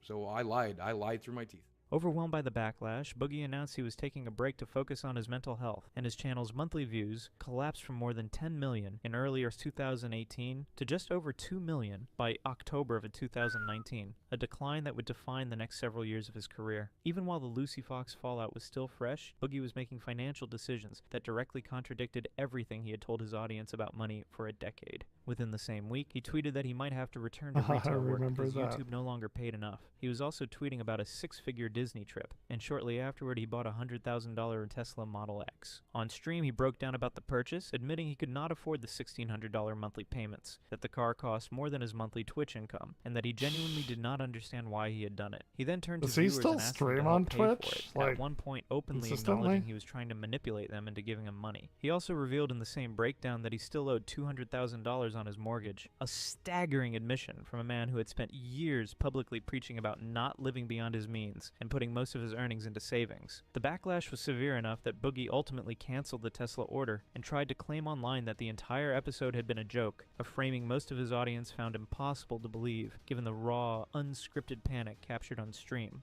In the middle of 2020, banned YouTuber Frank Hassel began a sustained trolling campaign against this Boogie, is the blaming him big for his part. own ban and provoking him relentlessly on Twitter. Boogie initially tried to defuse things privately, but the exchange escalated into an ugly, hours-long comes joint the gun appearance part. on a rival livestream in August, during which both men traded insults about Boogie's Francis character being an accidental self-portrait. After that appearance, Boogie sent Hassel a private message telling him he was welcome to a message that would later complicate the sympathy people felt for Boogie once the confrontation turned physical. Most of his audience initially sympathized with him, viewing him as the target of an extreme and genuinely threatening trolling campaign, which in fairness he largely was. What complicated that sympathy was the earlier message inviting Hassel to him, evidence that Boogie had participated in escalating a situation that ended with a discharge near a school which he was arrested for. The felony charge would resurface years later when Just Boogie block the voluntarily people and disclosed it move during a on, man. real job interview, alongside his mental health struggles, his obesity, his lack of steady work history, and his years in the adult industry, arguably the most unfiltered thing he ever did on camera. The years that came by opened a window into Boogie's finances his audience had never had access to. Between roughly 2018 and 2021, while he was publicly describing hardship and encouraging fans to buy his merchandise, he spent well over $200,000 on workers, often $30,000 to $40,000 a month at the height of it. He took women to Disneyland, flew them on vacations, and treated them to expensive dinners and luxury gifts. One woman who agreed to be interviewed in the documentary by director Mike Klum about Boogie confirmed that in a single evening he spent over $5,000 on a purse, dinner, and gift cards before the two slept together, and she went on to say that the experience was part of why she eventually left work behind entirely. Boogie described the women he had previously dated as unremarkable by comparison, and framed the spending as something he had earned the right to do because of the platform he had built, insisting he deserved to finally experience beautiful women after never having had the chance before. Deserve to go to New York and explore Times Square with a beautiful girl, right? Like, I deserve that, and I want that. That entitlement sat alongside genuine financial desperation. During a video, he showed his bank balance of roughly $2,700, acknowledged his mortgage payment was due the next day, and said he would be left with only a few $100s until his next YouTube payout arrived. Want to see? There's $2,758 in my bank account right now, and let's see if mortgages come out yet. So tomorrow, when they take mortgage out, I'll have about $700 to live off of until the 20th. When I get paid again from YouTube. So I'm just going to live off of $700. And I'll probably sell some cards along the way and use that money to make ends meet as well. I have a credit card with them that I owe $600 on. And on top of that, I still owe $163,000 on my house. To make ends meet, he sold off Magic, the gathering cards he had owned since the 1990s, describing them on camera as pieces of his childhood he thought he would keep forever, all while continuing to spend money at his weekly card game night with friends, because he did not want them to know how broke he actually was. So selling off these things kind of sucks, because I've been playing Magic for 30 years, and some of the cards in this box I opened back in 1994. I opened them in 96. I still have all my shit. shit. Them ever since, and that's like they're a piece of my childhood. They're a piece of my history. I thought I was going to get with this stuff. This is my stuff. This is me. This is part of me. And I made some money off of YouTube last month, but I did not make enough without a sponsor or something like that. I'm not making enough. So we're going to go. I've been streaming for about 10 years. But this is going to keep me from going out on the streets, right? Like, this is going to keep me in a house.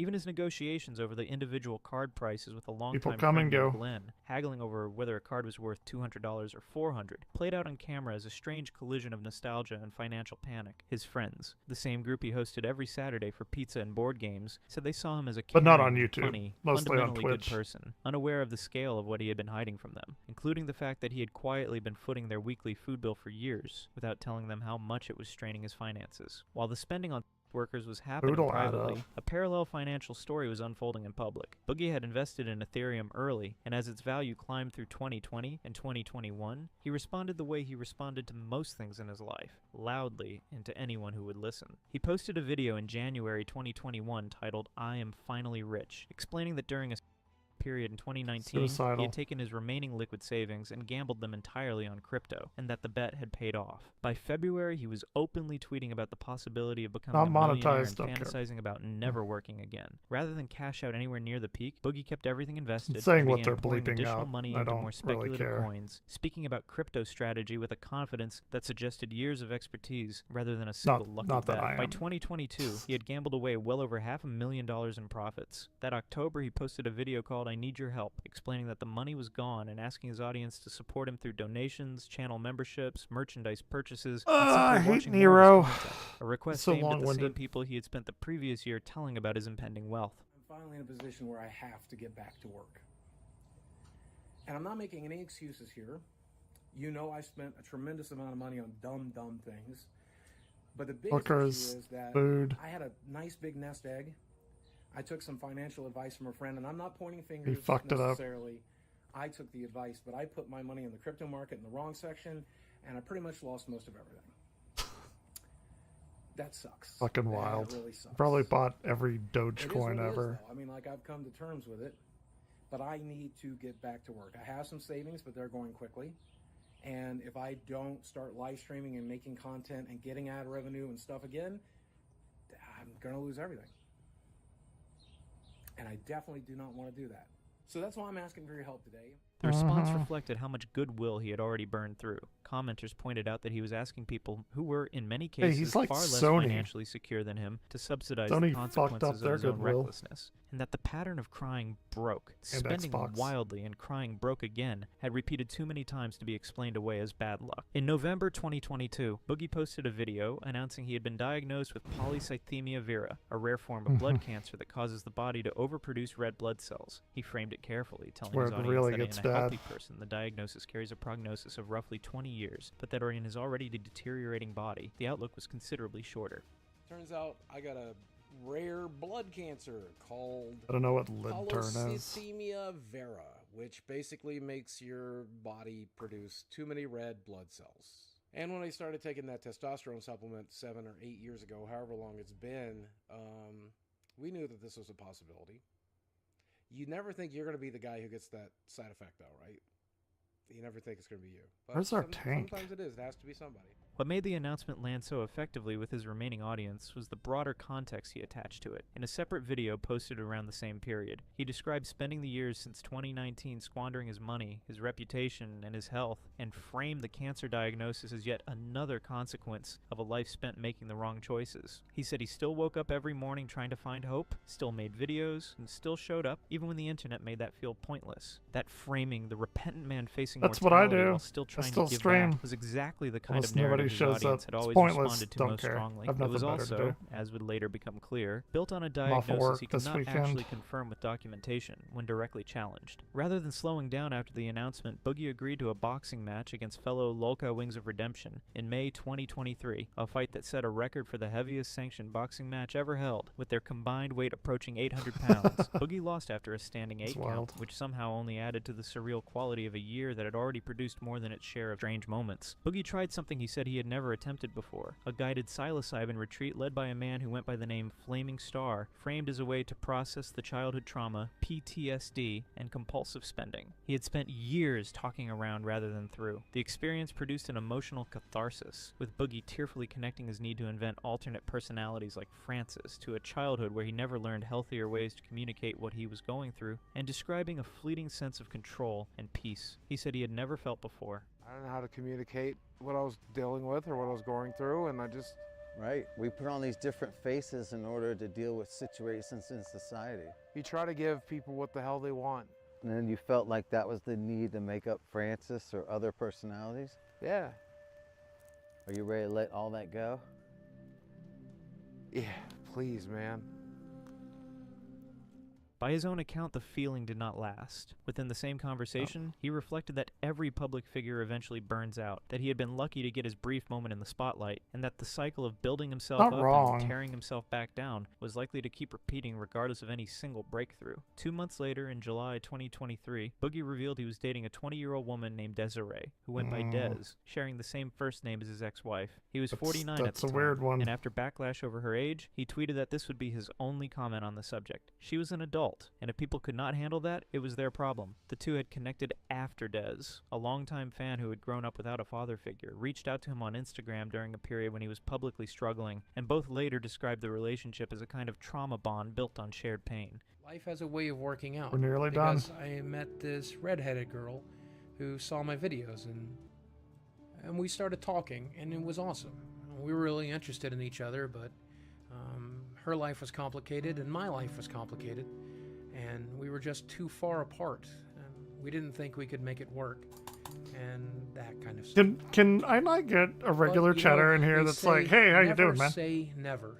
Life it has just- a way of surprising you. Do people like that not exist on the Eventually, internet? we managed to work it out. I know and they that do redheaded because I girl see moved other down here people to live with streaming me. that have chatters that We've go been in there. together It's now like, hey, for hey, chat.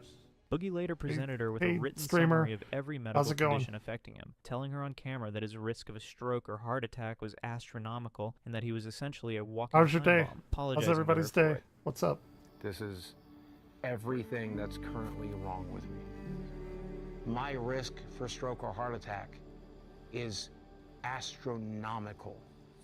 I am essentially a walking time. And I'm so Did he? Sorry for that.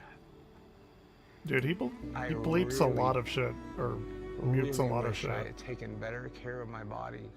Des said in front of the camera that she could not imagine life without him, that she would not leave regardless of what happened, and that even if he were I unfaithful, think they're still she would together or stay married because or she something, loved I him, don't and know. the idea of being alone was unbearable to her. Those statements, in the context of her background and her abandonment fears, made the dynamic on screen look less like two people who had found each other, and more like a situation Boogie had engineered before. It's hard. What's getting you so emotional? Doesn't matter, she's an adult. Because She can I do love whatever she him, wants. and just imagining a life without him is Not saying Boogie didn't do that, but I'm just saying. It did not help that Boogie had previously said in a separate Whatever. podcast appearance that he preferred women Sucks. without father figures because they were easier to keep attached to him, joking that a woman with no sense Fucked of who up. her real family was would let Very herself be fucked up. wrapped around his finger. He was now in exactly that kind of relationship, and describing it publicly as the best one of his life. And a girl like Ray, she doesn't just have daddy issues, she's got mommy issues too. She doesn't know who her family is, all right? If you show her the slightest amount of kindness, and Finn did, you know you can wrap that girl around your little finger. She's gonna give you everything you want. Just as a new podcast venture appeared to be giving Boogie a path back to financial stability, he undid much of that goodwill in a single decision. In June 2024, he promoted a meme cryptocurrency called the Fatty Token to his remaining audience in exchange for a $10,000 payment, despite having explicitly consulted crypto investigator CoffeeZilla beforehand and being told directly that the coin was a scam. The coin lost roughly 90% of its value within 24 hours of launch. A textbook pump and dump scheme launched on a site literally built for the purpose. Fans who had bought in based on his endorsement lost real money. When CoffeeZilla later confronted him on a recorded call, Boogie claimed the payment was already gone, spent on medical bills tied to his cancer treatment. CoffeeZilla then walked through Boogie's own bank statements live on the call, showing the money was still sitting in his account, leaving Boogie with no coherent explanation. You paid about $2,500. Like you're also talking about money you haven't spent, which you're trying to add up to $3,000. That's not the $5,000 you said was gone. And then you're taking. I told you it was 4,000 when we started this conversation, but of course I forgot about that too. CoffeeZilla is not known for lying. Exactly how you started the month with $800, ended it with $5,000. You're saying the $5,000 you made from a crypto scam has nothing to do with it.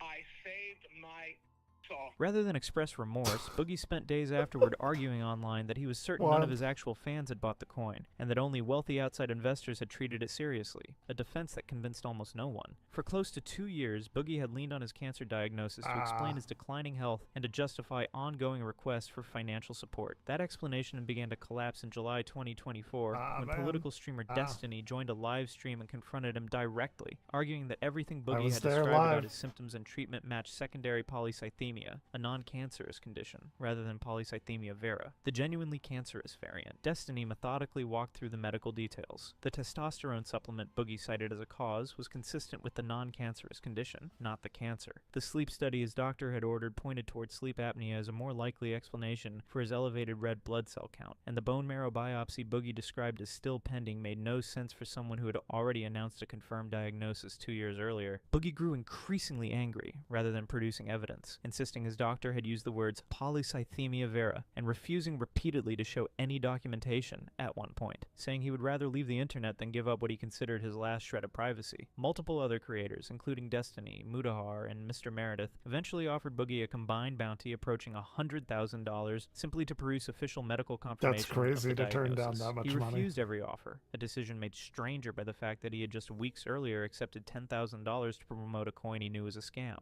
So you could screen cap that and just show it. I mean, that's what I did, and then that would be the end of it. Absolutely.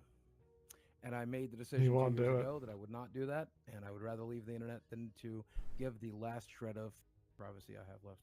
Well, no, here's the thing. I understand the privacy. After roughly 7 combined hours spread across multiple live streams of the same denial and refusal, Boogie finally admitted his polycythemia. Vera diagnosis had never been officially confirmed through a biopsy or any formal documentation. In the days that followed, comments on his videos reflected an audience that had run out of patience, with viewers pointing out they had donated, subscribed, and defended him specifically because of the cancer claim, only to learn it had never been confirmed. Yeah, I didn't want to do it. I obviously didn't want to do it. I still wish I hadn't done it, except the fact that I didn't want to do it is why I did it. because like I up, right? I get it. And I'll tell you what I learned about all of this is I need to shut the up about my trauma and my history and all that. It's played the out. Nobody wants to hear about it. Nobody cares. I need to figure out how to be entertaining on YouTube again. As part of an arrangement to keep his spot on the podcast that had become his primary income source, Boogie agreed to get the word liar tattooed on his face. And he did it live, on camera, on his 50th birthday, all that, telling too. viewers afterwards that he deserved it. That was far from the only accountability measure the show's producer imposed. Over the following months, Boogie was made to pick up trash along highways, hold signs in public admitting he had faked cancer, and travel to a town he himself described as one of the most racist in the country to hold up provocative signage, all in exchange for a paycheck that covered his mortgage and medical bills. In a video posted to his own channel afterwards, Boogie directly admitted he had announced the cancer diagnosis for attention and pity, describing himself in blunt terms as a worthless, manipulative person. It was one of the most unguarded things he had ever said publicly, and it only came after every other option had been exhausted. In a 2025 update video, Boogie told his audience he had gotten engaged, lost 75 pounds with the help of a GLP-1 weight loss medication, paid off his debts, and built what he described as an incredible support structure through the podcast and its wider network of shows. A lot of stuff has happened in this last year, and I need to talk to you about all of it. Come here. A lot of it's good. I got engaged. I started a successful show on another channel. I lost 75 pounds and getting really close to my goal weight. He acknowledged that most of his former audience had not forgiven him and likely never would, but said that the handful of people willing to give him a second chance after he finally told the truth had made an impression on him, and that he intended to keep trying to earn it. He also said something that, taken at face value, sounded like genuine self-awareness, that the burden of constantly lying to his audience and pretending to be a wholesome figure was finally gone, and that he expected to keep making mistakes and trying to fix them in an ongoing pattern he referred to, with a kind of resignation, as the Boogie cycle. It's also kind of sad because I am now openly being the piece of that I am and taking accountability for it and then making mistakes and then trying to fix it. And I don't make an excuse. I just, hey, I f***ed up, man. That admission turned out to be more accurate than perhaps even he intended. In a later live stream, Boogie was captured in the middle of an acute crisis, having consumed an excessive amount of caffeinated energy drinks while refusing to take a scheduled day off, resulting in a prolonged, distressing on-camera episode involving chest pain, extreme agitation, and expressions of wanting to give up this before kind of his stuff. fiancé and co-hosts intervened and got him to agree to go to the emergency room. During that same This live kind of stream, stuff once he returned from the I hospital, haven't Boogie seen. directly contradicted his own earlier public statement that he had been cleared of any cancer-adjacent diagnosis, telling viewers his blood markers were once again elevated, and that he was simply choosing to go along with whatever an explanation was easiest. Language that echoed almost exactly the pattern that had gotten him confronted on livestream a year earlier. He also returned within the same conversation to familiar complaints about mounting medical bills, insurance costs, and a lack of savings. The Like, same dude, financial narrative that just had do defined whatever the you're Tesla gonna do. meltdown, I the don't crypto care. collapse, and the original cancer what you're gonna announcement do. years earlier, suggesting that whatever the tattoo and the public penance had accomplished, Why do people the even care underlying anymore? pattern of crisis, Just be like, contradiction, whatever, and dude. appeals for sympathy had not actually gone away. Looking back across the full timeline, one detail keeps resurfacing. Boogie was rarely caught lying about small, easily forgivable things. He was caught lying about the reasons people trusted him with their money, their sympathy, and in the case of his relationships, their emotional safety. Even his own commentary about himself, offered freely and without much prompting, tracked with that pattern. He openly described his biggest regret as squandering an opportunity most people would for, framing that consistently centered his own missed potential over the consequences experienced by his ex-wife Lucy Fox, workers he hired, his friends, Under or the 30 fans who minutes, let's donated go. to cover medical bills that Barely. for 2 years were Barely. tied to a diagnosis nobody could confirm. Boogie spent 15 years telling Or people was he it? was I the don't honest know. one, the real one, the guy who said out loud what everyone else was too proud to admit about their own struggles, their bodies, their finances, and their fears. What the full documented record shows is someone who told wildly inconsistent stories about his own childhood, lied about the nature of his relationships, spent hundreds of thousands do of an dollars alliance. on workers while publicly Waiting claiming for these to financial charge. desperation, gambled away a fortune Get in back to crypto, and asked Assassin's his Creed. audience to cover the shortfall, promoted a coin he had been explicitly warned was a scam, and fabricated the certainty of a cancer diagnosis for close to 2 years to generate sympathy and donations. The Francis character, the screaming out-of-control gamer who broke things on camera and had no filter, was supposed to to be the exaggerated bad version of himself. Looking at the full timeline, Francis may have been the more honest one all along. There's a word tattooed on his face now. He put it there himself under pressure in front of a live audience on his 50th So birthday. fucking It took crazy. an ultimatum, a public reckoning, and the complete collapse of his credibility to get there. And yet, based on his own more recent live Insane. streams, the underlying cycle of crisis, contradiction, and appeals for sympathy appears to be exactly what he warned his audience it would be, something that would probably keep happening. Oh wow, okay, that was it. Alright. I got one more, let's see. Anybody put out anything good to watch?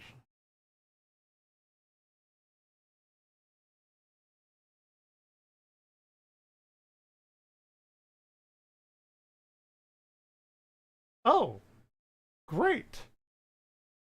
YouTube's worst predator has returned. Good, good. It's been 5 Lovely. years since 2 million subscriber YouTuber Cupcake. EDP445 was caught in a predator sting operation. A God, I moment fucking hate that this became world. one of the most infamous Alright. incidents in YouTube history. world is During the trash. confrontation, he famously claimed he was there to pick up a cupcake. Oh, I was actually coming out here to pick up a cupcake. A line that instantly became a meme and cemented his online downfall. In the aftermath, EDP lost everything. He became a laughingstock overnight, and for many people, the face of online predators on YouTube.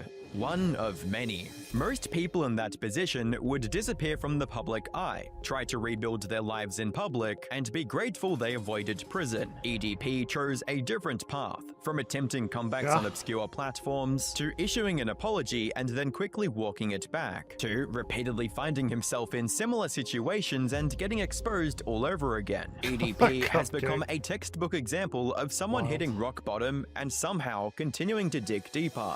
Hi, I'm the Internet Anarchist. I create weekly YouTube documentaries, and today we're going to cover the many failed attempts at a comeback from EDP, as well as what he's been Come on, up to people. recently. If you What are enjoy we these doing? types of videos, make sure to subscribe. With that being said, let's get right into the video. It's hard to we imagine doing? someone that Come on. hasn't at least Let's heard go. of EDP, but I suppose it's a remote possibility. For those of you that are uninformed, EDP, short for Eat Dat Poop 445, exploded in the 2010s through loud rants about Damn the it. Philadelphia Eagles, alongside his love for poop and goop. Probably his most famous rant that you will most likely recognize is his Good Evening Twitter video. Good evening, Twitter. This is your boy Eat That 445, and about like 30 to 45 minutes ago, I beat the out of my so goddamn hard that I can't even feel my left leg. My left leg has went totally numb, and my has also went totally numb to the point to where it feels weird when I go and take a piss. Videos like I flooded Okay. the toilet at Chipotle and best beat your to spread far beyond his core audience. His fans saw him as a walking meme before the term was even overused. As his audience grew, so did the attention. He even crossed paths with Tyler the Creator. By the late 2010s, EDP had become one of YouTube's most recognizable personalities, despite never really changing his formula. Looking back though, there were warning signs that many viewers dismissed as part of the character. His content was often hyper and his behavior could be erratic. Sexual In a is 2020 the live word stream, he that even he suggested that if he were didn't president, say. relationships between adults and minors should be legal. Video called "The Laws That I Would Enforce If I Were President of the United States," and one of those laws are, this is going to be hella controversial. One of those laws are, if you're under the age of 18 and you're a chick and you get with a guy that's over the age of 18, it's consensual, dog. At the time, comments like these were often brushed aside as another example of EDP saying outrageous things for attention. Then the allegations started. Private messages allegedly involving EDP began circulating online. YouTuber Cold Raven released evidence and later ran a series of videos documenting interactions using an underage decoy with him. EDP responded with defensive videos of his own, including one that reportedly blamed underage girls for seeking attention. Instead of making the accusations disappear, the responses only drew more scrutiny, and everything came crashing down in April 2000. It's a fun mechanic. A predator hunting group led by Alex Rosen, then operating under the Predator Approaches brand, conducted a sting operation using a decoy posing as a 17-year-old girl named Sophie. According to the released chat logs, 17? EDP exchanged dozens Why of did he messages delete or containing bleep explicit 17? content before agreeing to meet her in person. The meeting took place in They a can't even parking say lot in numbers on Bakersfield, YouTube now? California. When confronted on camera, EDP admitted he was there to meet the girl, but repeatedly tried to explain himself. During the exchange, he claimed he had only come to get a cupcake. Shit. Well, I was actually coming out here to pick up a cupcake. That Cupcake? single line instantly became one of the most infamous memes in YouTube history. The confrontation video spread everywhere. Most notably, Charlie, aka Most Critical, would cover this situation, and his initial coverage would blow this up into the mainstream. Currently, his first video has 22 million views. This truly was a cultural moment for anyone that had any remote interest in commentary on YouTube. Hell, even people that had zero interest had at least heard about it a little bit. Those who followed him for years watched in disbelief. No, I as thought one it of was the only platform's biggest 2. personalities unraveled in real time. EDP immediately privatized his videos and effectively disappeared from the internet overnight. YouTube permanently terminated both his channels and backup accounts. Alex Rosen's channel was also removed the same day. Law enforcement opened an investigation, but no criminal charges were ever filed, and critics argued that the vigilante nature of the operation severely damaged any potential case. As a result, EDP walked away without prosecution, though the court of public opinion had already delivered its verdict. God Chris damn it. Hansen, famous for To Catch a Predator, publicly offered EDP a chance to sit down and explain his side of the story. EDP considered the interview more than once, but ultimately declined. Most people assumed that after being caught in one of the most public internet scandals of the decade, EDP would disappear for good. Instead, he did the exact opposite. Within days of the confrontation video going viral, he was already talking about a comeback. Rather than addressing the allegations head-on, EDP Okay, we uploaded already know videos all to this. Facebook This is supposed to be an announcing that he was update moving his video, content okay? to a personal Come website. on, He insisted that the Internet EDP anarchist. movement wasn't over and framed himself You've as already made someone this who had video been like 3 unfairly times. targeted. It was cracking with it. It's your boy and eat that 445. So just want to let you guys know, man, EDP445.com is coming soon. Been about like a week, maybe 2 weeks from now. I'm gonna have a fucking website up and fucking popping and shit, you know. That's where I'm gonna be posting all of my new videos and shit, you know, over there up on the website. You know what I mean? Continuing to fucking eat that movement, letting ass motherfuckers feel it, and straight whipping our fucking cocks out and pissing all over motherfuckers. You feel me? So with that being said, man, The internet is a wild place. EDP445.com. It's coming fucking soon. This website is gonna be fucking crack-a-lacking. Fuck you know about There's that. some fucking To many crazy viewers, people it out was there. surreal. One of the biggest scandals in YouTube history had just unfolded, and his first instinct seemed to be figuring out how to stay online. That would become a recurring pattern. Every time a platform removed him, he immediately looked for another one. He tried Vimeo, Like a and the fucking account rat. was quickly He is a suspended. rat, So but then he created a new understand. YouTube channel called The Notorious EDP. Before it was terminated, he uploaded videos showing off his firearms collection and talking about his situation. The channel was removed almost immediately. He made a backup account and that got removed too. He moved to 3Speak and that account disappeared once moderators became aware of who he was. At one point, he even attempted a political stunt, filing paperwork to run as a replacement candidate during California's gubernatorial recall election. The campaign went nowhere and he never appeared on the ballot, but it reinforced the growing perception that EDP was willing to try absolutely anything to stay relevant. While he was desperately hopping between platforms, his personal life was reportedly falling apart. His income had largely vanished, sponsorships were gone, his YouTube career was over,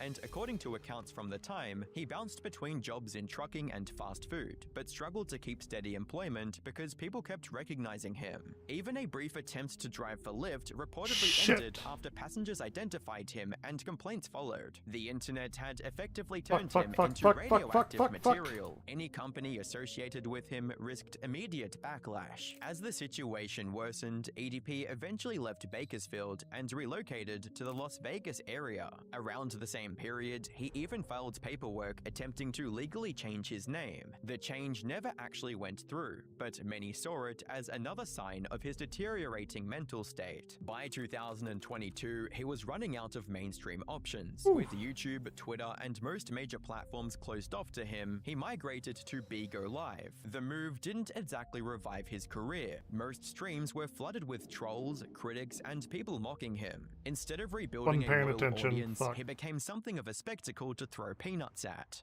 Why did you come to Bigo? What Bigo? This app. Oh, you mean Bigo? Oh. Yeah. You know what you're talking about? Yeah.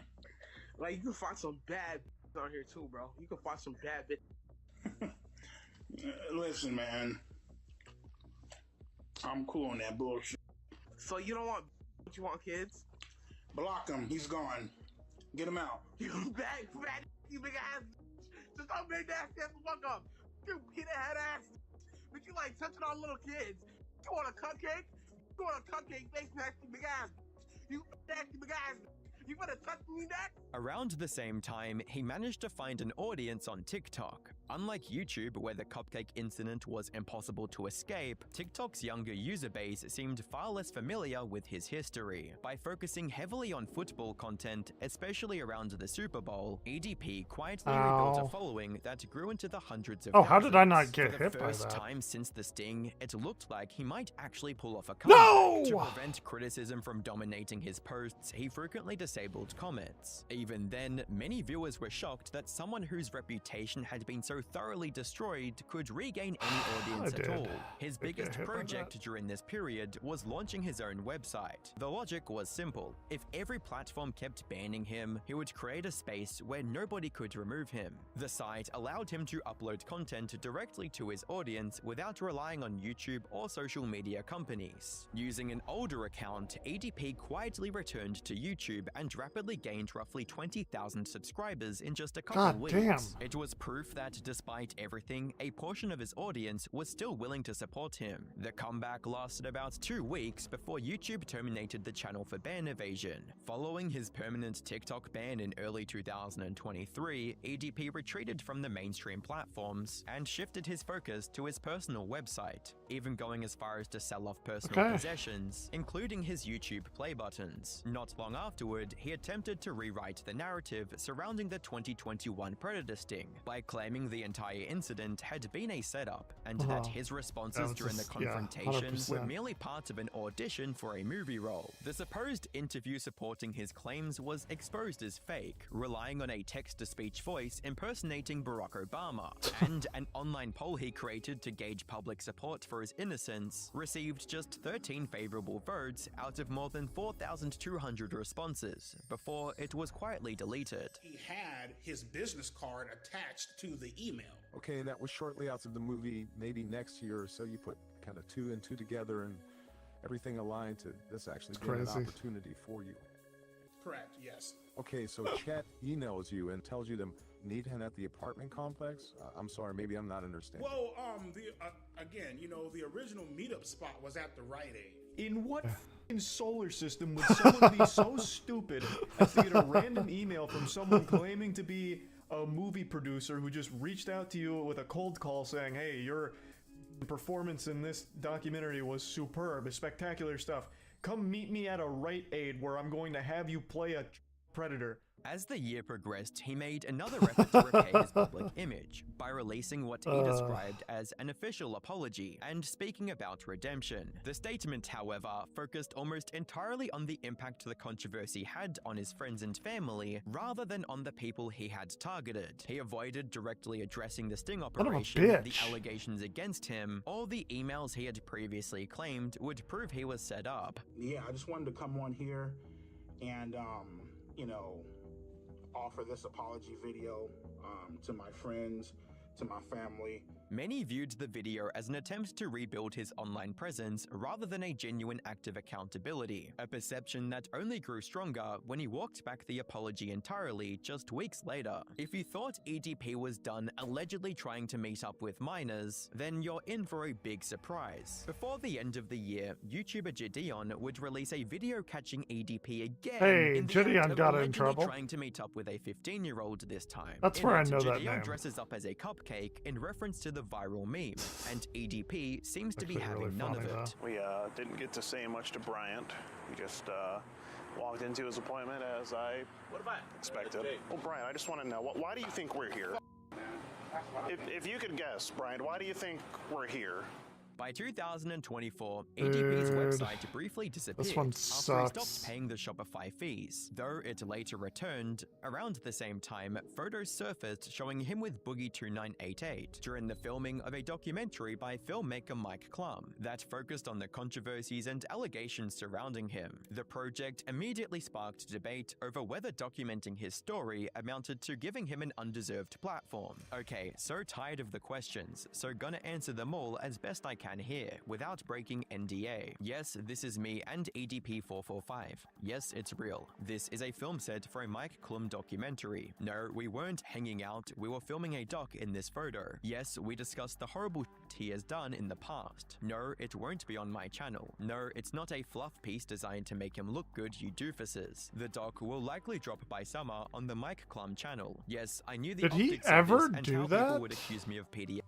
But I am not a PDF, so I don't care. Yes, I was compensated for travel and expenses to be in this thing. The documentary still has yet to be released, so it's safe to say that whatever he said in this interview was bad enough to be never shown the light of day. ADP's most significant comeback effort emerged later that year, when he revealed a YouTube channel he had quietly created long before making it public. The channel cycled through several identities, including the OG445, Big Cheese, Eat That 445, and eventually the infamous EDP. Once he began uploading regularly, he framed himself as a victim of YouTube's enforcement actions and used that narrative to attract an audience. The strategy proved to be more successful than any of his previous attempts, with the channel gaining thousands of subscribers in a matter of days, and eventually growing it into the tens of thousands, making it his most successful return since his original downfall. As the channel gained momentum, ADP now released this a is video new shit, I titled think. Mistakes Were Made, presenting Oh, it no, no, as no, a no. statement of This is still old accountability. shit. Yet, within moments, it became clear that the video was not an apology in any meaningful sense. He insisted he did not owe the public an emotional display of remorse, argued that any responsibility he had was limited to friends and family, and ultimately shifted the blame towards the minors involved in the allegations against him. You heard that right. He blames the minors for being at fault for messaging him.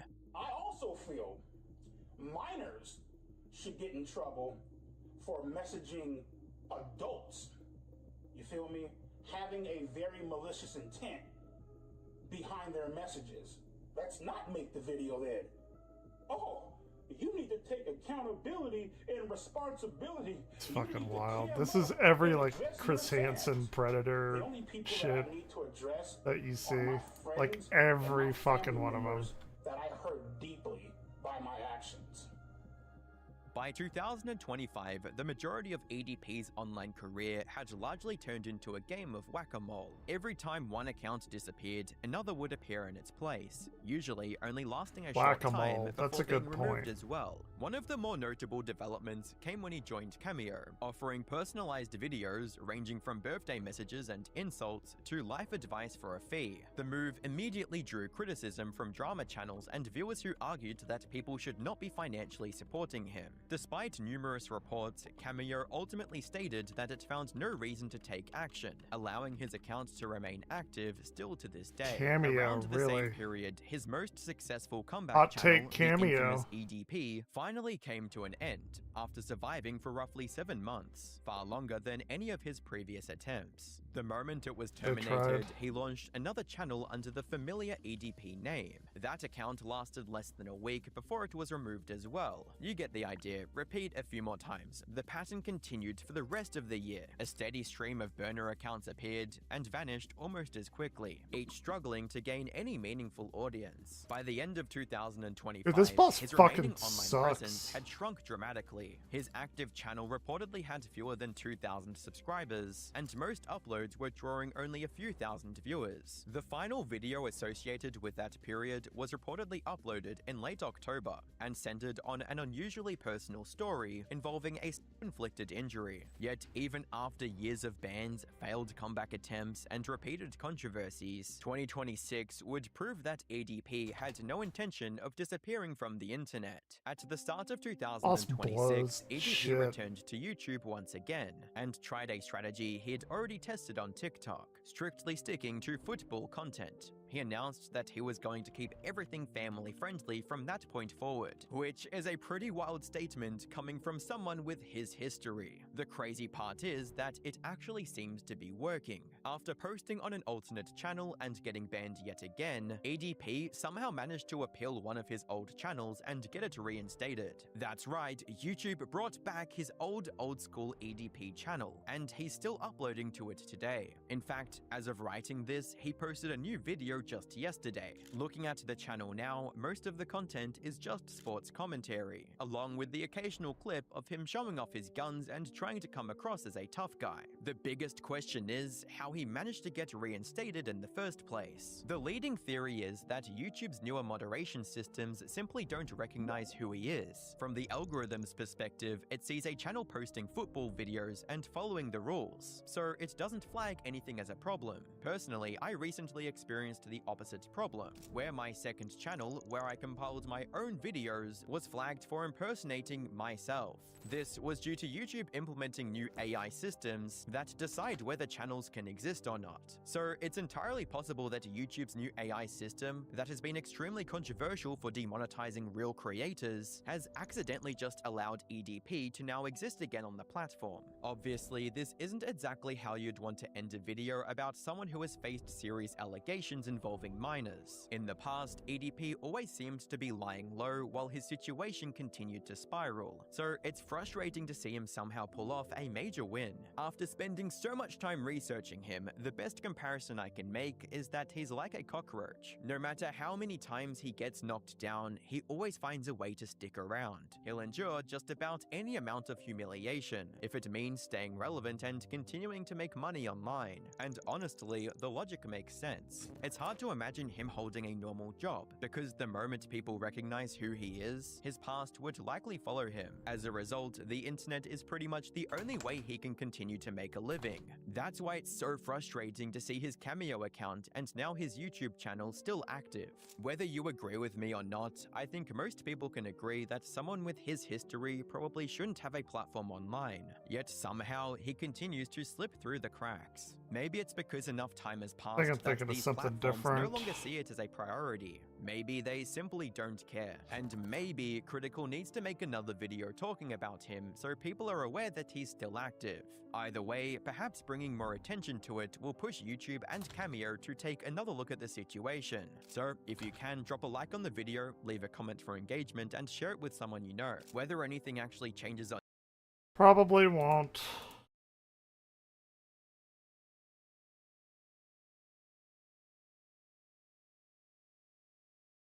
This is not.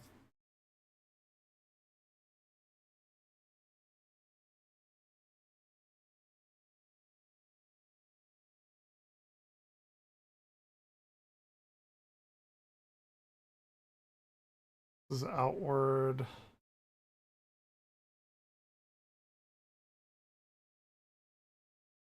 I'm gonna go over here with inward.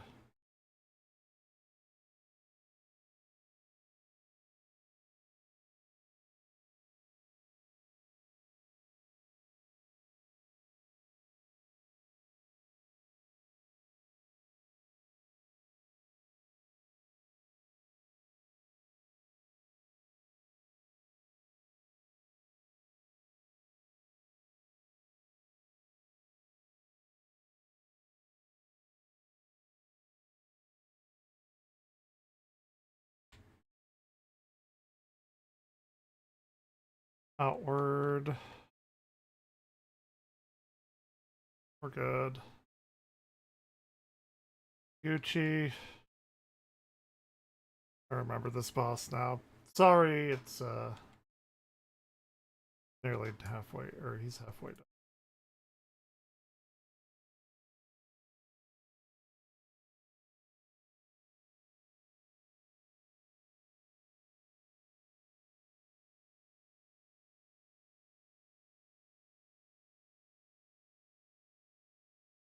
This boss isn't like that crazy.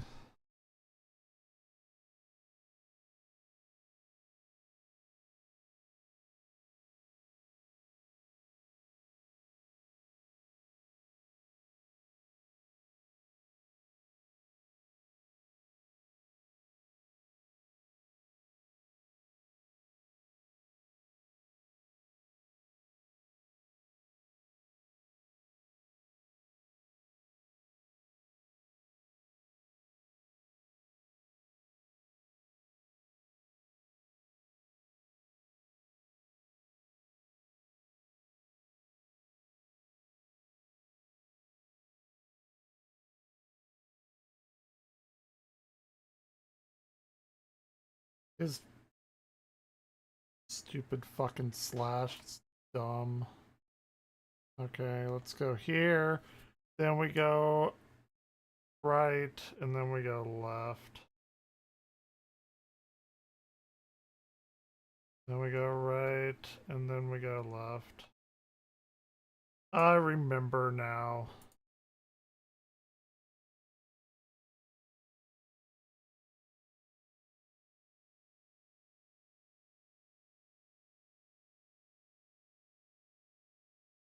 Okay.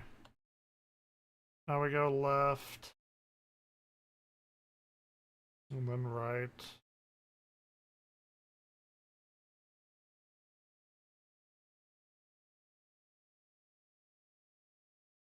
Oh shit. Oh fuck, I don't, oh my god, there's so many.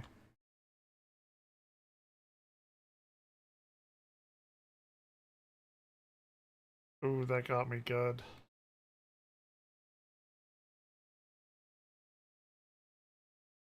He's like dead, right? He's done. He's done skis. Bring out Solar Bahamut.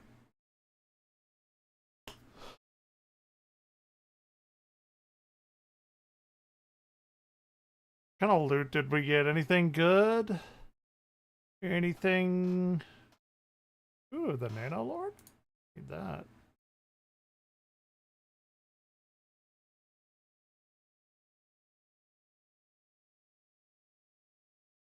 Pass on everything else. Need any.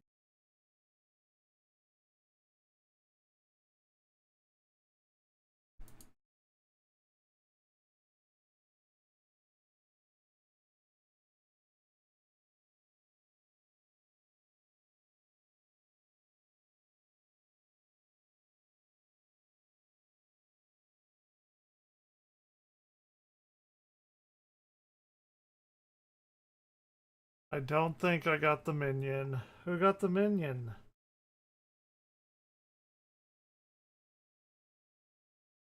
Ah, that's awful. Okay. Let's see how much this has been charged.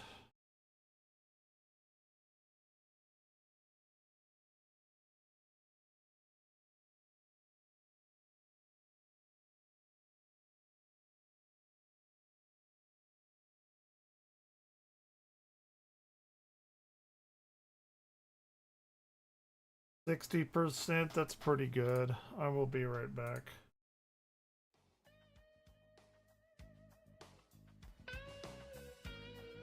Gotta go.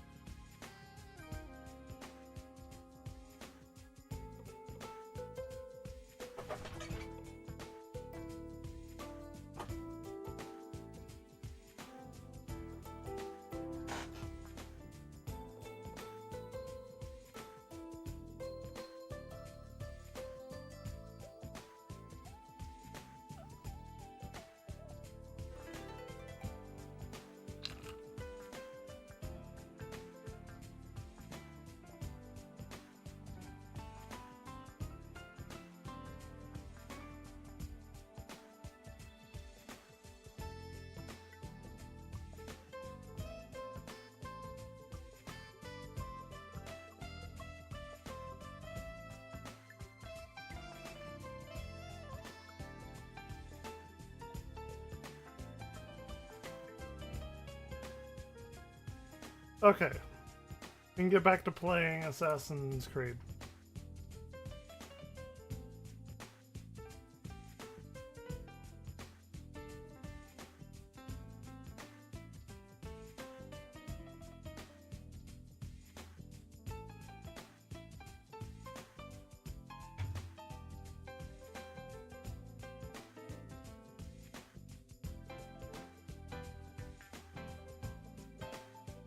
Where is it?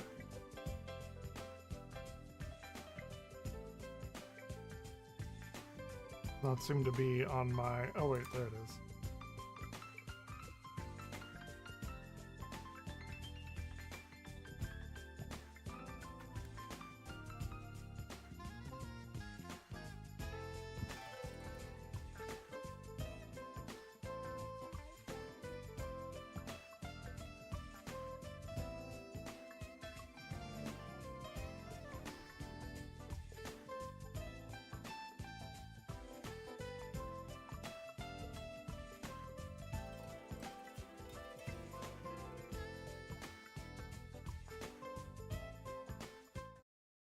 You are running an unsupported video driver. Please, just fucking up. Seemed to work perfectly fucking fine earlier when I was streaming.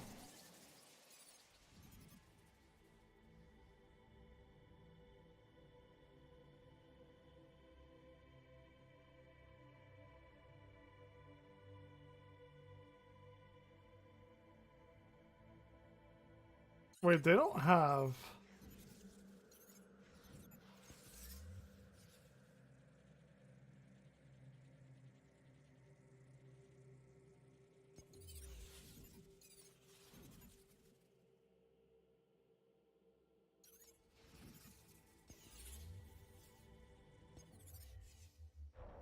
Why don't they have like Assassin's Creed 3 and 2 on there? And OG. Weird. Okay. What were we doing?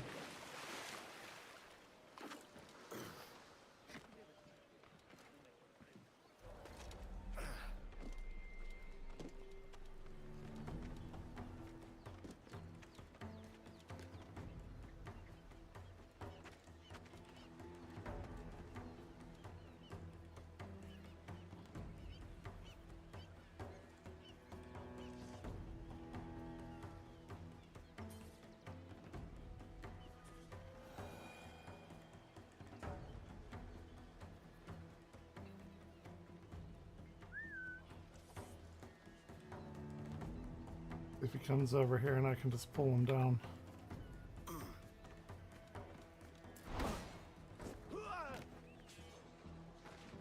Exactly what I wanted to do. Like, exactly.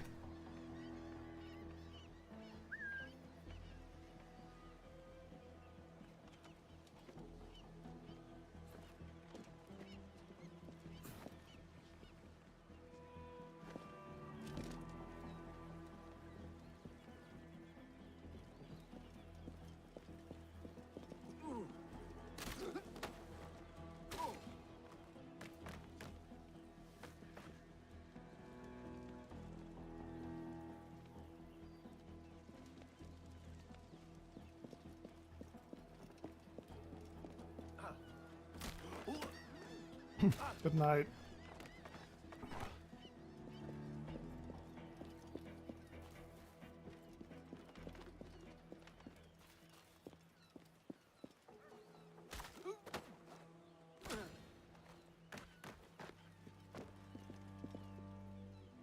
locked room. This must be it.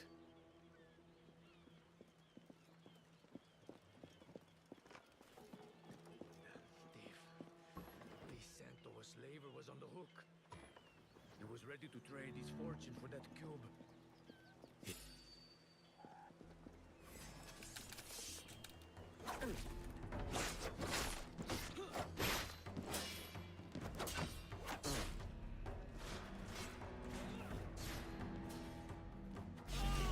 Fuck.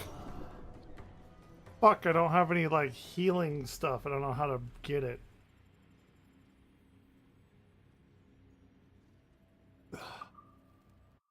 Alright.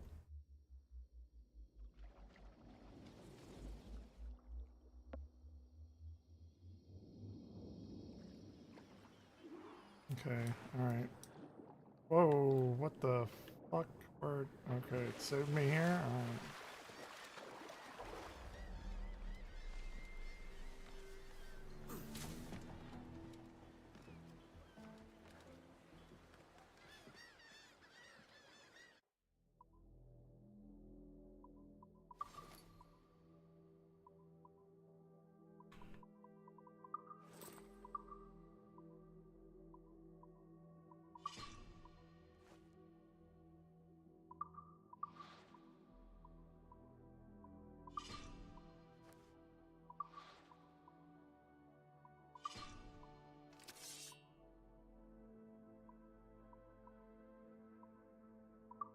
This will probably help me for a little while.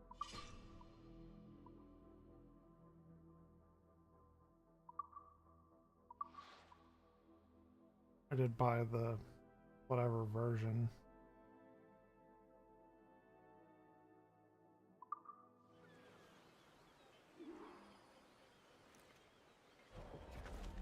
Okay, it starts me off with 2 healing. Like, I don't know where to get the healing or if you have to craft it or what.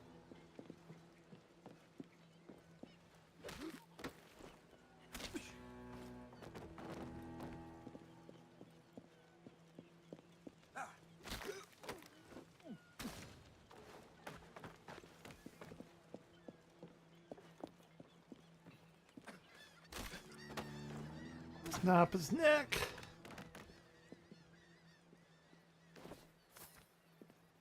Remedy. Okay, I guess we loot them too. Those.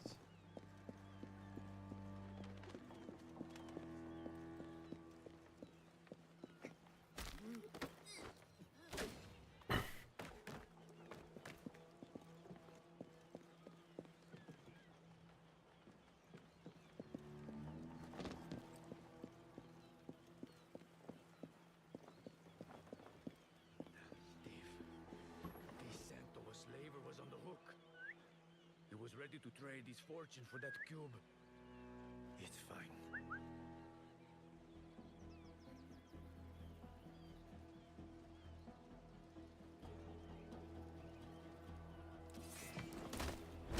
Bitch. This Mendoza has a key that I should like to get my hands on. Found a key.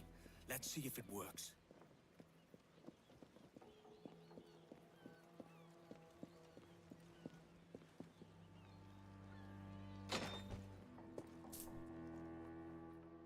Give me my shit back.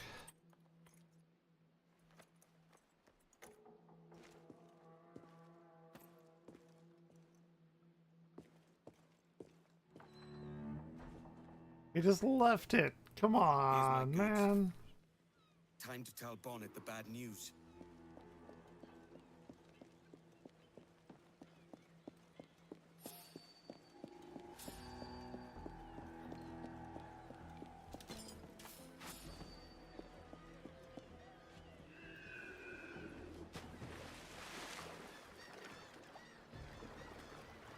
Dude, come on. I feel bad.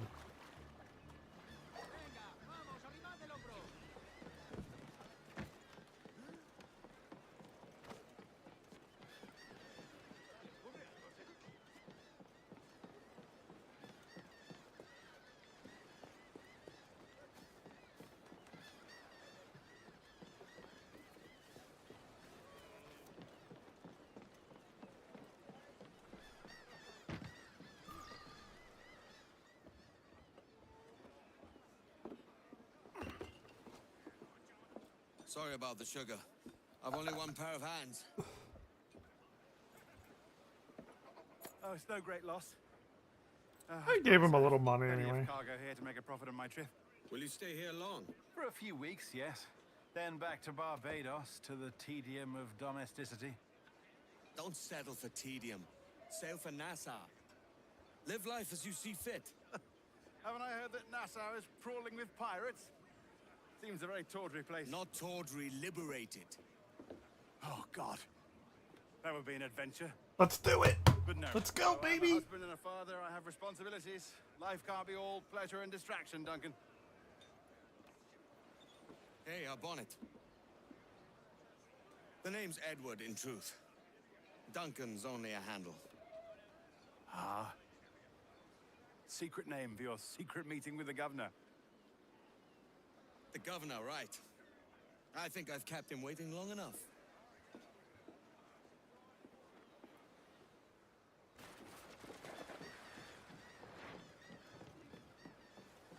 Yeah, it sucks though. We didn't get his sugar back, but he didn't seem to mind. We gave him a little money for it. You know, I don't feel that bad now, but...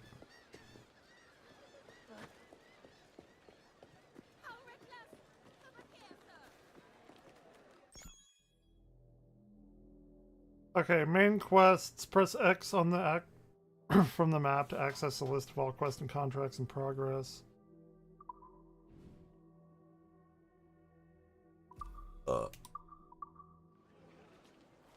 Okay.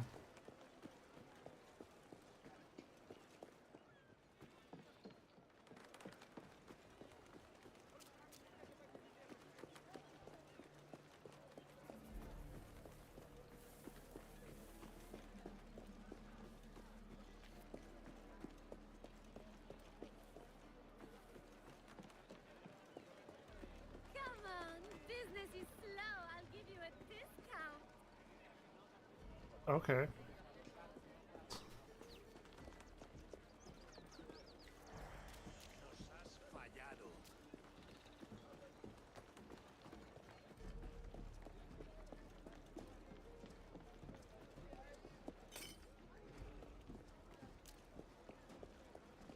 Caramba.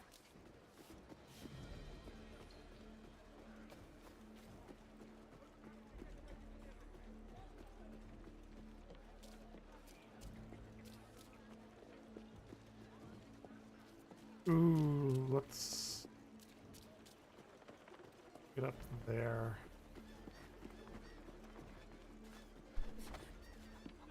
¿Se ha dado un golpe en la cabeza?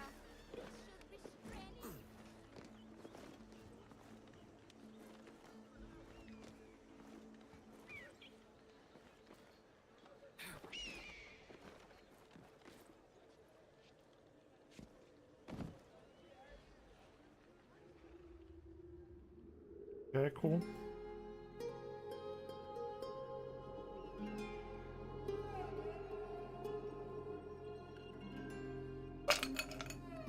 God, it's so fucking hot in this room. I know it's like the 20th time I've said it, but shit.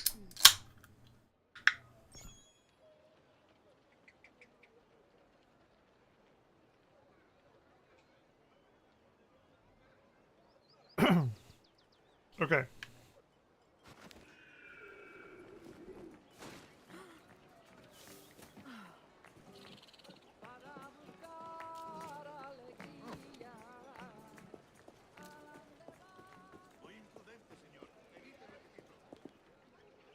Buenos dias. Mr. Duncan Walpole of England to see the governor. I believe he is expecting me. Sí, señor Walpole. Entre, por favor. Okay. We're gonna figure out that I don't know fucking anything. ¿Ese es el hombre? ¿Cómo lo llamabas? ¿Asesino? Sí, Duncan Walpole. Asesino. Debería haber llegado hace muchos días. Parece un hombre rudo. Le suponía un aspecto más respetable. No meses en alta mar. Sé indulgente con él. No me gusta que los extranjeros se paseen por nuestra ciudad. No me fío de ellos. Cállate. El gobernador tiene invitados. Todos franceses e ingleses. Ooh. at him. Good morning, sir. Would I be correct in thinking you are Duncan Walpole? I am indeed. I thought as much. Woods Rogers. A pleasure. The same. I must say, my wife has a terrible eye for description. I'm sorry? My wife. You met her some years ago at the Percy's Masquerade Ball. Ah, quite. She called you devilishly handsome. Obviously a lie to stoke my jealousy. Hey! Our guest of honor has arrived. Let's go. Mr. Duncan Walpole. Ah. Julien Ducasse. I hope your conversion to our order is an honest one. Ooh. I have no love for assassins, but even less for liars.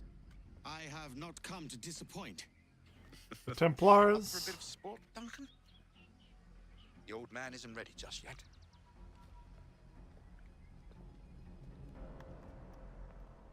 Pull off Is few he a shots if Templar? you like, get a feel for Okay. it. You've got my 2 best pairs of matched pistols, Duncan, so handle them with care. Oh shit. If I had 8, I'd treat each as my own son. Quite. I once fought beside a man who carried 9 on his person. They were a boom in battle, but hindered his ability to swim, sadly. I have a friend in England you may like to meet, Julian.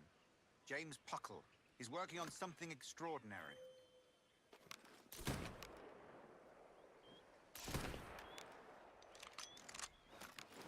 All right.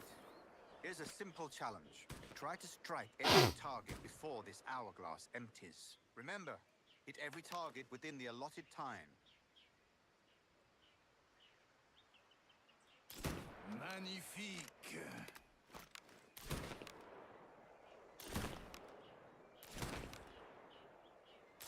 Excellent. A good hit. Wonderful. You're a cracked shot, Duncan. As Fuck good yeah, with a I pistol am. as with your Let's wrist go. blade, I imagine.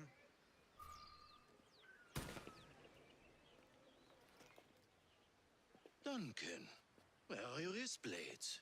I've never seen an assassin so ill-equipped. Damaged, sadly, beyond all repair. Uh-huh.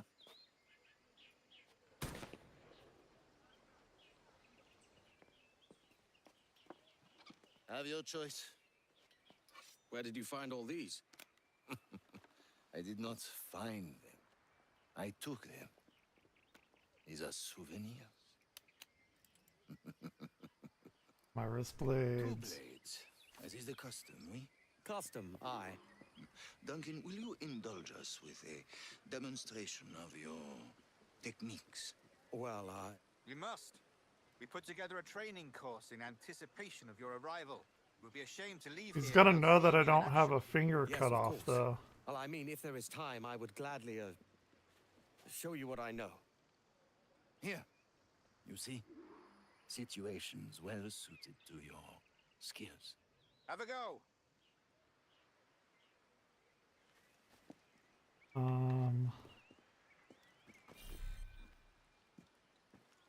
Quite ingenious to use bales of hay for cover, don't you think? God, that's the spirit. Secrecy. Okay.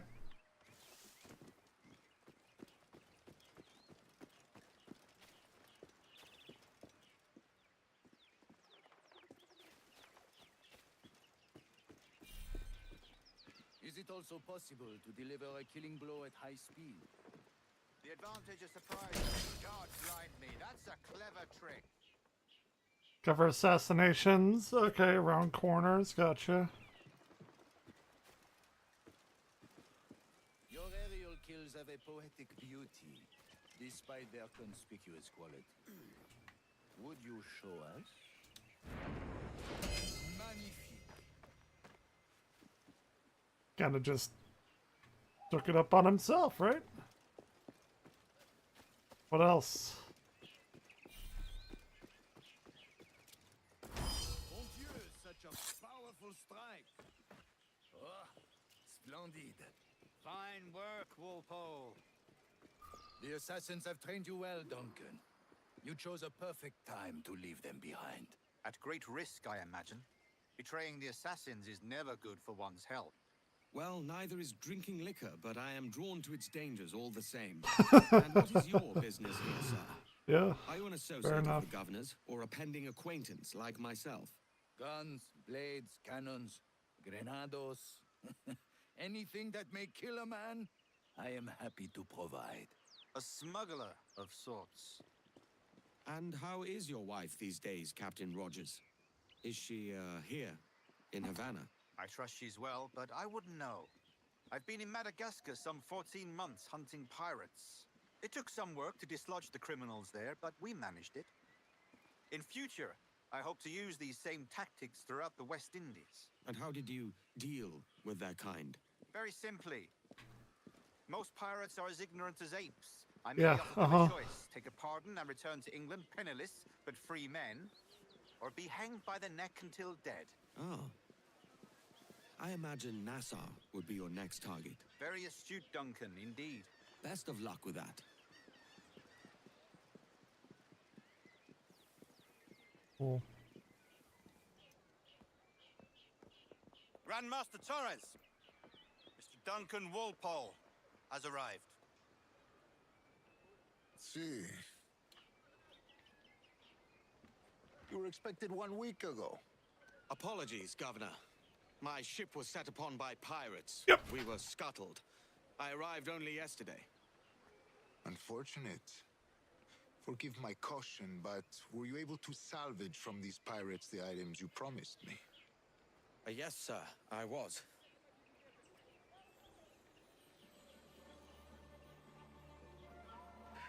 Increíble. The assassins have more resources than I had imagined, but not nearly enough to deter us. It is a pleasure to meet you at last, Duncan. You are most welcome. Come, gentlemen. We have much to discuss. We have much to discuss.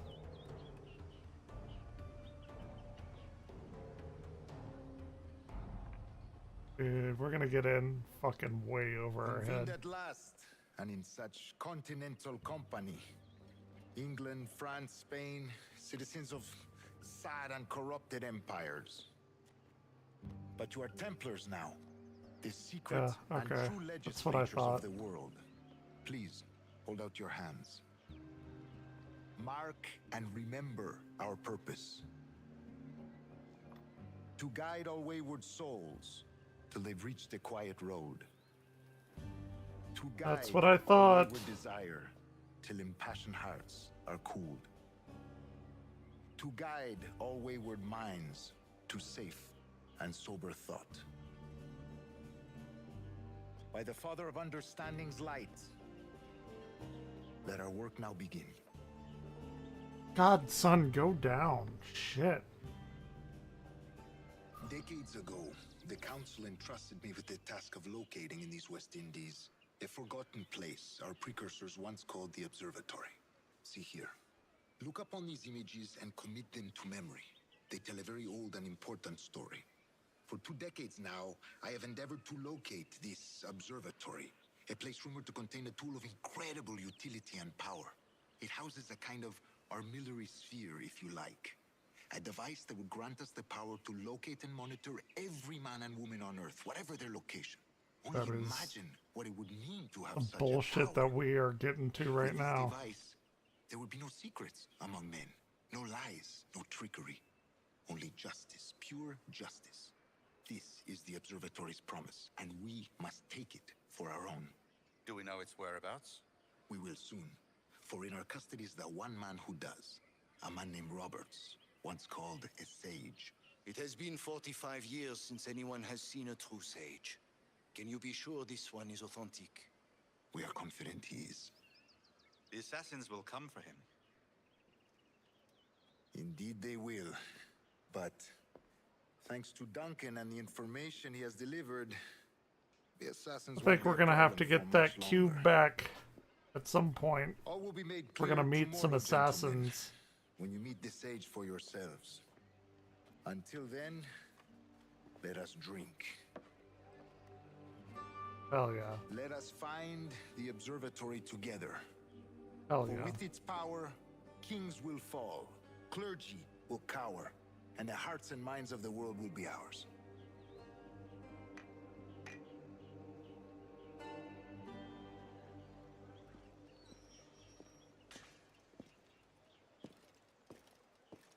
Governor Torres requests your presence at the docks near the Castillo. First thing tomorrow morning.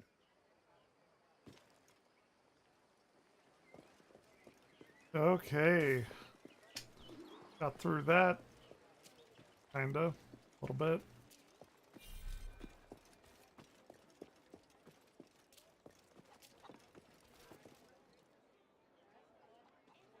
Let's see.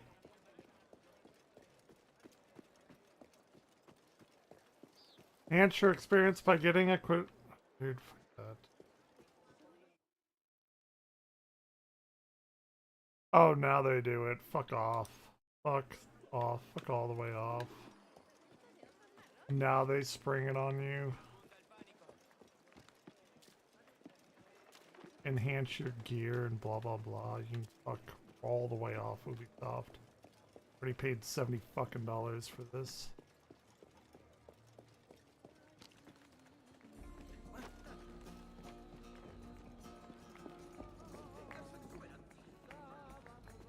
You? Not again. Have you any room? I can pay. What? And have another brawl wreck the place? Out with you! Your loss, mate. I know where to find some privacy. And what he can't see won't trouble him. Okay.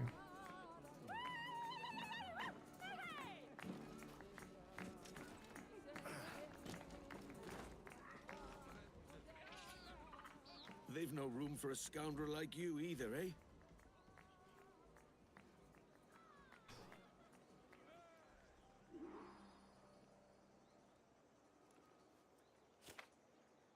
Wipe that fucking thing.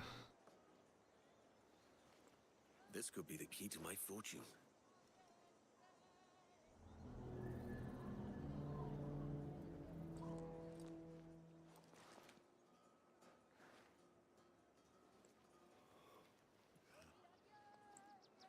Ugh. God damn it. Fucking yawning effect.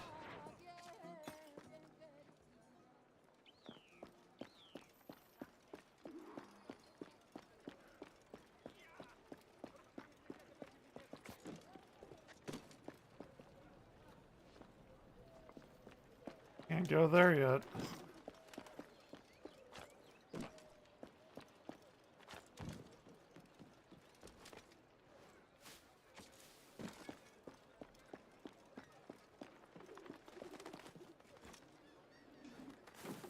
¿De verdad es necesario?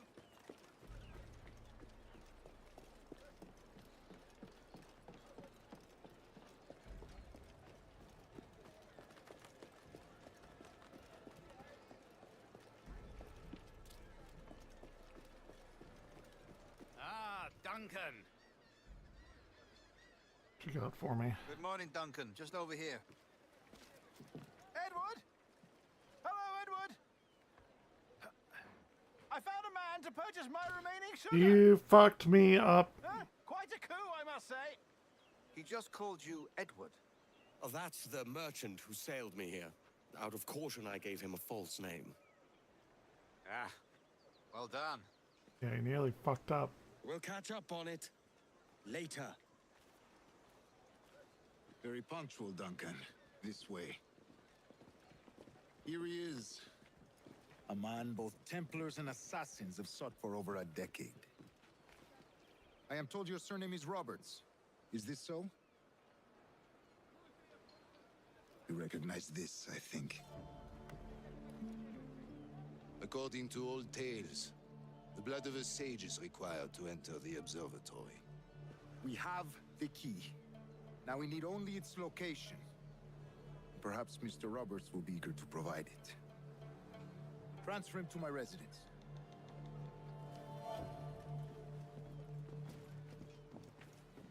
Such a fuss over one man. Is the observatory really such a grand prize? Sí, sin duda. The observatory was a tool built by the precursor race. Its worth Ooh, the is precursors. without measure. Precursor race. I see. One of your early letters mentioned a desire to kill the Mayan mentor Atabay. Were you able to carry out this contract before coming here? I I was not, no. Too many complications along the way. A pity. But the maps you delivered with the vial will see that job finished. Aye. That's the idea. He is playing it cool. Too quiet. I don't like this route, Torres. We're exposed. Something is wrong. Stay close, Grandmaster. I feel it too. Do not let them get their hands on the sage, at whatever cost. Assassins! Assassins? Guard the sage! Proteger al sabio, vamos! Dude, they're really bad assassins.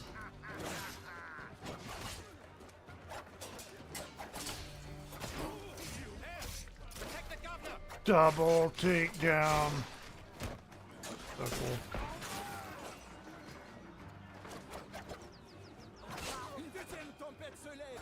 Dude, those are really bad assassins.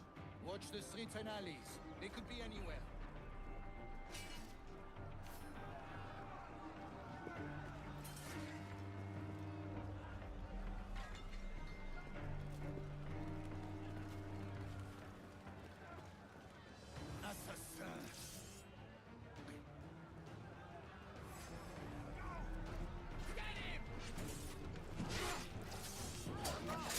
They're on the rooftops.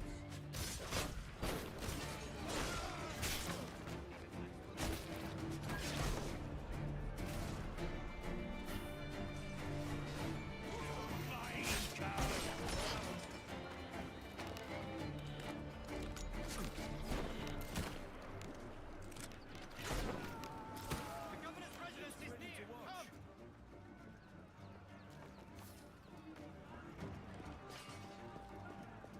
Let's go.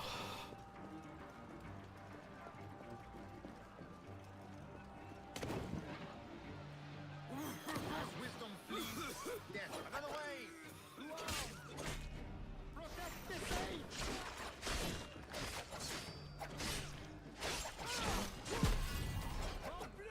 We need to move.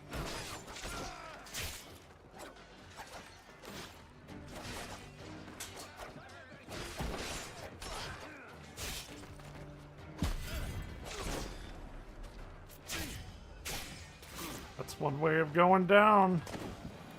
Almost too easy. Here's another attack.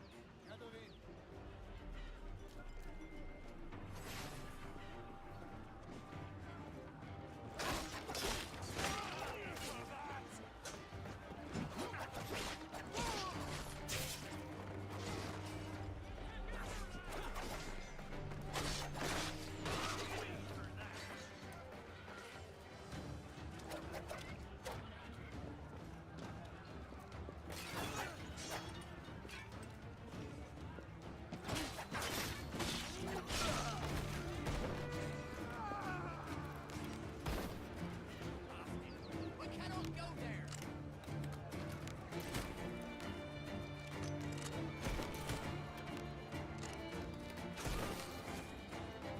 Okay.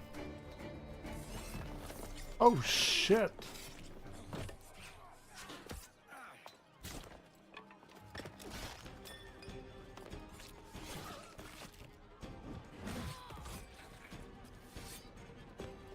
Come on, Edward.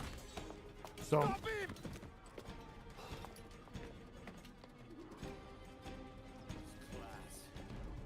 You're a nimble one, I'll give you that.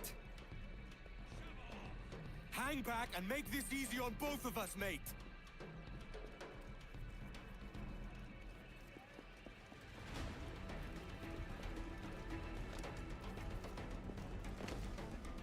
Stop, or I'll kneecap you.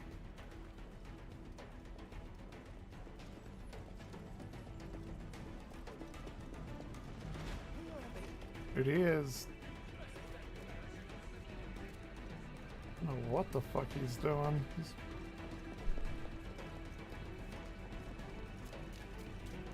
Falling though. Ha! Nowhere to run. Have you ever been flayed, boy? They could never catch me.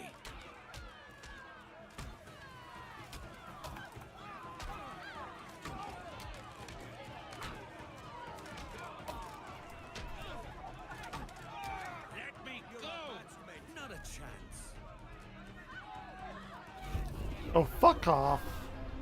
Bullshit. I didn't know how to do the fist fighting with the controller.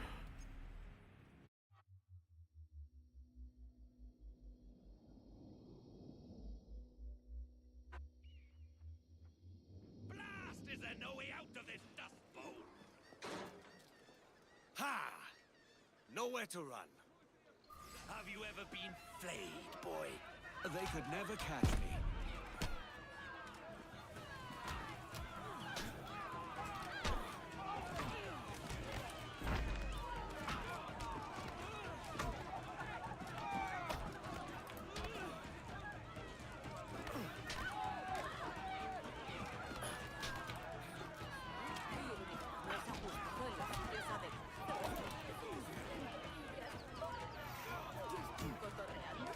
Let me go! Not a chance.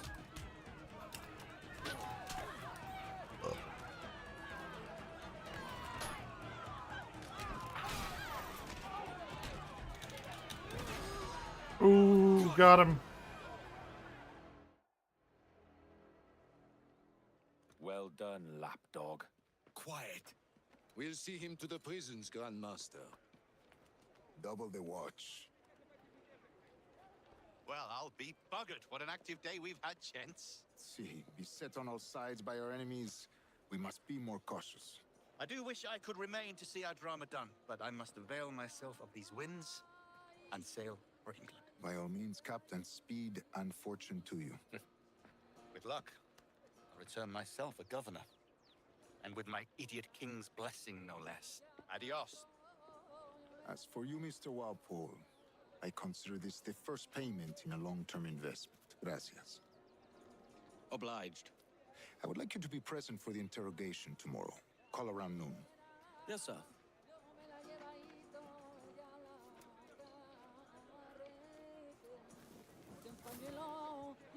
All that toil for this pittance. Jesus. Jesus. Menuda metedura de pata.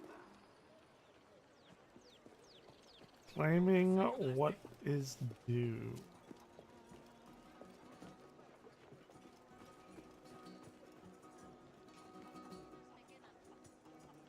Hey, at least they got guitars here.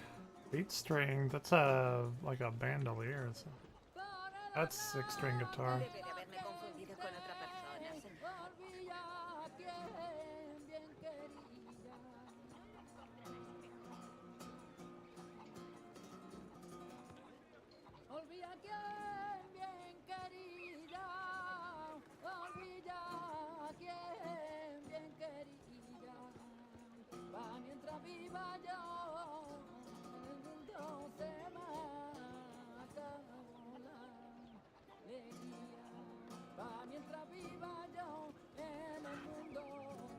Come on.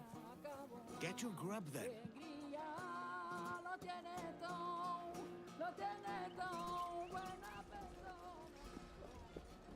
Escuchad.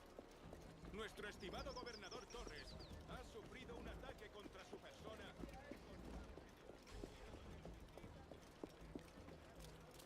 No se admiten patanes. Prepara tu ataúd. Dude, sorry, didn't mean to go in there. Didn't know I was supposed to not go in there. No quiero estar implicado.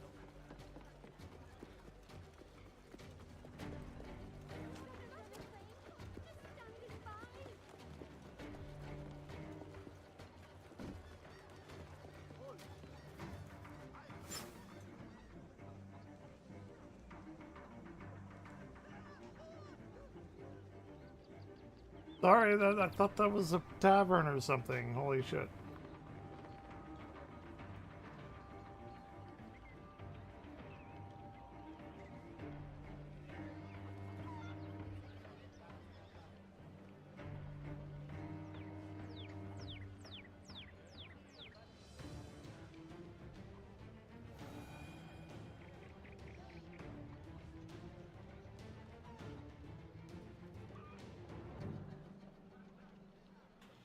I think we're good.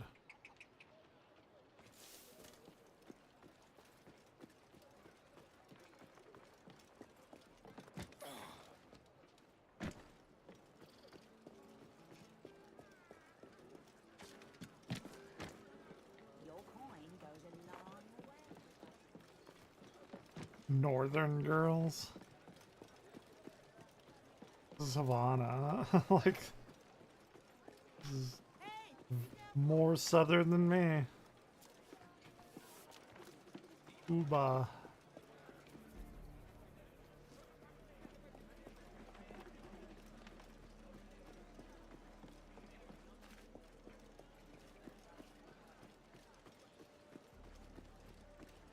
Ooh, I see a bird perch.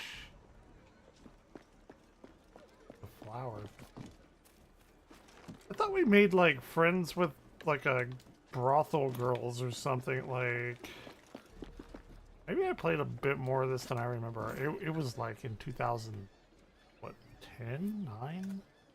When did the PlayStation 4 come out?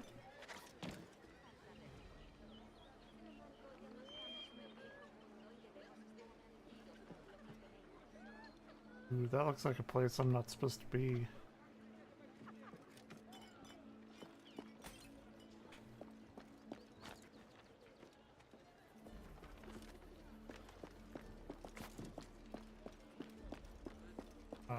Go over there. Some new area.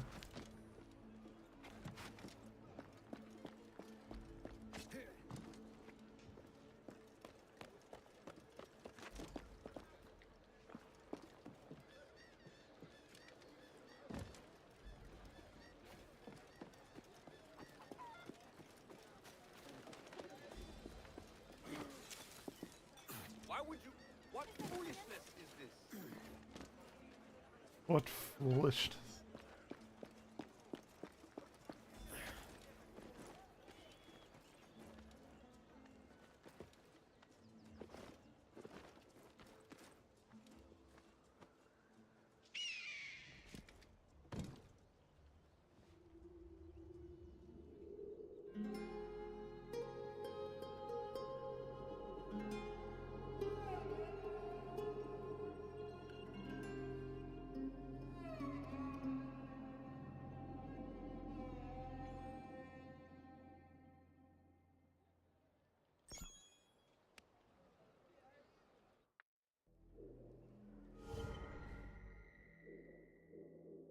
Okay, so this is a very large map now. Okay. Tortuga, Rio de Loga, Lagua, I don't know. Antoyer, Nchoro, Serenia, Charlotte, Navasa. Okay, alright. We've been to a very, very tiny portion of the map. We've only played a very, very small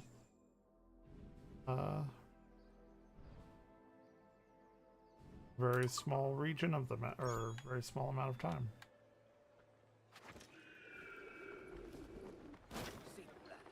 Muy singular. Visitantes de las islas. Satisfacción garantizada.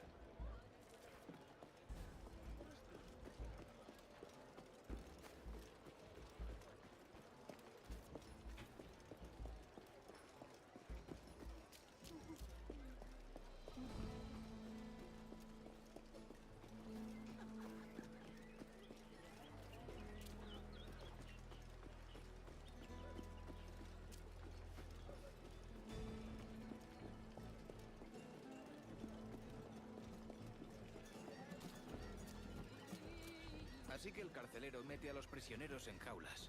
Nos facilita la That's vida. a lot of No Spanish todos eran steel. prisioneros. He Just reconocido how algunas much is this caras. sage ¿Qué worth? dices? ¿Hace esto a sus propios hombres? Solo cuando Was se he in there? Si le ofenden, es aún peor. Edward, what a marvelous surprise! Come, have a drink.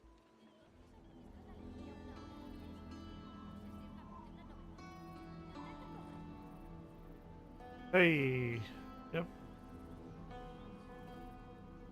Only had one drink in that many hours? What the God sink me for this pittance. 1,000 reals for those maps. That's what? £100 at most. How's a man supposed to become rich in these times with a miser like Torres running the world? Have you ever worked on a plantation before? You know what I'm thinking? I'd like to see this observatory the governor's going on about. He said it were like a device that could follow people around and show where they were. A ludicrous idea. Imagine my wife with such an advantage over me. And imagine what a thing like that'd be worth. Sell that to the right person and I'd be the richest privateer in the West Indies. I'll catch you up, Bonnet. There's a sage in that house I must speak to in private. He seems to like the drink. Hold left trigger and use down to equip the smoke bomb.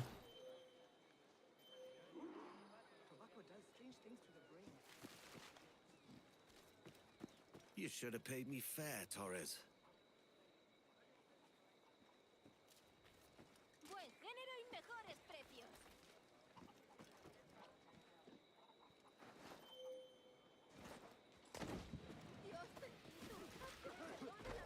Ducasse mentioned a prison. Time to find it.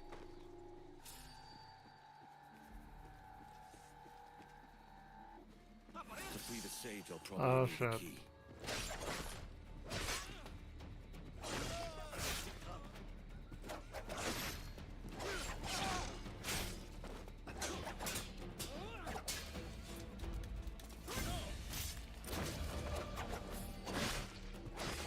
That's some bullshit.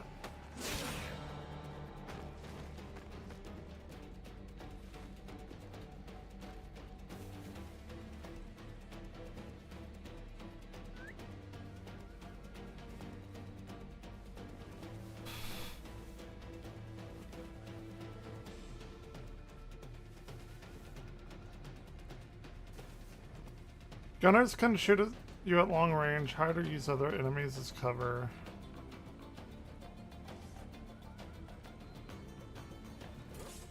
My guard in the watchtower is looking lively.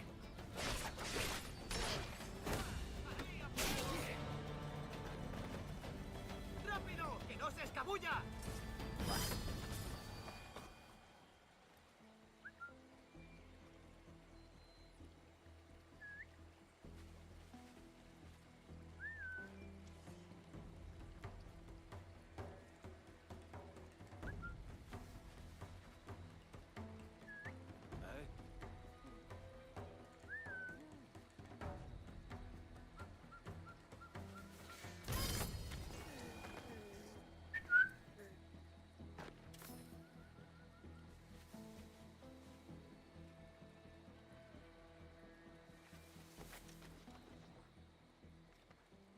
You get in there. Up from here.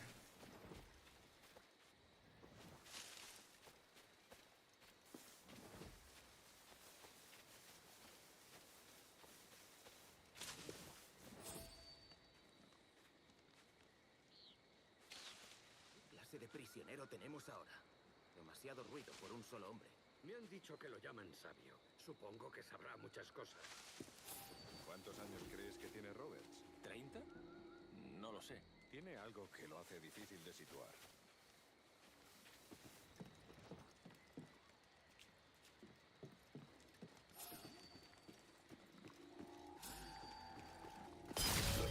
Oh, double takedown. What even is that? Didn't think we would be doing that.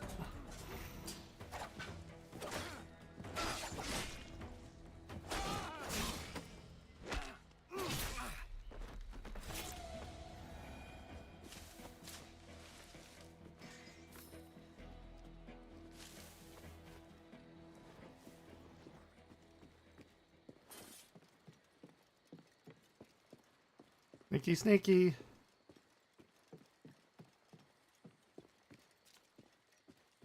Poor bastards in the gibbets. Lost their ears. Was ist das? Remedy? Okay.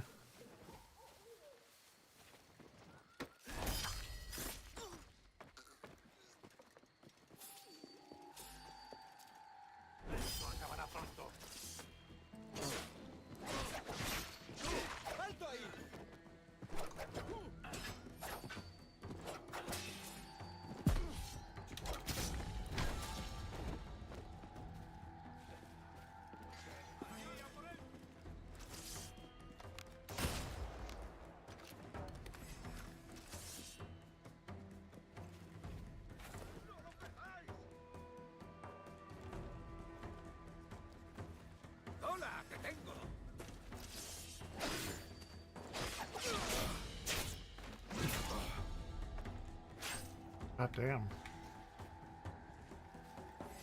¡Ahí! ¡A por él!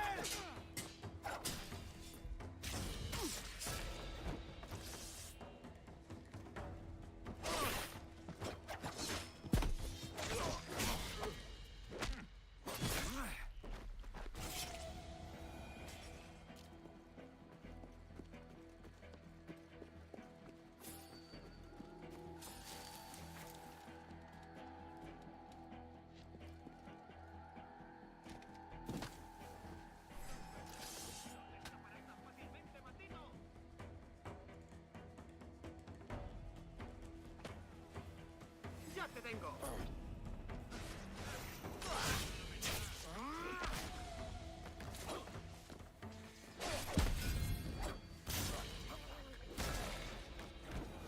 Torpes como la perra que os parió. Una tarea sencilla y la habéis cagado. Me encantaría pasar esta espada rumbrosa por vuestras gargantas imberbes. Pero aún debemos arreglar este desastre. ¡Fuera de mi vista! ¡Largo! Antes de que cambie de idea. ¡Sí, señor!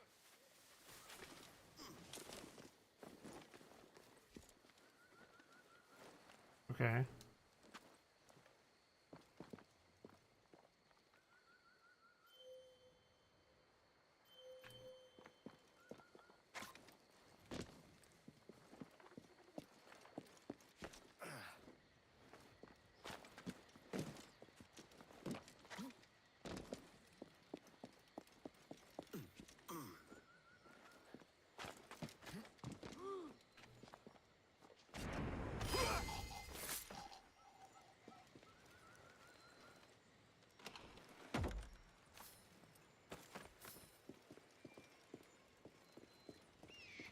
Año tras año buscamos los engendros más necios y les calzamos el uniforme.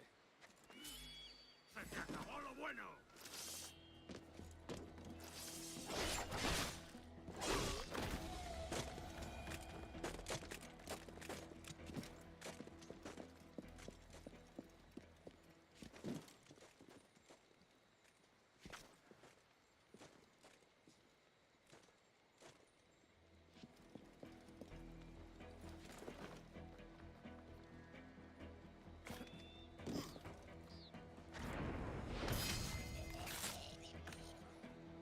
Give me that key. I wager Roberts will be behind the door that fits this key. el hígado, socio!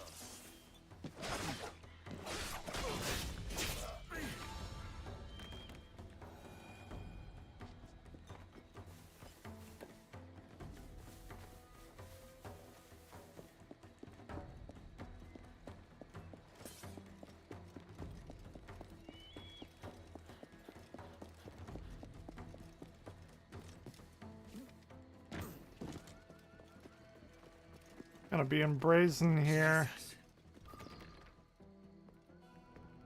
Uh-oh, somebody's already been here.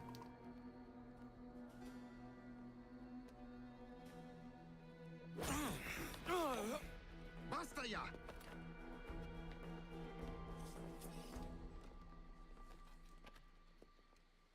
What is your true name, rogue? It's,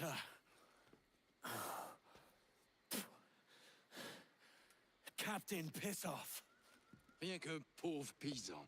Where is the sage? Did you set him free? I had nothing to do with that. Much as I wish I did. Take him to the ports. Send him to Sevilla with the treasure fleet. Oh, wait now! I delivered your treasures, didn't I? You did, yes. But you robbed us of Duncan Walpole.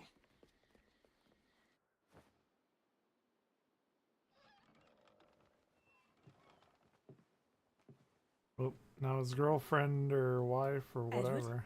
Ahoy, Dove. How are you feeling? No worse. Just a bit of nausea that won't let go. Uh-oh. Have you been at the pub? I only had one pint to save up some coin so I could bring you this. Is it chocolate? Aye. It's from the Americas. I mixed it myself. Go on, have a taste. So this is probably before he did all this stuff. As a privateer, I'll find all manner of novelties in the new world. We'll be the talk of Bristol.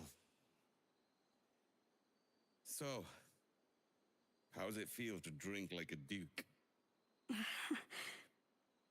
Edward, my father is a merchant. I've had chocolate many times. Oh. Make him feel like an asshole. Have you not? No. Go on then.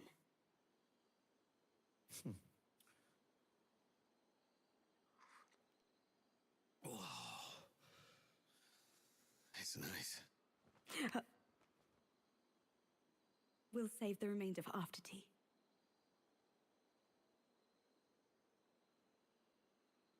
Oh, thank you, love. This was so very thoughtful of you.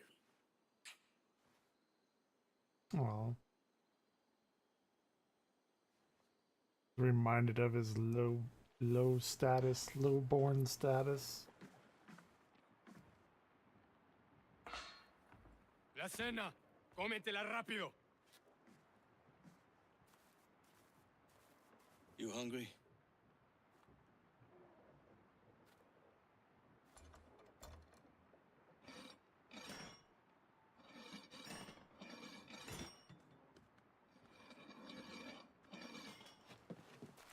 That was fucking Now what's easy your as plan, shit. mate? Find my weapon and steal a ship. Hell yeah, let's go. Soldier! Unlucky lads.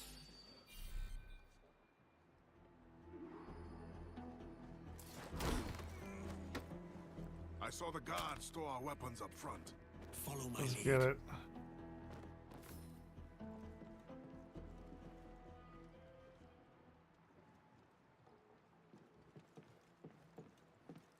Que Dios nos ayude. No me gusta la pinta. Correct. Good form. At least we stand a chance. I am not dying here.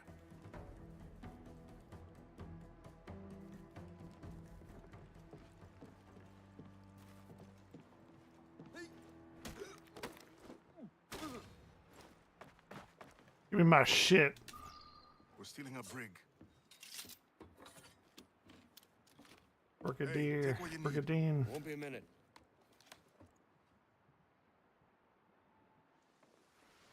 There's many prisoners held on these ships. Set them free, and they'll sail with us, no question. Let's So go, that's baby. the idea then. Free what men we can, then find a fast ship to flee in. Aye, there's a brig in this fleet. I'll make my way to it. Alright, my man. Heavy strike.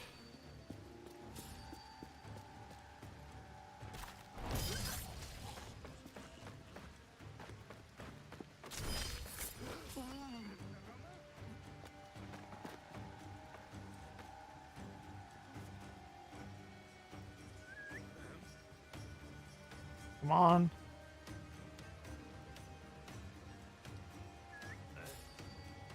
¡Allí! ¡Vamos! ¡Los prisioneros han escapado! Bitch, come on.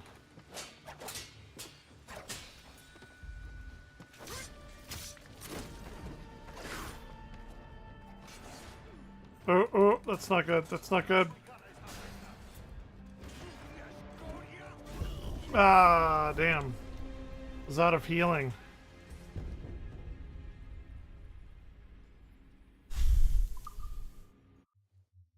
Okay.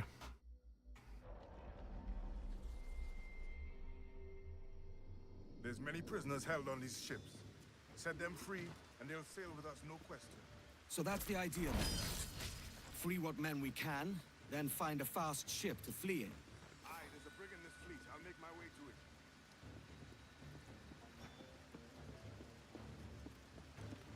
What is he looking at? He looks like he's pissing or something.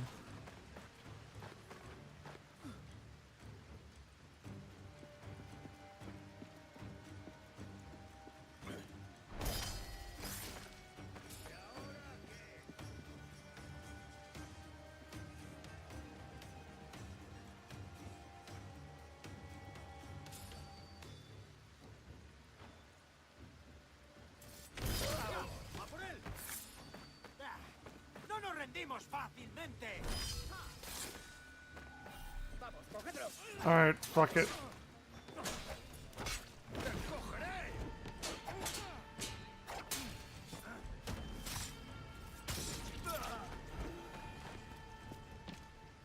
Made me do it. I didn't want to do it.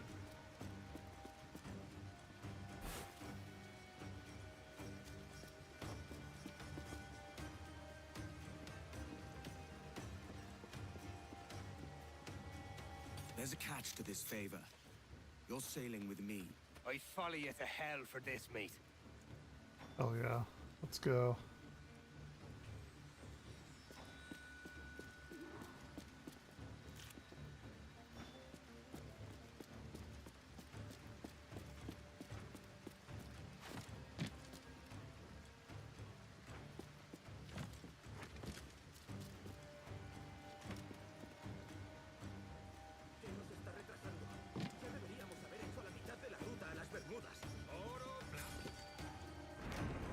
Bam! Double assassination, let's go, baby!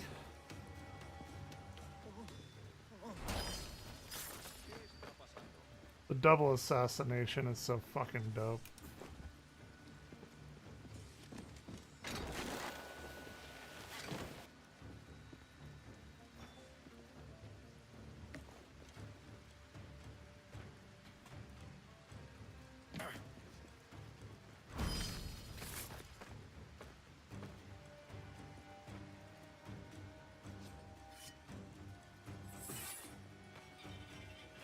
Come on, lads.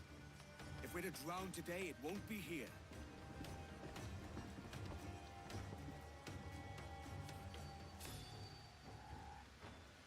Veamos sus tripas.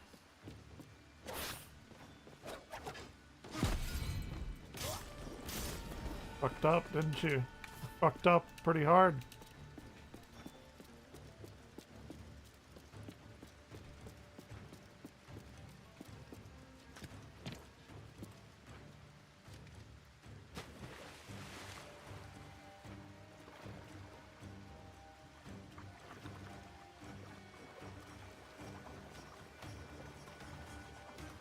It'd be like so many fucking barnacles and shit on this boat.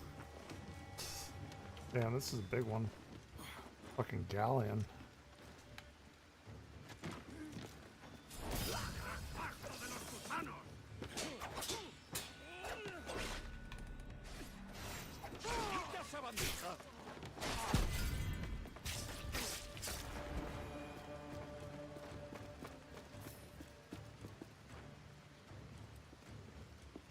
Preparaos para partir, casi tenemos encima la tormenta.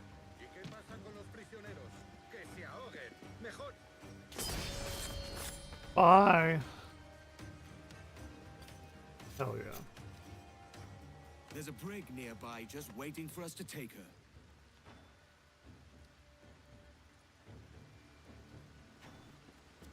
Okay.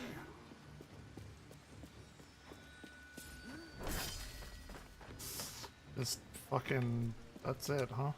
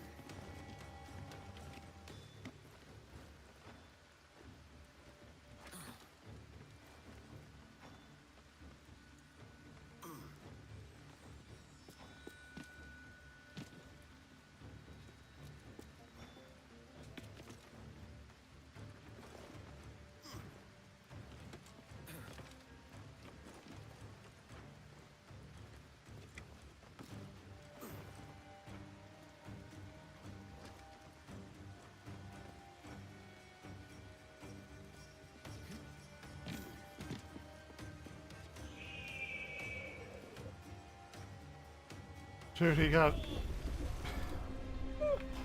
holy shit!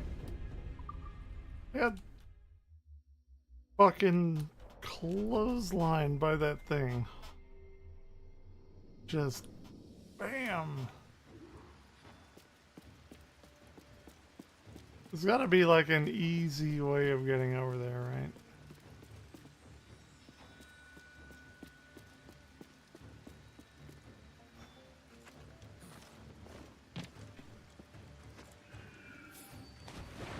I guess we'll just climb up.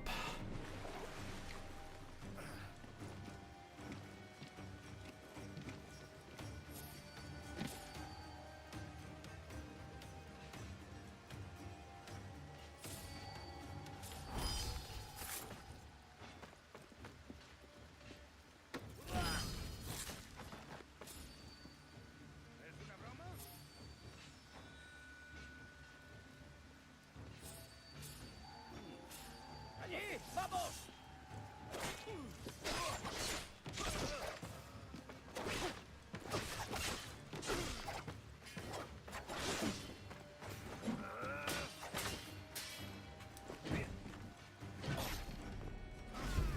Ooh, that axe is heavy.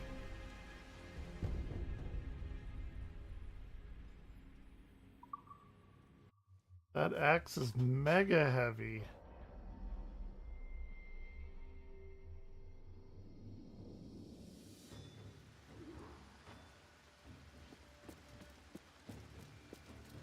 Holy shit.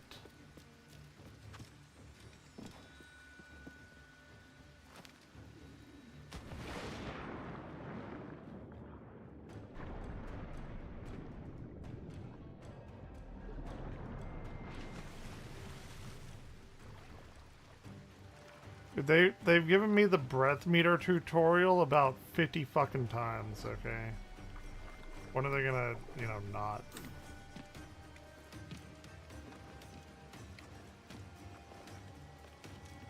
I gotta cut that shit out immediately.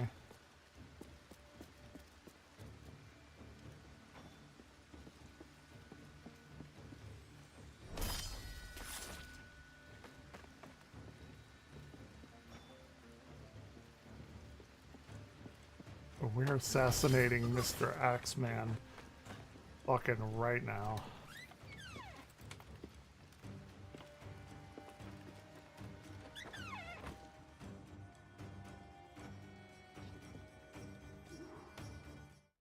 Did they take away my...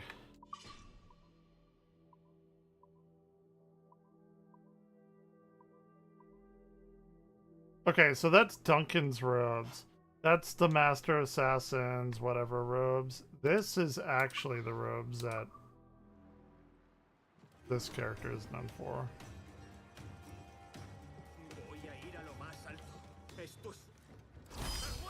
I didn't do double?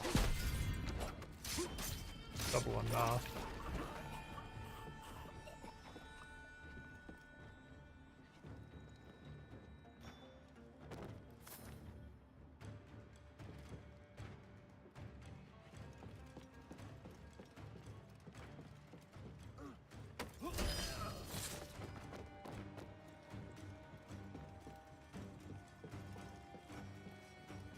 ¡Deja de retorcerte, pirata! And now you're dead. Good job. Alright, people.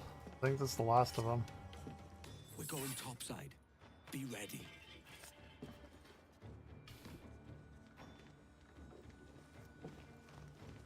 God's hands are sweaty in this room. Even just gripping the controllers so hard. Let's depose the captain and make his ship ours.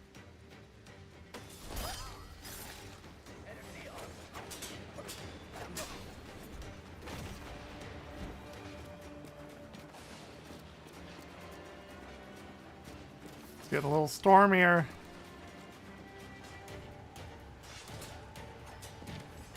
Coming! Hurricane. Jesus. Lay aboard, lads! Save your singing for Davy Jones, you jagabats! It's a hard wind coming! The man speaks true. You lot weigh anchor. As for the rest, half on the foremast and half at the main. Let's outrun this hurricane. Let's do it, baby. Bark any orders you think wise, mate. We're up against it here. These men know their place. They'll see us home. Keep watch on those galleons.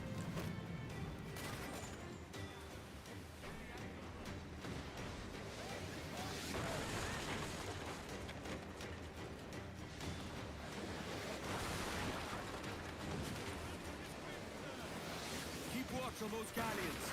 See they don't give us trouble. Beowulf, march is north of this river. Fasten yourselves!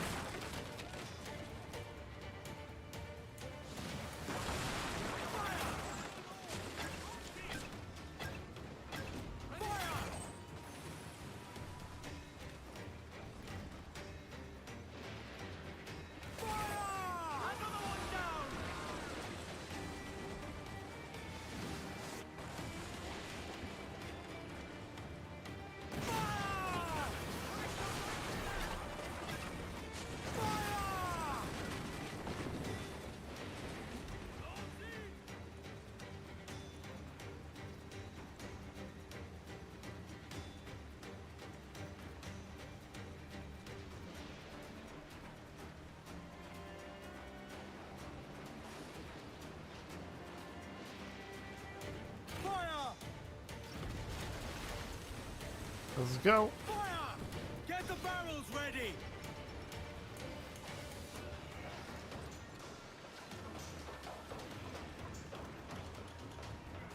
We have to go forward. Loose and trim tight. Ride the wind.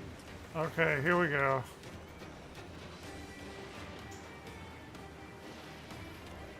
This is what we need to be doing.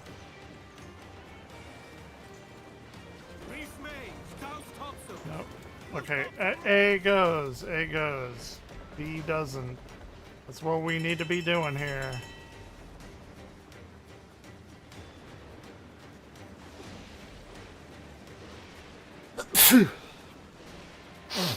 The rogue wave. Look out, man! I see it. The seas try to swallow us.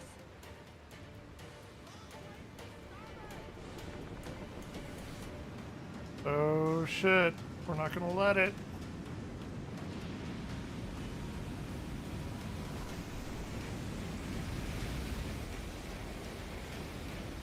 Hell yeah.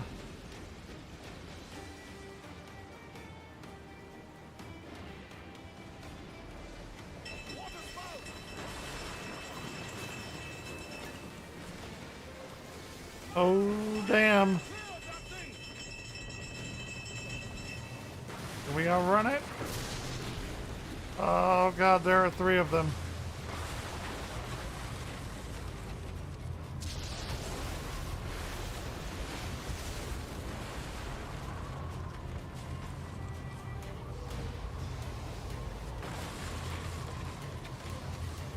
Oh, I think it's gonna hit us. That's our course.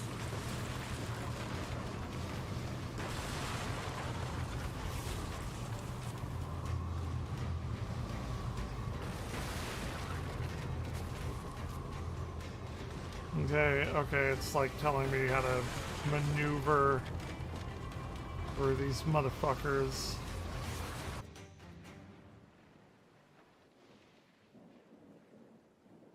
We get away?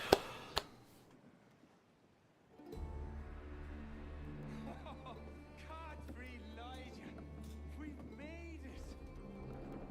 What a mess, Jesus.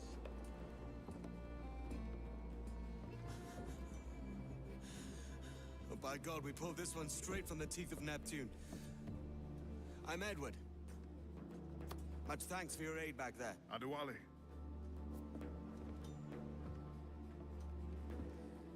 Ever been to Nassau, Adewale? Not yet. Not yet. That means he's ready to go. She took some knocks, didn't she? I think I'll keep her. All hands aft, lads. We're taking this one home.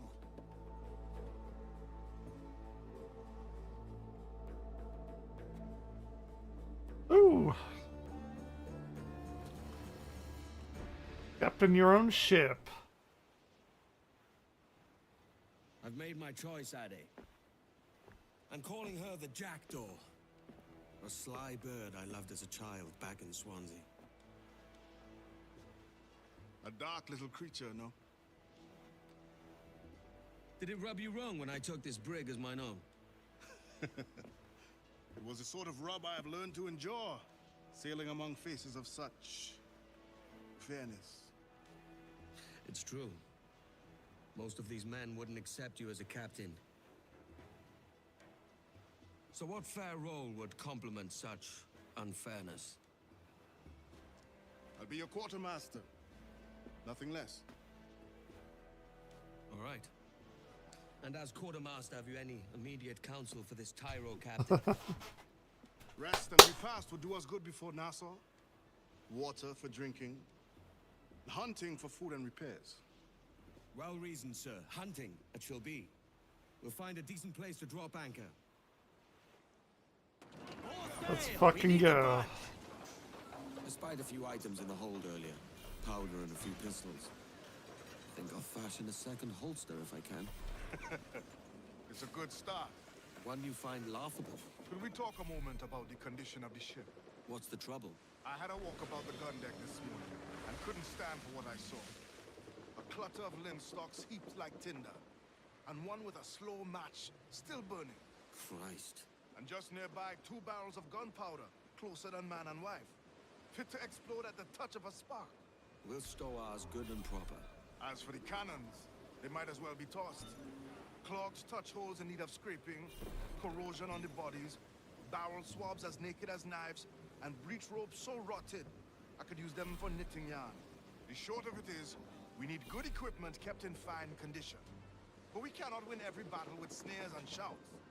So worry about your own armaments when it suits you. But don't forget about your jackdaw as well. No, indeed. We'll make it a point to keep this ship and its crew in fine condition. To that end, we're gonna need a proper shipwright. We should keep our eyes open for one. Abaco Island isn't far off. If we anchor by the shore, we could restock. Abaco Island.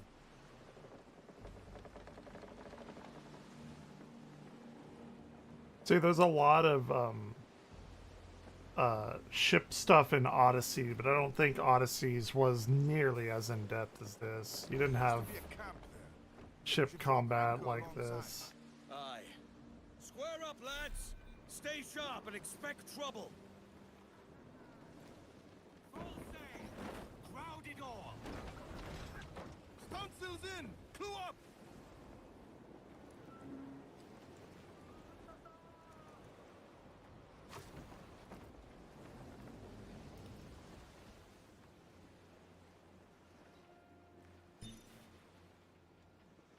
Well moored, lads!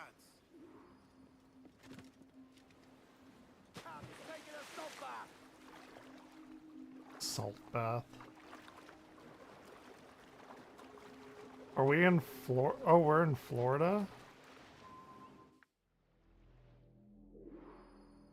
Oh, I suppose, yeah, if this is Cuba, this would be Florida, like the Florida Keys and stuff. Okay, alright. Are we gonna come, like, on the Fountain of Youth and shit? Like, with all the mythical stuff that happens here?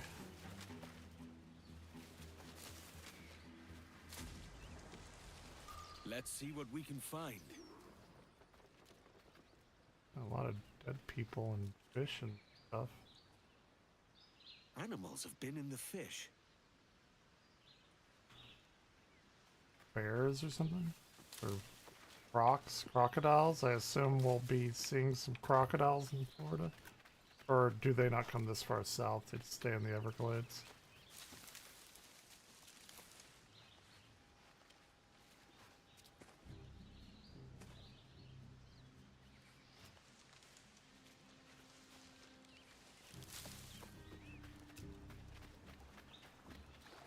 I'm up here and see what we got. If I can.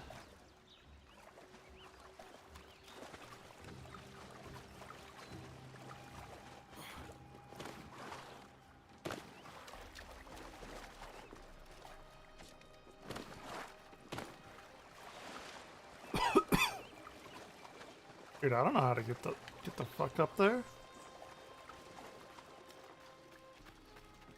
Tree? Tree climbing?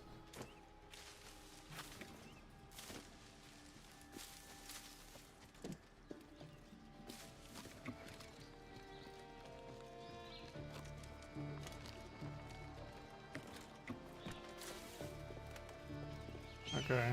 Alright, fair enough.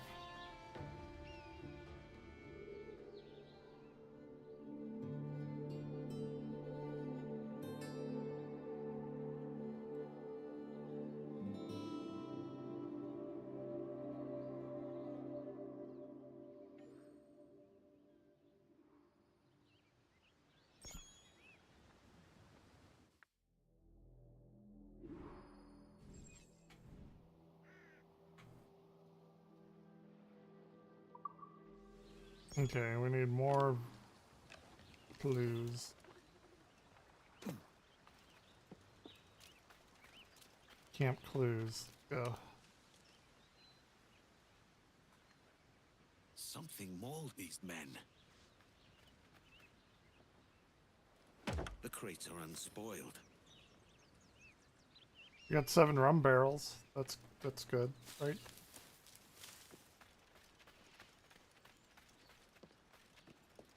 Some rum. 7 rum barrels. Alright, what else?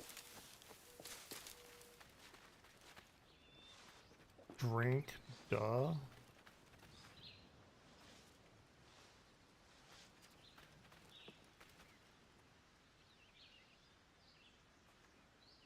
Paw prints. Smaller than a jaguar's. Jaguar. Ocelots about. They have skins that would make for a good holster. They're I'll so see about cute. those ocelots. Have the crew load the supplies on the jackdaw. But ocelots are fucking adorable. I mean, they're tiny, ferocious The ocelots cats. have built their own nest there.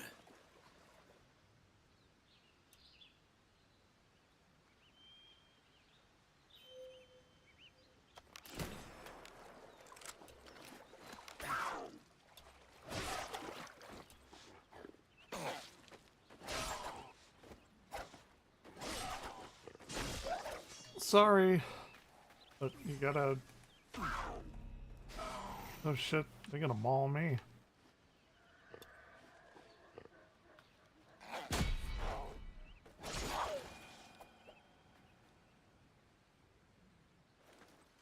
Good. I'll need more of this. It'll do. That's enough to fashion a holster.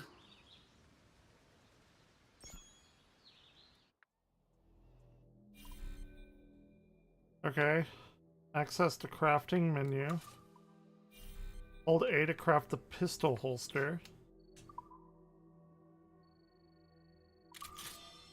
This allows Edward to carry 2 pistols. The crew have their provisions, and I have my holster. Okay, cool.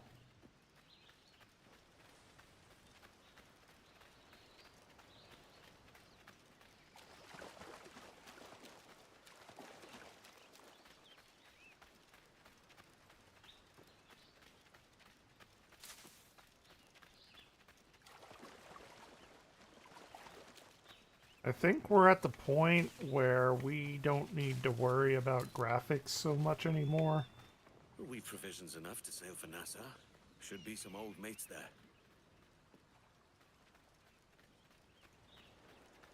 I think we're good with the graphic kind of thing. Fast travel unavailable. Do I have to swim back? There's a fucking rowboat right there. Guess this isn't Sea of Thieves.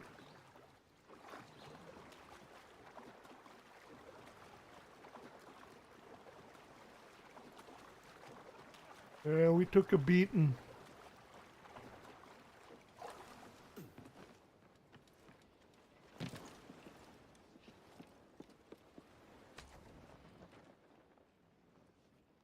Ahoy, Captain. Find what you need. My needs and wants are oceans apart, mate. But I did fashion myself a new holster. All I need now is a pistol to lie in it. Yeah. Taken from the holds, just as you said. Little more than a blowpipe. But it'll do. So, are we rested? Or should we idle a while longer? Best way anchor. I think the crew is itching to reach civilization. You'll find no civilization in Nassau. But it's a fine place to be merry all the same. Shorten sail! Ease off the wind! Anchor ahoy! Put on some sail!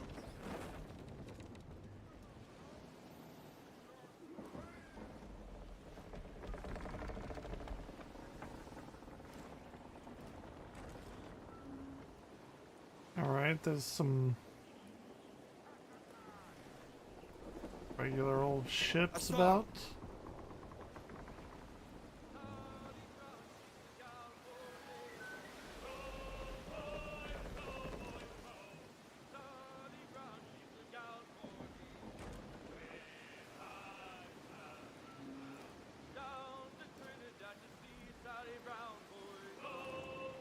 It just makes me want to play fucking Sea of Thieves. Sea of Thieves is so fun.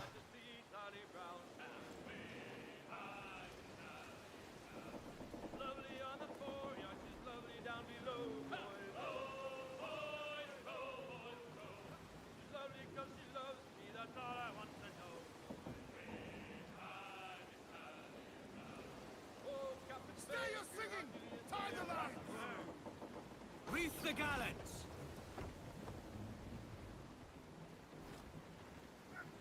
I did buy that Skull and Bones game for like $5. The quadruple A game. I still haven't played it.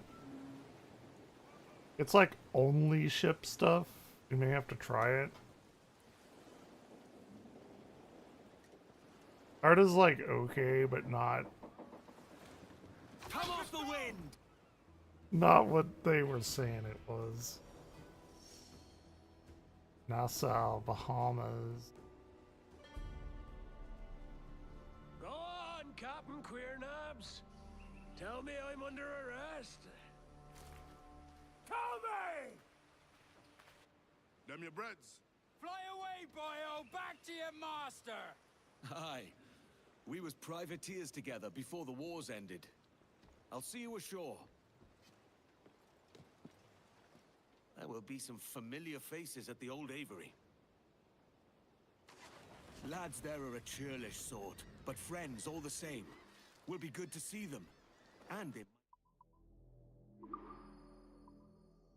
Nassau, originally founded as another Charlestown, the city was renamed Nassau in honor of King William III and the House of Orange-Nassau. The city has particularly colorful past. In 1706, the city's official appointed governors skipped town, thus severing the crown's direct control over the Bahamas. The islands languished for almost a decade in the hands of British citizens with little or no interest in statesmanship. By 1713, the entire region had become a haven for pirates, and it was in this period that Benjamin Hornigold declared Nassau a pirate republic. He proclaimed himself governor, and thereafter every pirate of any sense and reputation used Nassau as a base of operation, transforming the small city of barely 1,000 residents into a nest of infamous bastards, according to the governor of Bermuda. Fun. I'll learn some bodies about to add to the crew. history while we're doing this.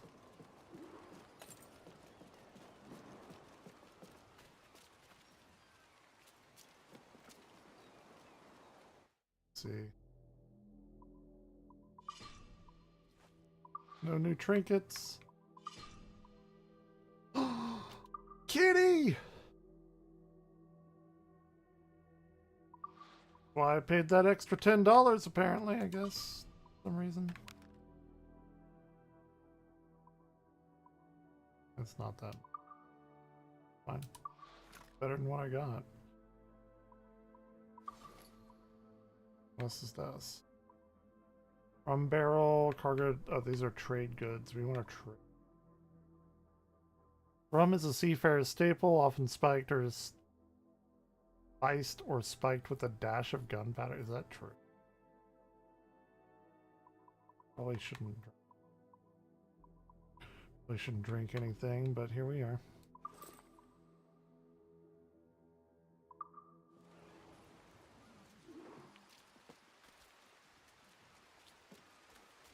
So, this is home.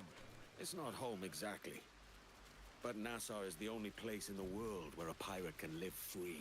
And the scoundrels here, they make for good company. They'll be stirring up trouble at the Aviary for sure. I'll be back. You hear me? Aye.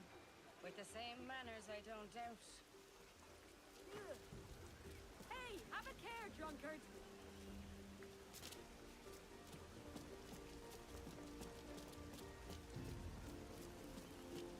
Now there's a mug we have. Your friends have started without you. By God, you're a sight for salty eyes. Come you in and have a drink. Morning, all. I can wait. Who's this?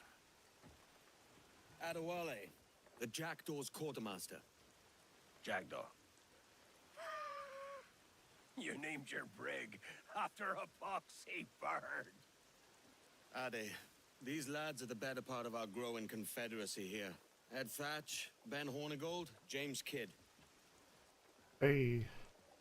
You let him carry a pistol, do you? Peace, Ben. Ade saved my life.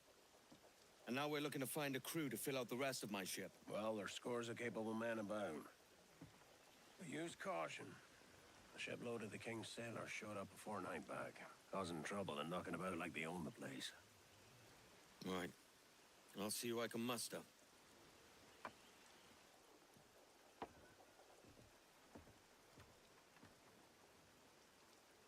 Send any men you find to the Jackdaw. I'll put them to work. Cheers, Ade. Did I hear rightly? Edward Kenway captains his own ship now. Hello? Aye, and he needs crew. It might be you can help him with that.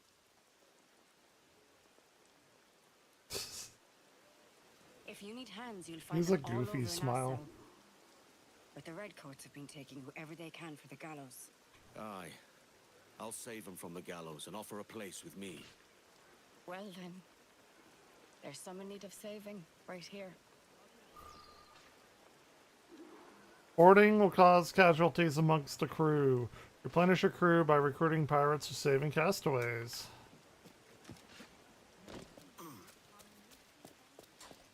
Get your hands off me! Help! They'll string me up!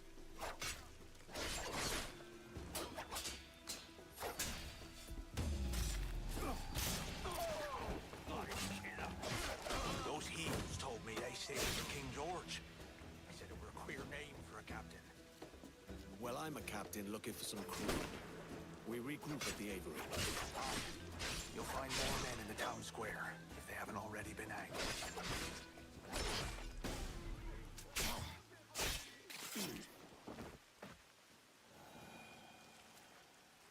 What does he have? Oh, just some money.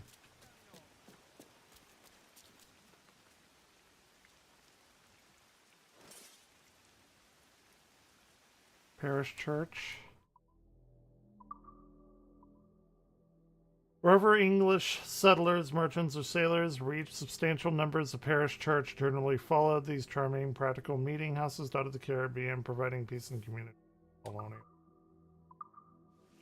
Colonies.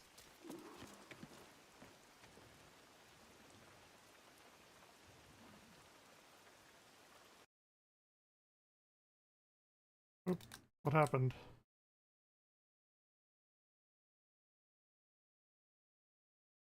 Uh-oh, something happened. That was probably a good place to stop. I assumed it auto-saved at a point not too far back.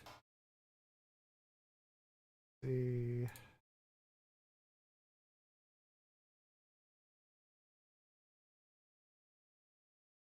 Well, I guess we're playing Mecha Chameleon.